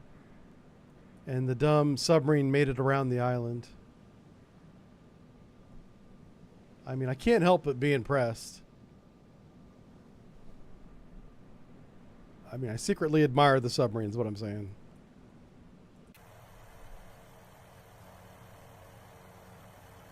And nobody's firing at him, so this is good.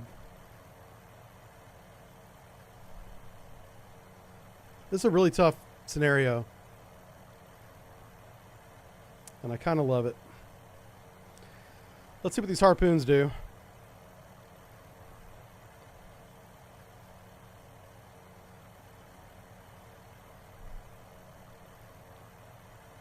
I was hoping it'd show me that contact, but it won't.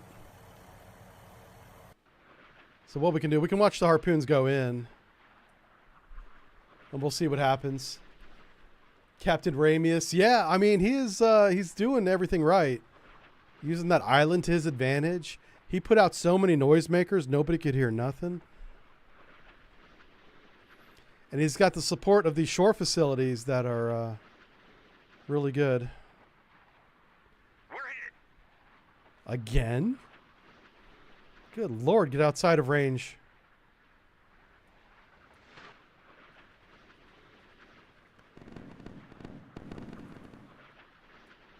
Whoa, sorry. The camera just jumped on me there. Damn it. Okay. Oh, this is kind of cool. This torpedo made it around the island. There should be a submarine right here. He's behind you. The submarine's right there.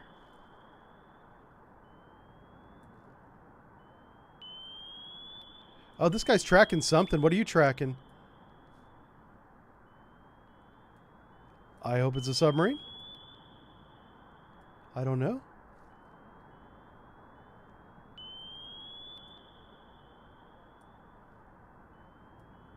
We don't have contact on the submarine, so we can't see it, but we might get a hit right here. Possibly.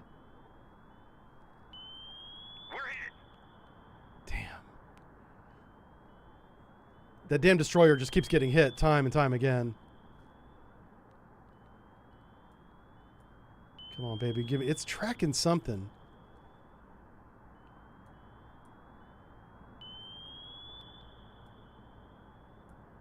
I don't see any noisemakers, so it might be a submarine.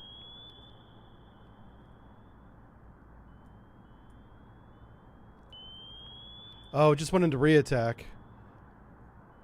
Whatever it saw, it doesn't see anymore. That's a noisemaker right there. There's a submarine right here. Yeah, there you go. I mean, those are the noisemakers, not the actual submarine, but we know he's right here, and this torpedo just ran out of fuel. Oh, I got so excited for no reason. Okay, fine. This is like edging, only more fun. Let's see. Let's go here. Hey, he's still alive. New submerged submarine. Contact detected. I'm just trying to get him outside of that weapons range because these chuckleheads are using him for target practice.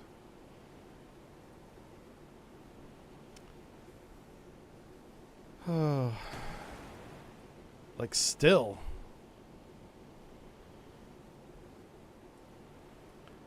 I'm gonna get them back in formation. Track 7142. I think we're just gonna have to run this gap. Submerged submarine. Yeah, I mean we've tried every tactic I can think of, and we've gotten a little unlucky. That's, you know, not much we can do about that.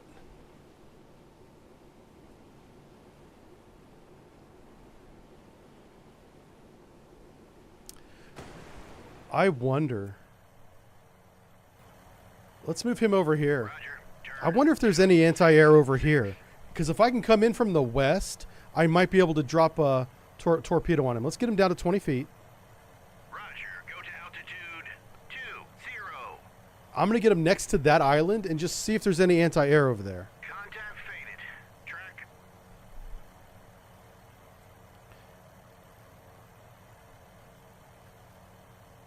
Okay, and then, yeah, try to get this guy to I'm going to put him back in that formation, and we're going to run this formation right through the gap. We might lose the ship. We probably will to the torpedoes. Who else does anybody else have another helicopter? Okay, that's the one that's in the air. What about Scott? Do you have one? He does. Let's launch it. And I'm gambling that I can run along this coast and not get shot at. I don't know if that's the case. Damn it. Again? This guy, he's got so many holes. He looks like Swiss freaking cheese. All right, let's make you weapons free. At least you can shoot back. Oh, no. Wow, I don't know what he's doing now. It looks like he slowed down. Why are you doing 5 knots? Okay, cease fire. Course 3, 3, Cease 1, freaking fire. Cease fire. And Track. please speed the hell Bad up. flank. Maneuvering eye. Like, you're not doing anything being shot at. Oh, no. Okay, it looks like he's maneuvering. Okay, that's good. So while they're focusing on him, I'm going to run the other ships through, and I'm going to see if I can maybe sneak this bastard in. Oh, this is so dumb. The submarine's like right there where my little cursor's at. We know right where he's at. Matter of fact, this would be a good time, a good place to drop some buoys while we're going this direction. Okay. Because I'm going to run my fleet right over top of those buoys. Damn it, why are you going to 200 feet? New ground contact detected. Yeah, where? Where's the new ground target detected? Oh, okay, he's talking about that guy. Fine. Is your radar on? Because it needs to be. Okay, it is. Buoy away. All right, so that submarine, oh, wow, there's another one right there. Okay, so he's going to drop these buoys.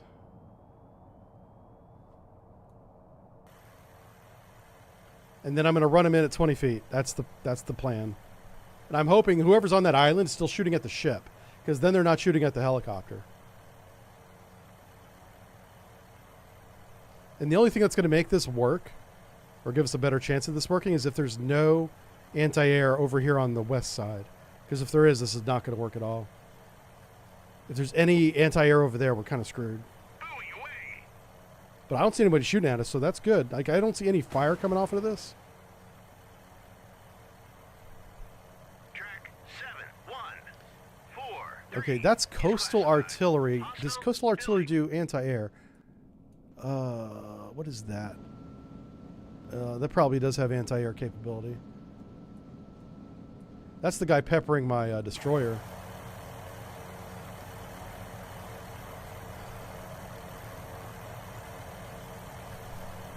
He's got one more sonar buoy to lay down. Yeah, that thing is right there. Okay, it's run in. Turn 139. Fucking get down to 20 feet. Roger. Go to altitude 20. Okay. And I'm going to say drop a salvo of 2 on this effing. Engaging track 71. Contact faded. Track. Okay. I think we're in position. It's just going to be luck as to whether or not these coastal batteries can hit this chucklehead. Let's make sure he's still running away. He is. The range of that coastal battery is crazy. Just real quick, I want to check this unit reference. What is his range? 14. We'll round up and say 14 nautical miles. So if we put this cursor right there, and we take it to 14, right there. Okay. So he's almost outside the coastal battery range. There is a helicopter right here. We're going to run him along the coast as well. Turn 247. And now we're just going to watch him. This is the guy. He's running in on a submarine right now.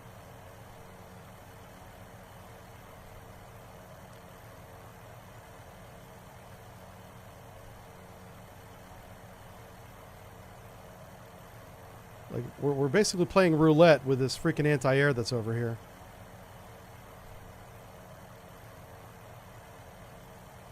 If he doesn't take fire, we should only shoot one. But I kind of don't even want to risk it.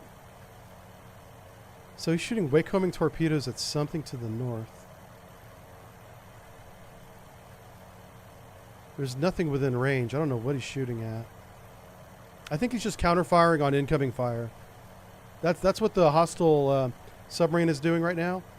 He's shooting at Ghost. Which is good. I don't want his torpedo tubes to be loaded for when I bring my fleet through. Come on, man. You're so close to the submarine. You've got to take him out.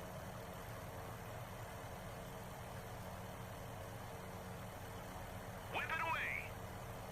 Awesome. RTB right now. Roger, RTB.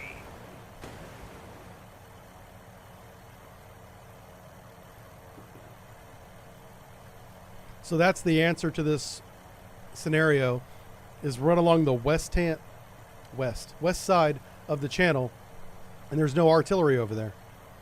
There's no anti-air or anything. All right, he's at periscope depth again. This guy. Oh, the torpedoes are in the baffles. He doesn't see them. This might work. We might get lucky here. He is slowly turning. Come on, baby. Oh no, where are you guys going? Why are you deep? He's up there. He's at the surface. Why are you guys going deep? No. I have no idea what they're going after. But it's not the submarine. Is that ship still being a fucking hit? How? He's outside the range of everybody. Except that gun, apparently. That has a max range of right there. And my torpedoes are so dumb. I'm so mad at you two right now. I mean, come on, guys. This Romeo is the luckiest submarine in the world. And he's pretty good. He's done a lot of great maneuvers. So I can't be that mad at him. But I just want to be mad right now. And the Mooseburger's about to be within our range of that shore battery. He's taking fire right now, and we're parallel. So the fire is about to adjust to him.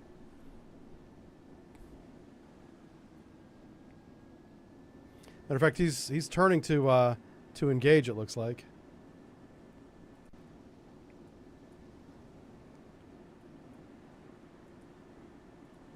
Please select it. I'm clicking this fucking thing. All right, he's running from... Oh, that was a hard hit, too. Let's see what his damage control looks like. Yeah, we lost the torpedo tubes. We do have flooding. Oh, well, hey, we got a torpedo tube back. Our engines are damaged. This poor guy's not doing well. God. This coastal battery is relentless, and I love it. All right, let's shift focus to these chuckleheads. We're doing the run. We're running through.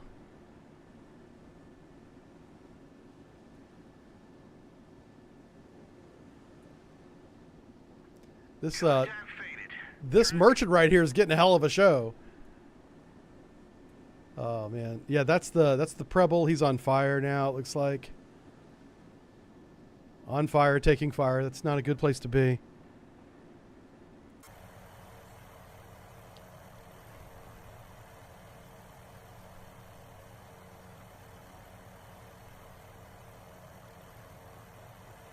All right, I'm running this guy in with his Mark 46s. And we'll just drop one this time so we can drop a second shot, because we didn't receive any incoming fire from that last pass we did. I'm starting to think that coastal battery does not have anti-air capability. I think it's strictly anti-ship.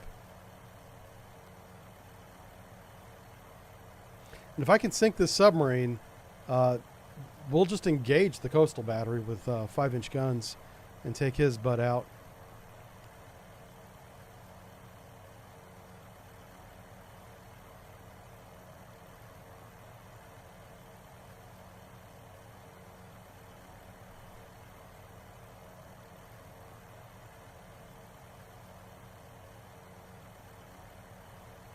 All right, so Preble's outside range now. I'm not going to attach him to the formation because he's slowed and damaged. This guy is weapons tight. Let's make him weapons free and turn on all of his sensors. This might toad decoy, put that out. I'm going to leave his medium frequency active off so the submarine doesn't get bearings. The only way the submarine's ever going to have a bearing is if he comes to periscope depth. And is he there? Oh, fuck. Well, there you go. Okay, well, he's going to get a bearing for ESM. He's reloading his tubes right now anyway, but eventually he'll put 3 more weapons out there.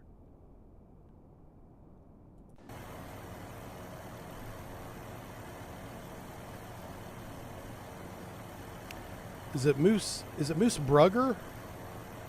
Yeah, I think it is.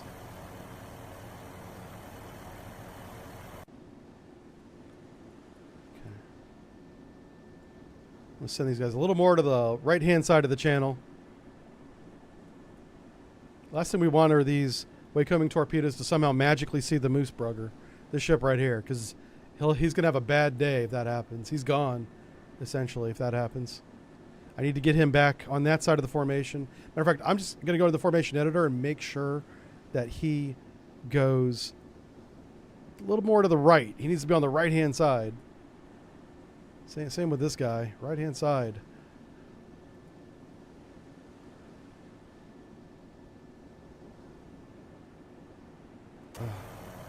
This guy right here. I'm trying to push him away from those incoming torpedoes. The torpedoes are over here where my cursor's at, looking at that guy that is the most unlucky destroyer in the world getting hammered.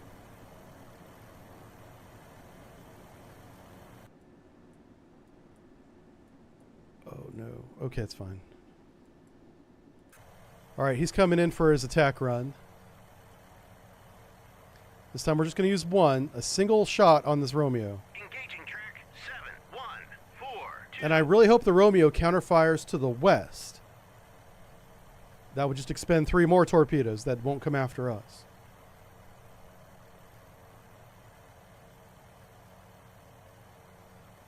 And we are going to look up this coastal artillery because it's really...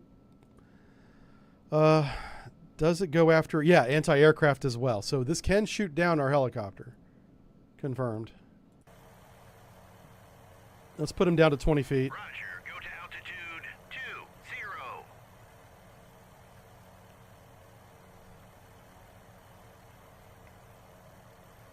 So we're low and fast and getting ready to kick some butt. Are we permitted to destroy land batteries? Yeah, they're shooting at us. We're just returning fire on them.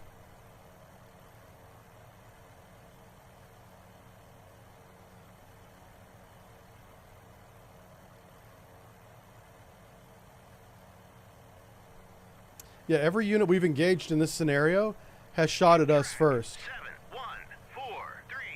7143. Who's that? Oh, that's one of the torpedoes, I think. Yeah. What the hell are you doing? Mooseburger, why are you running in front of the weapon? Oh my God.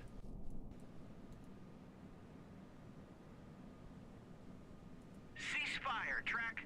You fucking moron. I swear to Christ. All right, I'm taking Mooseburger out of formation. Turn 3-3. Turn to course 2-7-2. Hell my.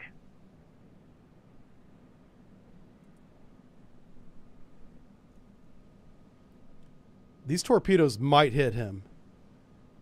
And he'll deserve both.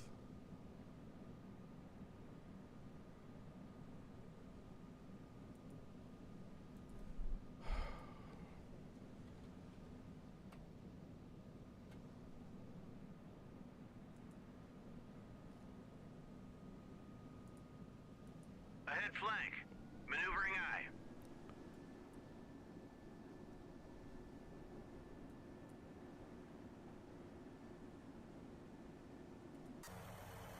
What the fuck? Engage track 7-1-4-2. While we were fixing Mooseburger, this guy turned around. Did he drop a weapon? Because he did not drop a weapon. He still has both.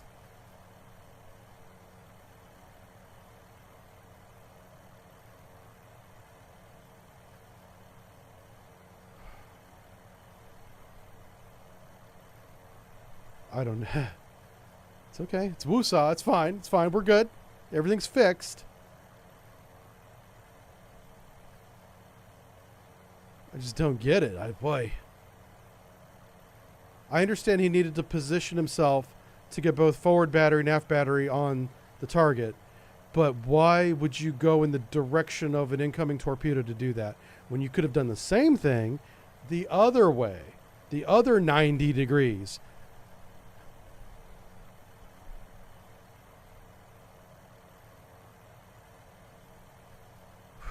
Boy.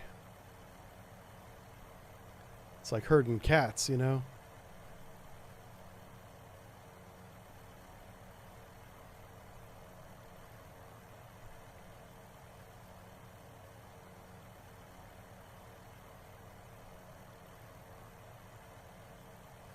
Whip it away.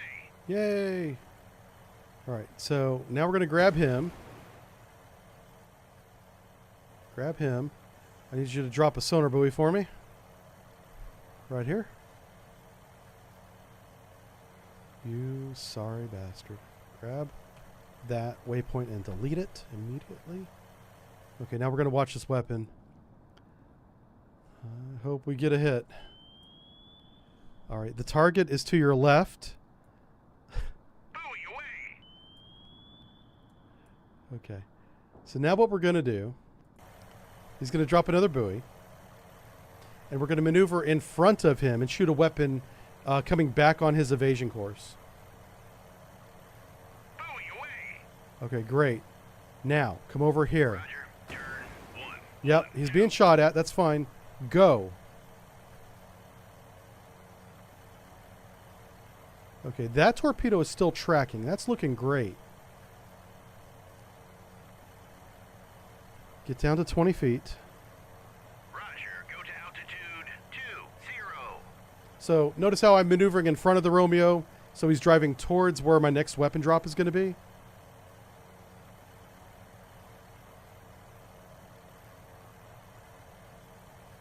This weapon might hit. This is crazy.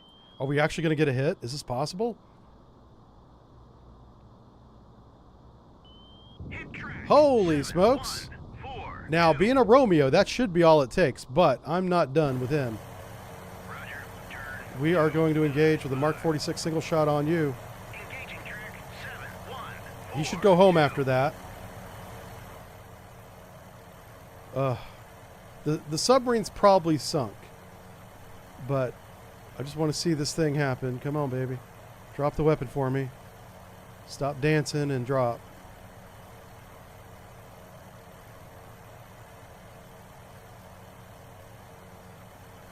on, come on, come on.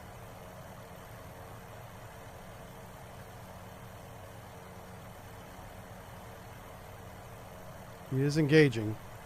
He's just trying to get him to... Track 7-1. Whip it away. Okay, he dropped it anyway. Go home. Roger, RTB. Yes. Okay. He may not make it home, but he has the order. At this point, I kind of don't care. I just want this torpedo to finish off this noisy-ass, damaged submarine. And it immediately went after a noisemaker. Okay. This is probably not going to be a hit, but we'll watch it. Oh, he sunk. He did sink. This is him. F you. Great fight, but F you. Okay, now we're not out of the woods. That was just what we needed here. Okay. Oh.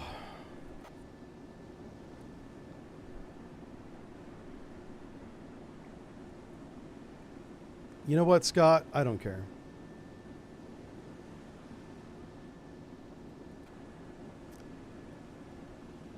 I want you to come down here. Scott's going to put fire on this coastal battery from up there. That's... Track 7-1-4-3. Fuck yeah, holy shit. You just went ham on that guy. Holy cow.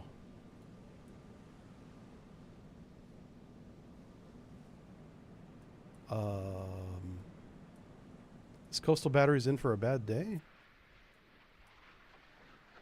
So while Scott's back there shooting these missiles at him, I'm going to move Idiot up closer to do 5-inch bombardment. Oof. Hit track. Yay, we damaged him, but he's not dead yet. Cause, Greyhound away. Track. yep, keep shooting, assholes. 4-3. 31 knots. This does not look like 31 knots, but that's what he's doing.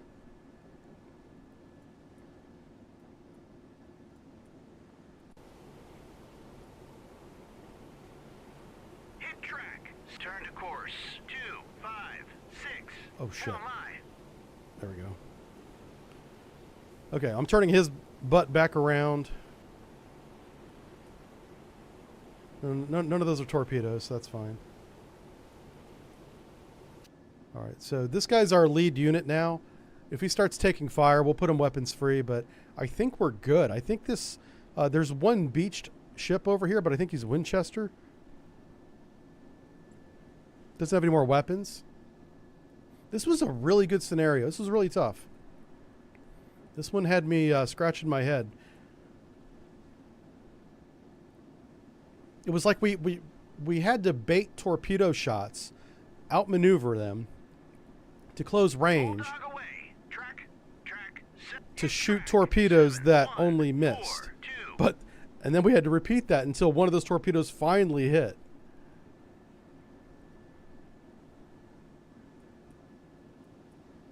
I am curious about why we're shooting this ship.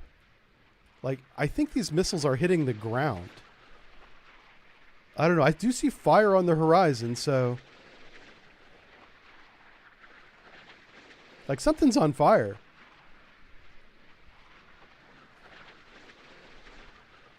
Sorry, I'll move this over here so you guys can see it. Oh, it's a Grisha. Oh, that's a tiny little guy. That chaff did nothing to save you, sir. If that's a fire on a Grisha, he's toast. Oh, yeah. Yeah. Grisha's a little boy. He's a tugboat with a gun. All right. I'm pretty sure at some point we sank some fishermen. But other than that, I think we did okay.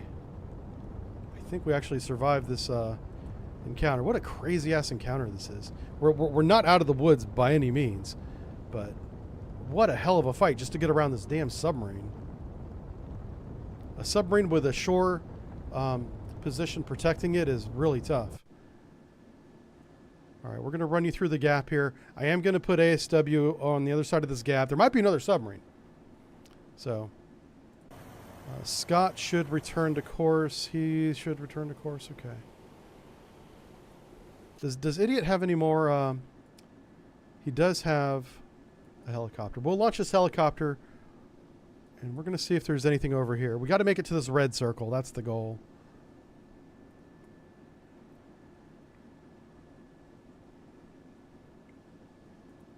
All right. Hey, I can read some chat. Sorry, I haven't read chat in like an hour. That was pretty intense. Yeah, one trawler. Yeah. We're not even sure it was a trawler. We just know that we hit an unknown target that was behind an island, by the way. And somehow the harpoon hit it. It's just a bad day for him, I guess. All right. We have a fresh helicopter, a full tank of gas. We're going to put another sonar buoy field here on the south side of the choke point and see if we have another Romeo. There might be more than one Romeo, right? I could sink the oiler with guns. No. Come on now. No. Listen, we've met our Wednesday quota by hitting an unknown target that we're probably going to learn was a trawler. This is what I expect. A fishing boat or a trawler. In the Navy speak, that's the same thing, but and we won't know until the end, until the debrief. And I'm sure we'll lose points for it. And I'll just put in the notes Wednesday, and the Admiral will know. I'll be like, it's Wednesday. He'll be like, yeah. You get a freebie on Wednesday. It was a good fight. Yeah, good fight. Tough. This one taxed me. They kept shooting down my helicopters. I'm sure my helicopter pilots are all mad. The ones that are left, anyway. Oh, that's terrible. Oh. What the hell? Okay, this is so dumb. Scott has no more targets, yet he's still acting weird. Like, what the hell are you doing, Scott? Turn back to course. Well, and he's turning back to course now, but let's watch him and make sure that he continues to turn back to course. Because he needs to go way the hell to the right. Oh, and you see that smoke on the horizon? That's the Grisha. Yeah, that was the Grisha. And you see that smoke over there? That was the coastal battery shooting down my helicopters. New surface contact detected. Well, it's probably not a bad guy, so don't shoot him. You mad lads. Let's see what we got. All right, so he is returning to course, it looks like. Makes me happy. Just want to make sure he doesn't run aground, you know what I'm saying? Okay. Now, for this helicopter, we want to turn on his radars. Surface search on. Radar eye. Assuming he can get here without any problems. And we'll put a little 1, 2, 3, 4. Little diamond right there. I wouldn't be surprised if there is another submarine, it might be right behind this island, because this is a sonar shadow zone, essentially, where sound obviously won't go through land and out the other side. So we really have no idea what's right in this little cove. So, and there could be more, anti-air as well. So we're going to back up so he's not too loud. And I will compress a little bit of time. And we'll just look and see if there's any anti-air fire. Little puffs of black smoke. That'd be our key. New surface contact. Maddie, no. I will not take $5 to shoot a fisherman or an oil tanker. Negative, sir. $10 might be talking. No, I'm joking. No. I'm not shooting the oil tanker. Period. I forget this crowd. If I say $10, they'll fucking do it. So do not do that. Seriously. Stop.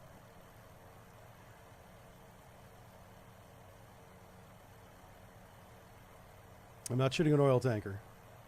Not doing it.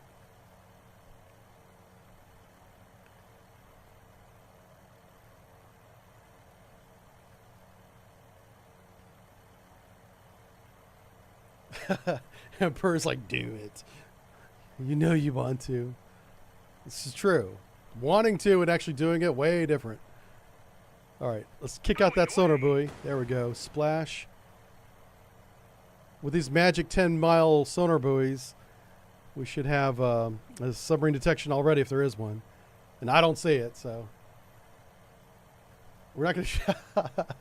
Renault says, we're not shooting the oil tanker if you have that kind of attitude. Yeah, pretty much. I really don't want to get anywhere near the other side of the channel because that's where we've been taking all the gunfire from. So I'm convinced there may still be anti-air over there. I'm not taking any chances. Buoy away! And this is that little cove. This is the shadow zone right here where my cursor's at. Right over here. This is as close as I'm getting to this coastline. I tell you, their AA guns, their gunners were spot on today. They were shooting down my planes at like 8-9 miles. Buoy away! Let's not hang out there. Turn 2, 5, Yeah, 1. I'm trying to get a hell away from that coastline. All right, so that's our sonar buoy field. Looking good. Feeling great. I think we're okay, but we're just going to go ahead. I just saw that. I'm not doing... No. I told you guys. I said no. I swear to God, you're worse than my puppy. I got to bring the puppy on. New surface contact detected. Very large visual. Okay, fine.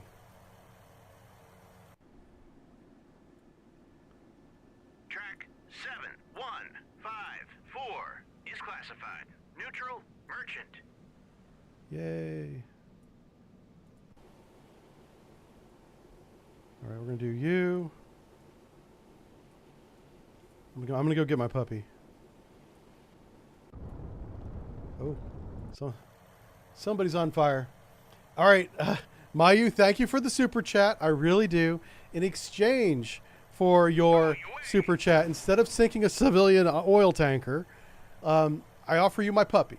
I'm gonna go get him, and you guys gonna see the most adorable little dog you've ever seen. While we run through this, I'm gonna slow down to real time, and I'll be right back. Let's go get him. Let's go get him.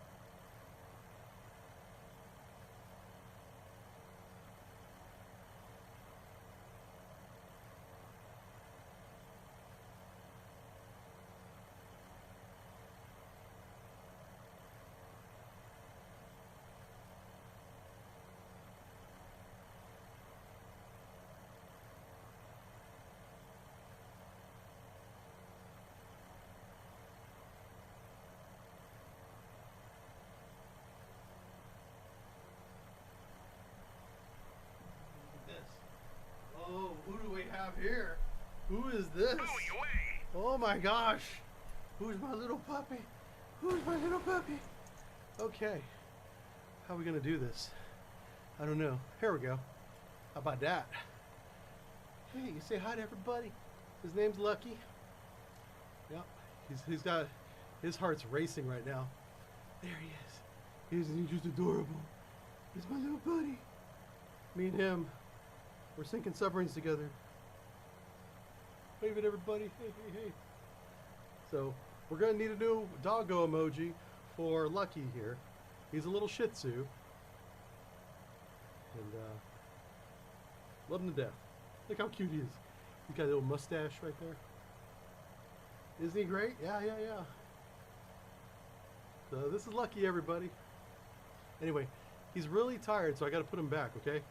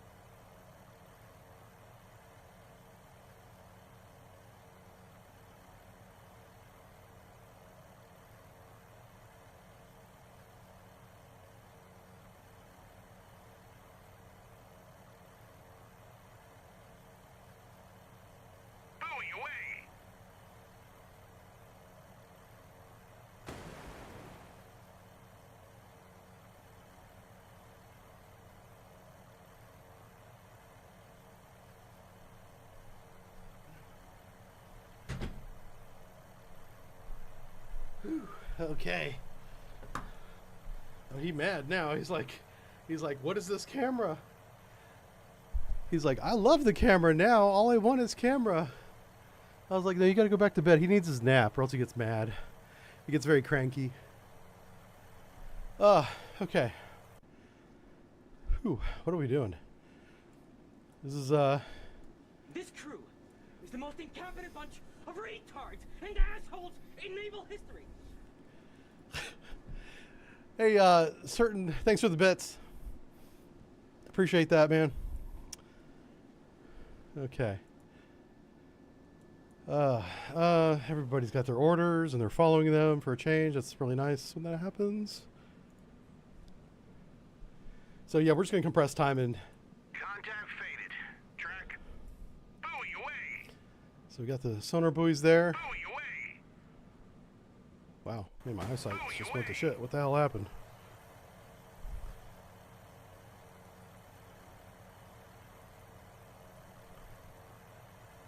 All right, so I am fearful of a ambush. So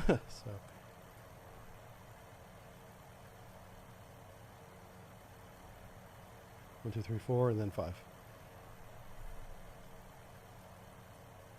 Welcome aboard.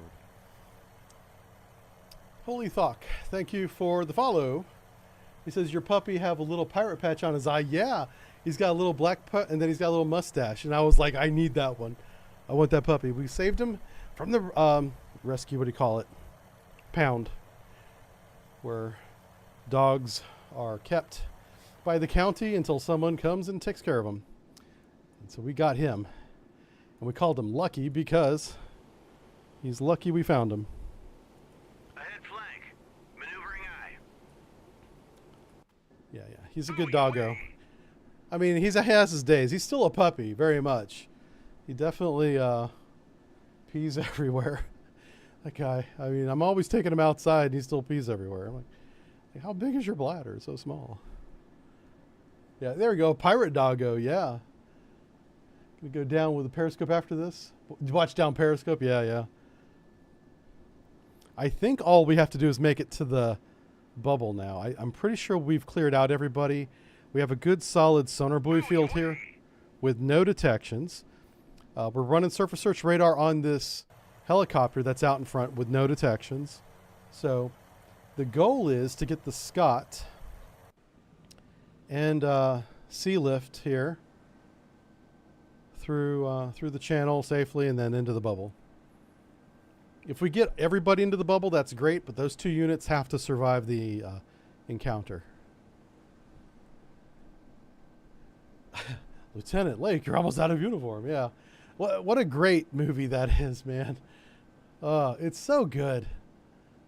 Like, I don't know if people understand just how wonderful it is. Man, maybe they do. I don't know. All right, let's just maximize our time compression. I think we're good. I don't think there's any surprise submarine ambush waiting for us at the end of this one, which is a nice change because they definitely tried to ambush us on the last one with a Charlie 2, which is no joke. A Charlie 2 will destroy multiple surface ships if it sneaks up on you.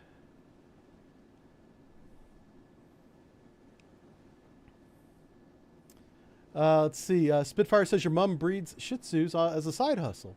Yeah, those are very popular dogs for that. But, you know, I figure if you can rescue a dog from the pound, I'm sure there's a better name for it, but that's what they used to call it, was the pound, then do that, you know.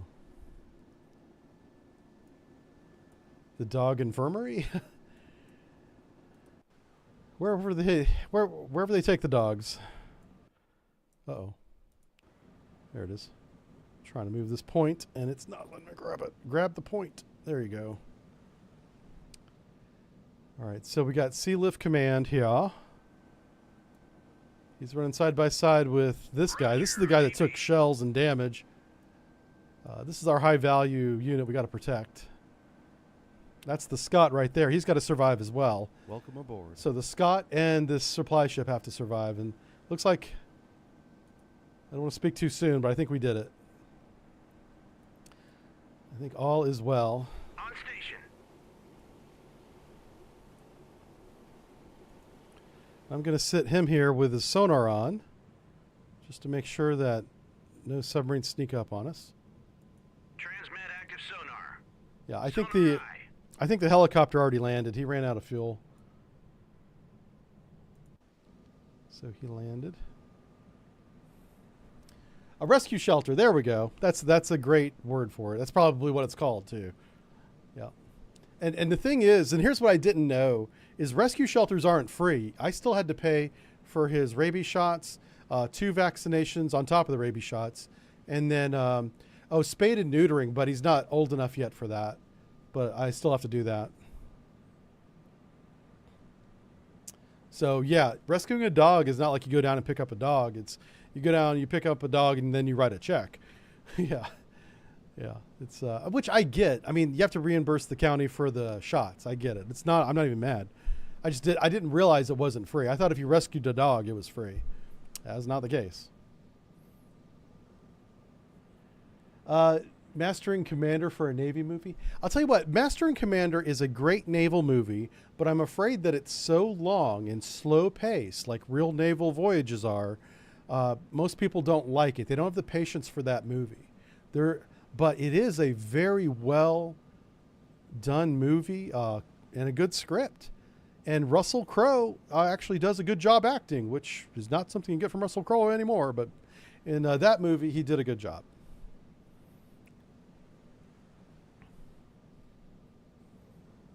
So yeah, I would recommend Master & Commander. Just prepare yourself. You're getting into a 3-hour movie. It actually might be longer than 3 hours, but I'll say 3 hours. So just be in a mindset of, okay, I'm spending my afternoon doing this. And then take a break too. Don't try to watch it all at once, you know. But it has some really good naval combat, Master & Commander does, for sails and cannons that age. It is, if I remember correctly, and boy, you're going to have to check me on this, chat, but I believe he is hunting a rogue ship, so essentially like a pirate ship, but it's in like the South Pacific, in the middle of freaking nowhere.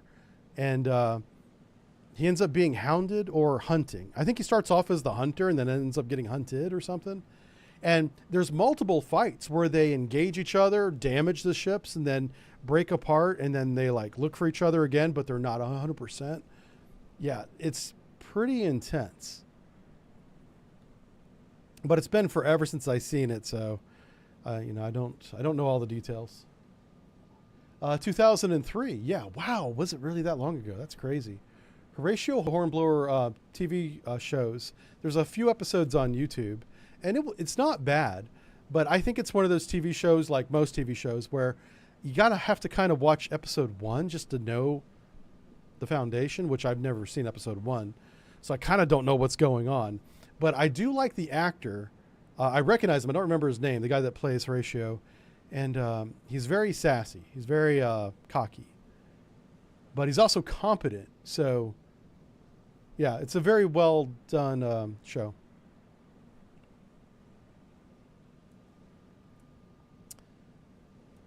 Contact faded. Track. There we go. That's not a break. Oh, here we go. We did it. Victory. You've successfully escaped and lived to fight another day. Now, we're going to go to the debrief screen, and we're going to see if we shot any fishermen, because I think we got one. I think we got a fisherman. So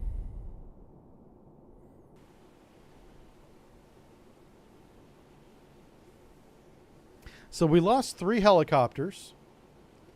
It turns out we did not sink any fishermen. I'm shocked. So the unit that we hit behind the island was a Torya class something. I'm curious as to what that is. What is a TURYA class? I have no idea. That is rare that I see a ship that I don't recognize. What the hell? I'm not bragging. I'm just curious as to what the hell that is. TURYA. We're going to look it up real quick. I'm going to the encyclopedia. So it is a surface ship. Let's make sure it's not a fishing boat. Okay. It's got to be it's a small boat. I know that. So let's start with missile boat. T little. Okay, it's not any of those. Does anyone know what a Torya class is? These are alphabetical. Actually, they're not alphabetical. What? Come on. Please make these alphabetical. Does anyone know? Torpedo boat, maybe. Okay. Possibly a torpedo boat. Or a patrol boat, maybe. Nope, not there. Light cruiser, submarine. Here we go, torpedo boat. Yes, you guys are right. So the unknown contact that our harpoon homed in on was one of these chuckleheads. And it's behind the screen, but let's zoom out. Wow, I can't even like move this in a way to see it. So what does it have? It's got torpedoes, obviously. It's got a gun turret. Look at this gun turret. Wow, 4 nautical mile range on the gun turret. It's got that forward and aft. The forward gun turret's a little bit smaller. So that's this thing. It's got about 1 nautical mile range. Oh, here we go. Let's close these windows so we can see what we're doing. So yeah, our harpoons flew through some palm trees over a beach and hit this thing in a cove. And I think they were just waiting there behind the island to run out and torpedo us, obviously. And for whatever reason, the harpoon saw them somehow. These guys never had a chance because they never really played a role in the game. Oh, that's cool. Look at the little hydrofoil here. So as they get up to speed, this thing will come up out of the water. Oh, and that would greatly reduce the resistance, and then it would just be like super fast. What's the max speed of this thing? It's got to be crazy fast. 44 knots. Yeah, I believe it. Absolutely. Hell yeah, this thing's badass. Until a harpoon comes along and wrecks your world. Anyway, good stuff. Really good scenarios by Ian. Ian has made Pacific Strike available in Steam Workshop. And thanks to him for messaging me on Steam. I thought that was really cool. Seems like a nice guy. And I recommend you guys try Pacific Strike, okay? I'm out of time for today. There is one more mission in the set. I don't want to spoil it for anybody, and I don't have time to play it, so we'll leave that one untouched. And whenever we stream again, we'll stream a whole new set of missions. So if you're making missions in the Steam Workshop and you want me to try one, definitely send me a message on Discord, DM me or something. Or actually, we made a channel in our Discord channel, for Sea Power. So in there, put a link. You may not be able to post links, but just tell me the name, and I can search for it on Steam Workshop. Okay.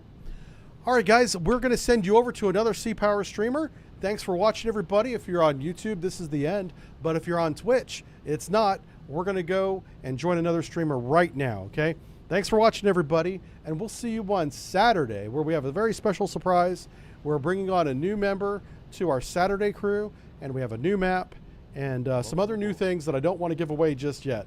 See you guys on Saturday, okay? Have a great week. And if you're on Twitch, don't go anywhere. God,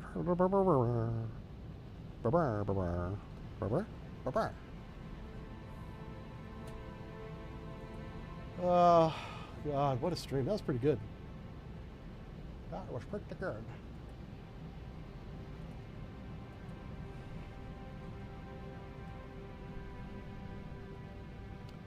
Sea Power.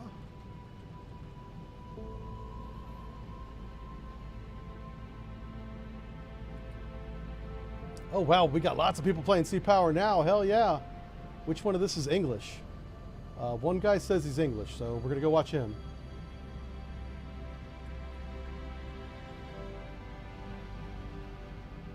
All right. That's fine.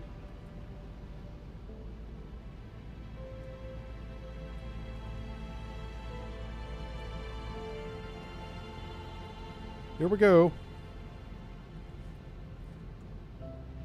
Say hello to our new friend. And thanks for watching, everybody. We'll see you next time.